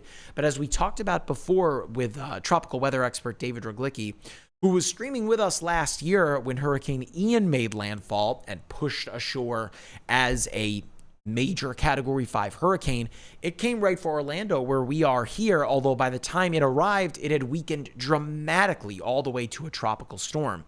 I can certainly tell you for my neighborhood, it was a mess. I remember even here, we were streaming with Erica, as well as some of the behind-the-scenes folks.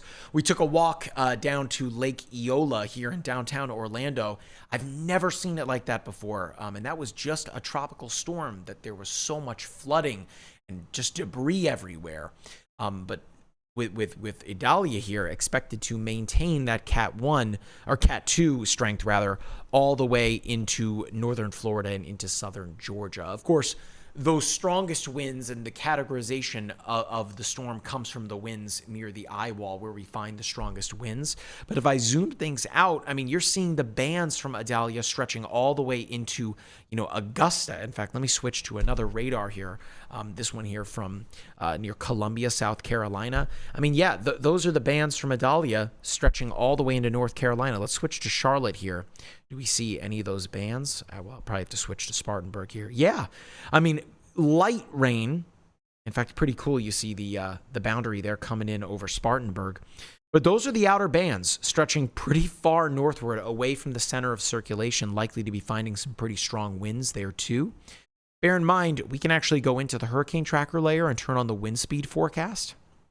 And this is going to show you the likelihood and the arrival time of tropical storm force winds.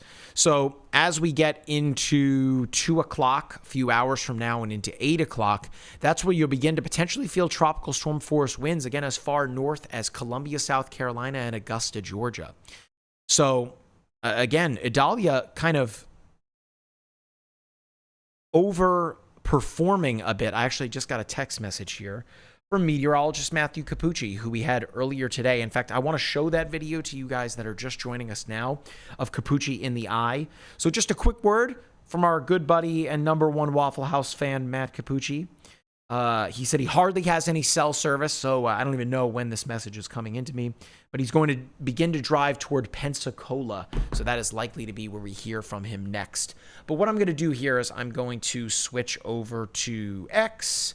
We are going to go to our feed here, the artist formerly known as Twitter, and I'm going to pull up this video from Capucci. This was from earlier of Mr. Capucci in the eye of Idalia. Check this out. It's about 7 minutes or so. Well worth a watch. Check it out.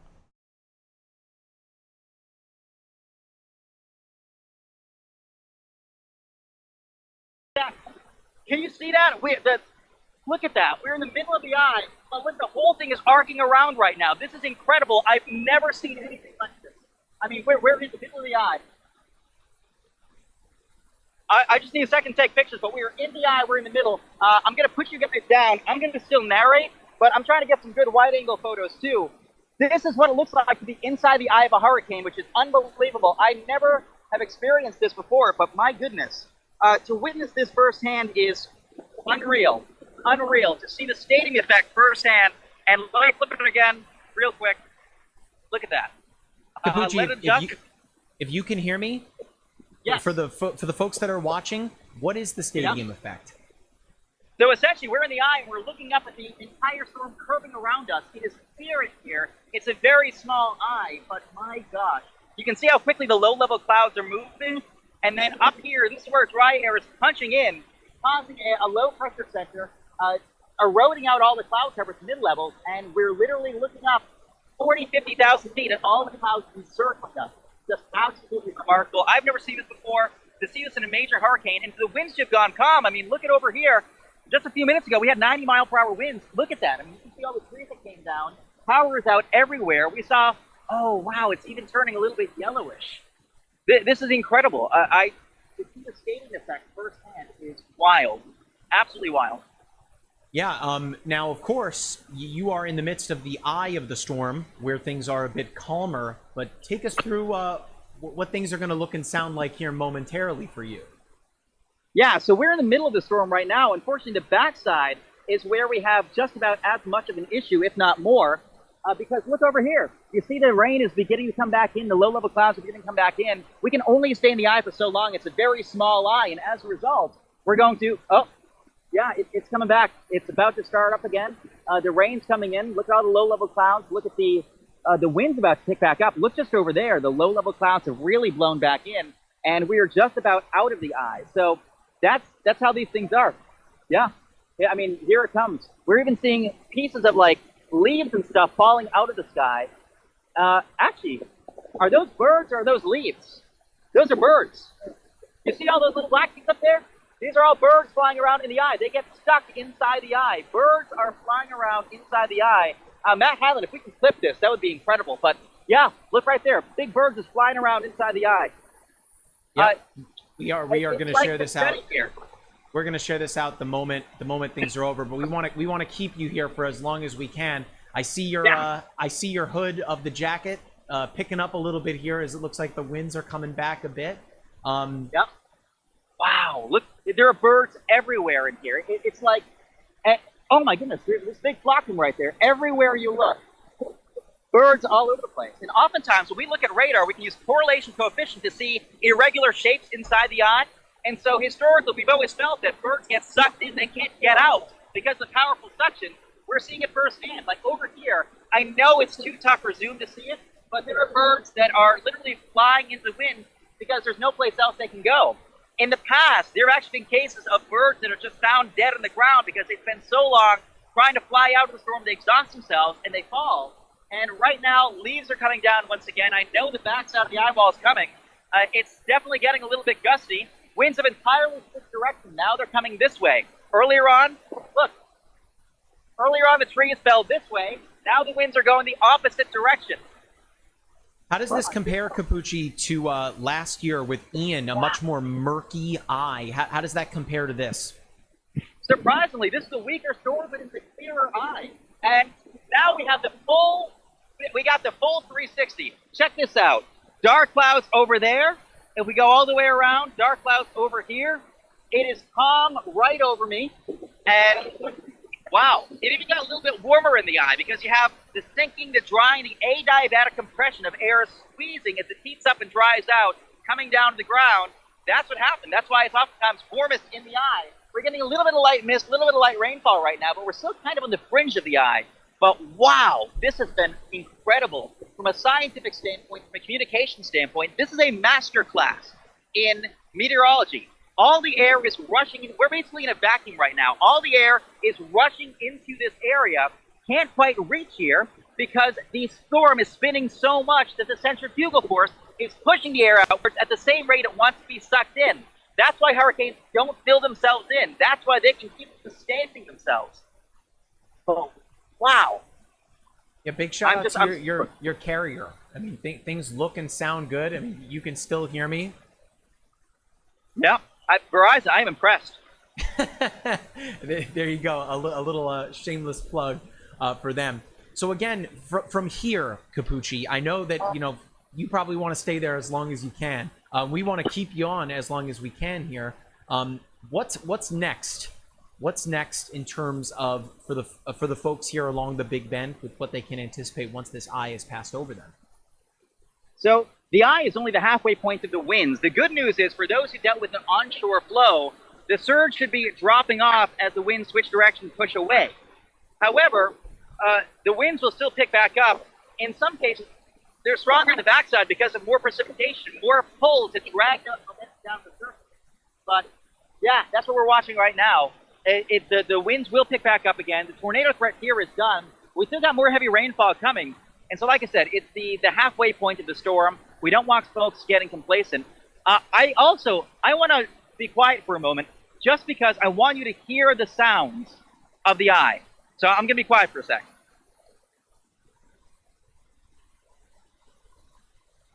I don't know if you can hear it, but every time I'm in the eye of a storm, all I can hear is a cacophony of frogs, of crickets, and everything like that. That's what we're hearing right now. And notice the winds picking back up. If we look up here, you can see the winds have changed direction. Earlier they're going like this. Now they're going more like this. It's getting windy again, so I think we might have to reposition soon and kind of get out of here. But yeah, the winds are quickly coming back. Wow. Okay, that was meteorologist Matthew Capucci reporting from the eye of Idalia earlier today. How about this from Jordan Hall nearby the eye of Idalia? Check this out. Oh, roof going! Roof gone right now! Eyewall, Hurricane Idalia making landfall right now as a Category 3 storm, high intensity Cat 3. The roof of this building was just ripped off right behind me. So you can see power lines down right now as it makes landfall. Here we go, guys. Here it comes.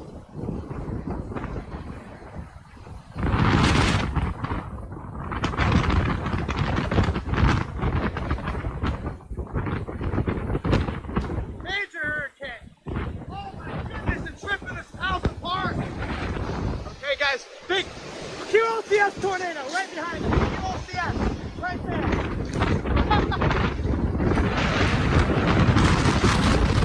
Oh, there it is. Major wind right here. We're on the inside of the Eyewall. This is the last little push before we're actually going to be in the eye.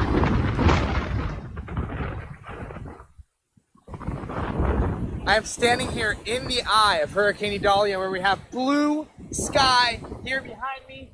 A little bit of blue sky, but look at the structure all the way around us inside the eye of Hurricane Idalia. This is absolutely incredible. Fairly peaceful in here right now too, but look at this. Blue sky here. You can see that tint of blue. Just barely any cloud cover right above us, a little layer. And then just the absolute beautiful structure here behind me. It's insane. Reporting live from MyRadar, I'm Jordan Hall. Okay, and there is Storm Chaser Jordan Hall. Again, to be sure that you're seeing all of our updates from X, just be sure to follow us there at MyRadar WX.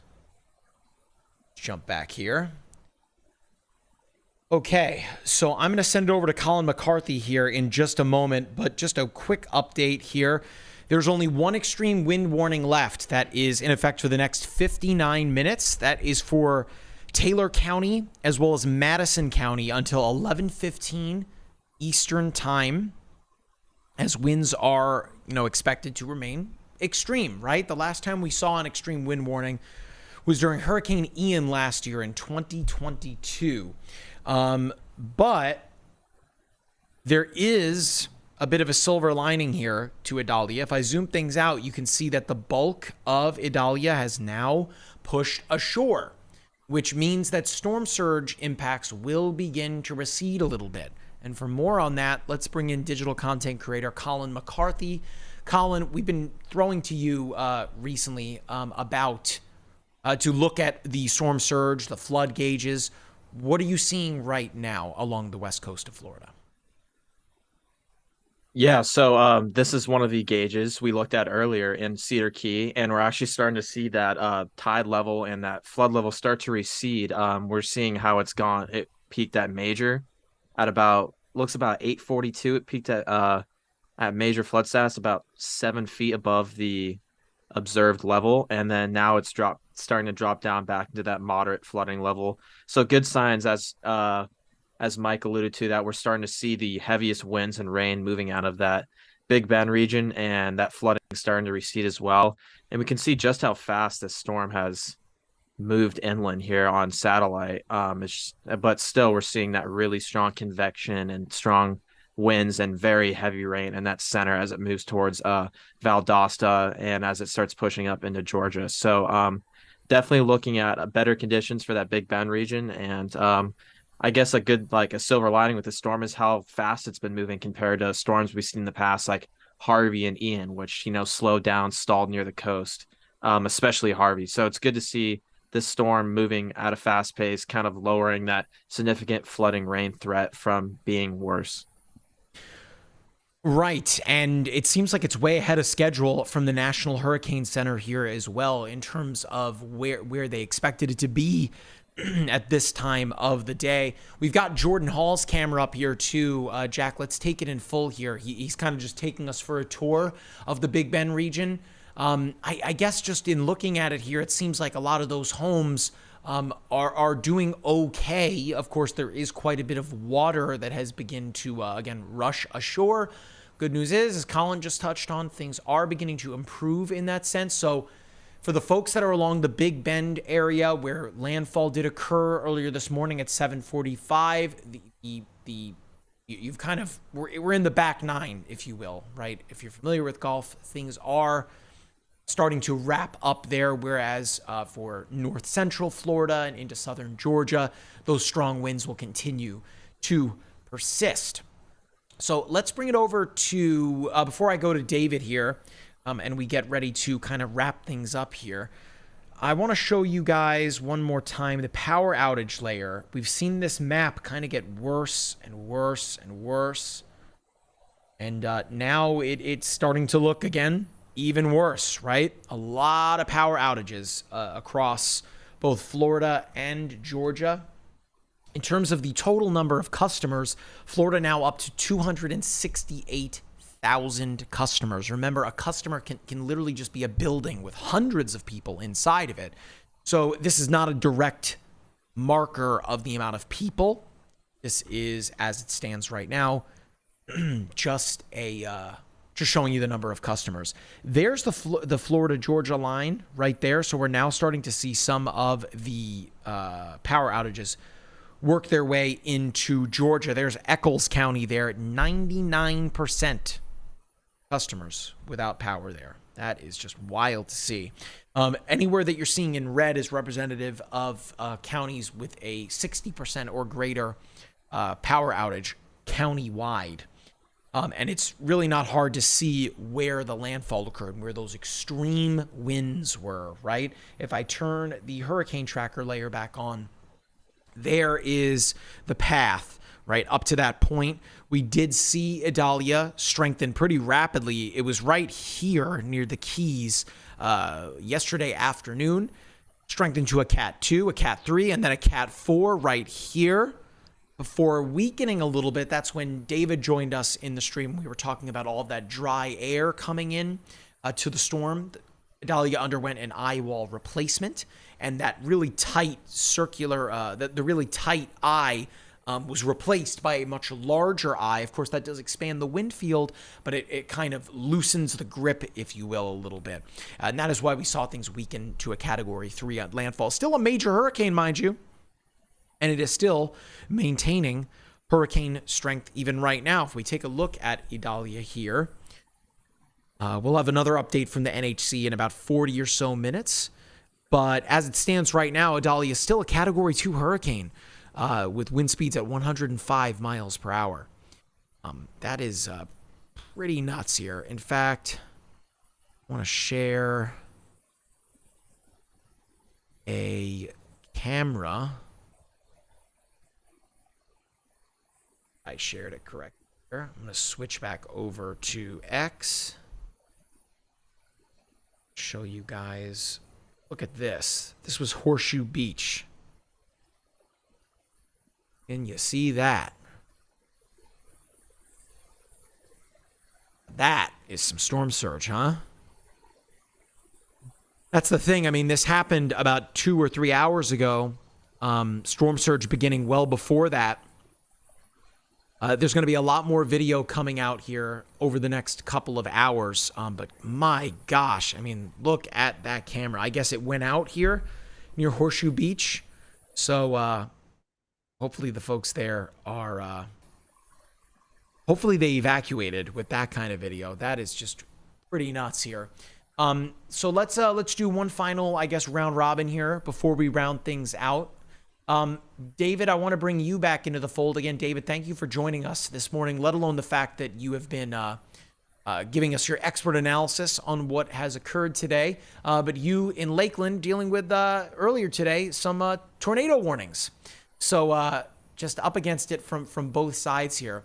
So Do you have any closing thoughts about Idalia still maintaining Category 2 strength and intensity as it works its way northward into Georgia? Yeah, this is but no means over. So people who are still in the path of it still have things to worry about. And as you mentioned directly, the rain shield associated with Idalia is very, very large. And this is a tornado threat, even for us here in Central Florida, where the landfall is, 100 so miles away. It's still something we have to be concerned about. So, yeah, I hope everyone in its path is taking this seriously, because now, since the storm surge threat is ostensibly, it's happened already, the new threat is now rainfall. And that's what people have to be worried about now, because there's going to be dumping a lot of rain, somewhere between 6 and 12 inches. The threats now are going to be flash flooding and creeks overflowing, cresting their banks. So that is what people need to be concerned about here in the path of the storm for the next day or two. All right, David, thank you so much for joining us. It's always a pleasure having you. Just hang tight here. We're going to send things over to Colin here next. Colin, it was a pleasure having you in the stream as well. Your first live stream with us. Any closing thoughts? Yeah, thank you for having me. Yeah, I started this at 3 a.m. and now it's sunny out, so pretty crazy. Folks that are just joining us, Colin is in California. So you want to talk about someone that woke up early to cover this. Colin is several time zones away from Idalia. Yeah, pretty crazy. Yeah, I woke up and now there's actually wildfire smoke outside. So kind of the crazy extremes, I guess, of U.S. weather in the summer. But yeah, pretty much same stuff as David said. Now the big threat shifts towards flooding rain the next day or two. So don't let your guard down on that. And, South Carolina, Georgia, and North Carolina, South Carolina as well. Yeah, also watch out for that tornado threat, because you can get these really sneaky spin ups that can cause sometimes significant damage, but usually they're EF2 or lower.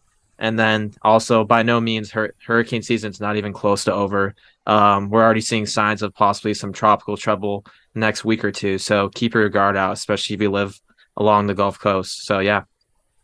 Absolutely. I mean, Colin, we saw, tropical development into December of last year.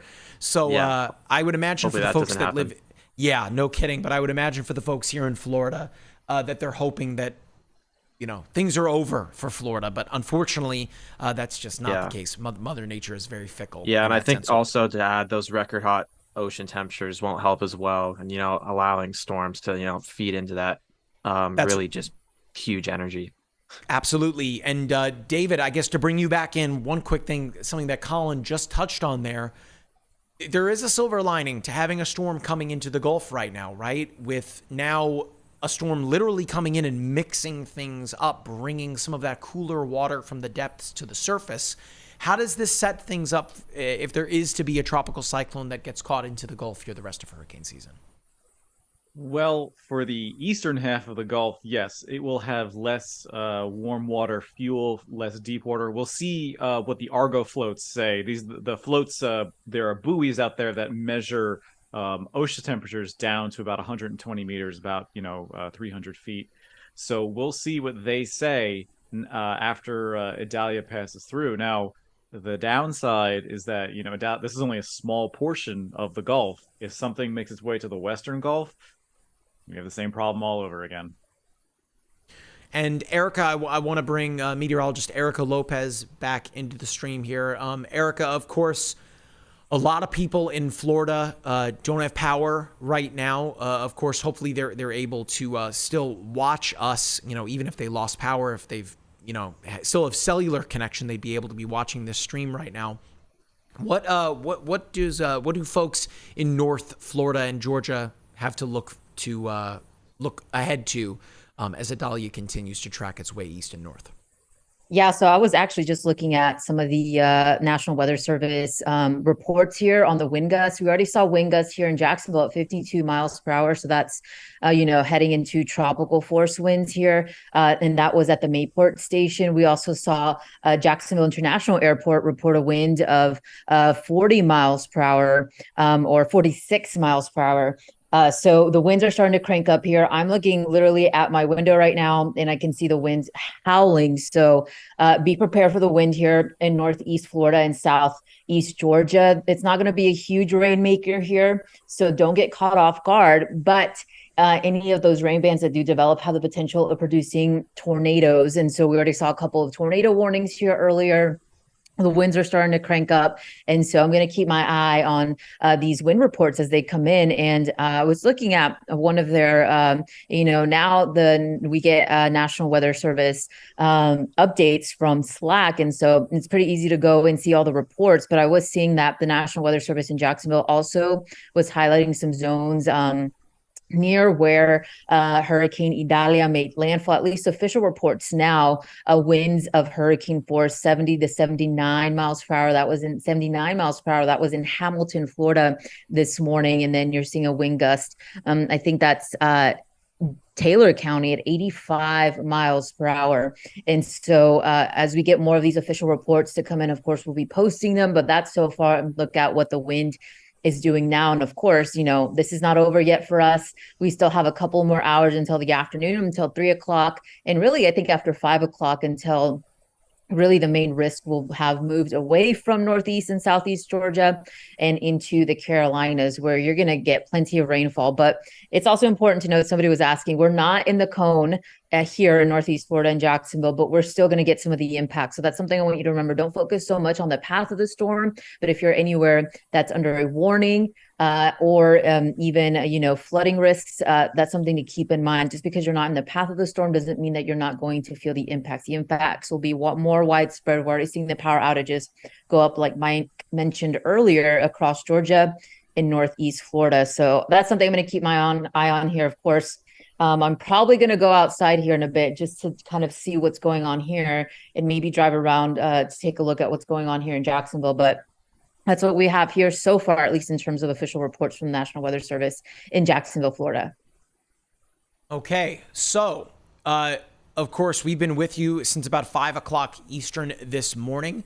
By no means does this mean that our coverage is going to stop. We've got Storm Chaser Jordan Hall out in the field, and he will be sharing his videos to our social media feeds over the course of the day today. Meteorologist Matthew Capucci will be back later this evening, so be sure to check out a video from him in the app as well. And remember, the MyRadar app can keep you alerted to everything that is coming your way, whether it be those extreme wind warnings, storm surge warnings, any kind of watch warning, advisory, or statement from the National Weather Service. All you have to do is go into the app, go into the settings menu. It's that little gear, and then go to notification settings, and you can completely customize the app for what you want to be alerted to. Of course, if you are watching this stream across all of our social media platforms and you don't have the app, I highly encourage you to download it. It is totally free. And one quick thing, I guess, let me look at the chat here. Make sure that we are not forgetting, folks. And it seems that we are good. A lot of positive feedback, which is great.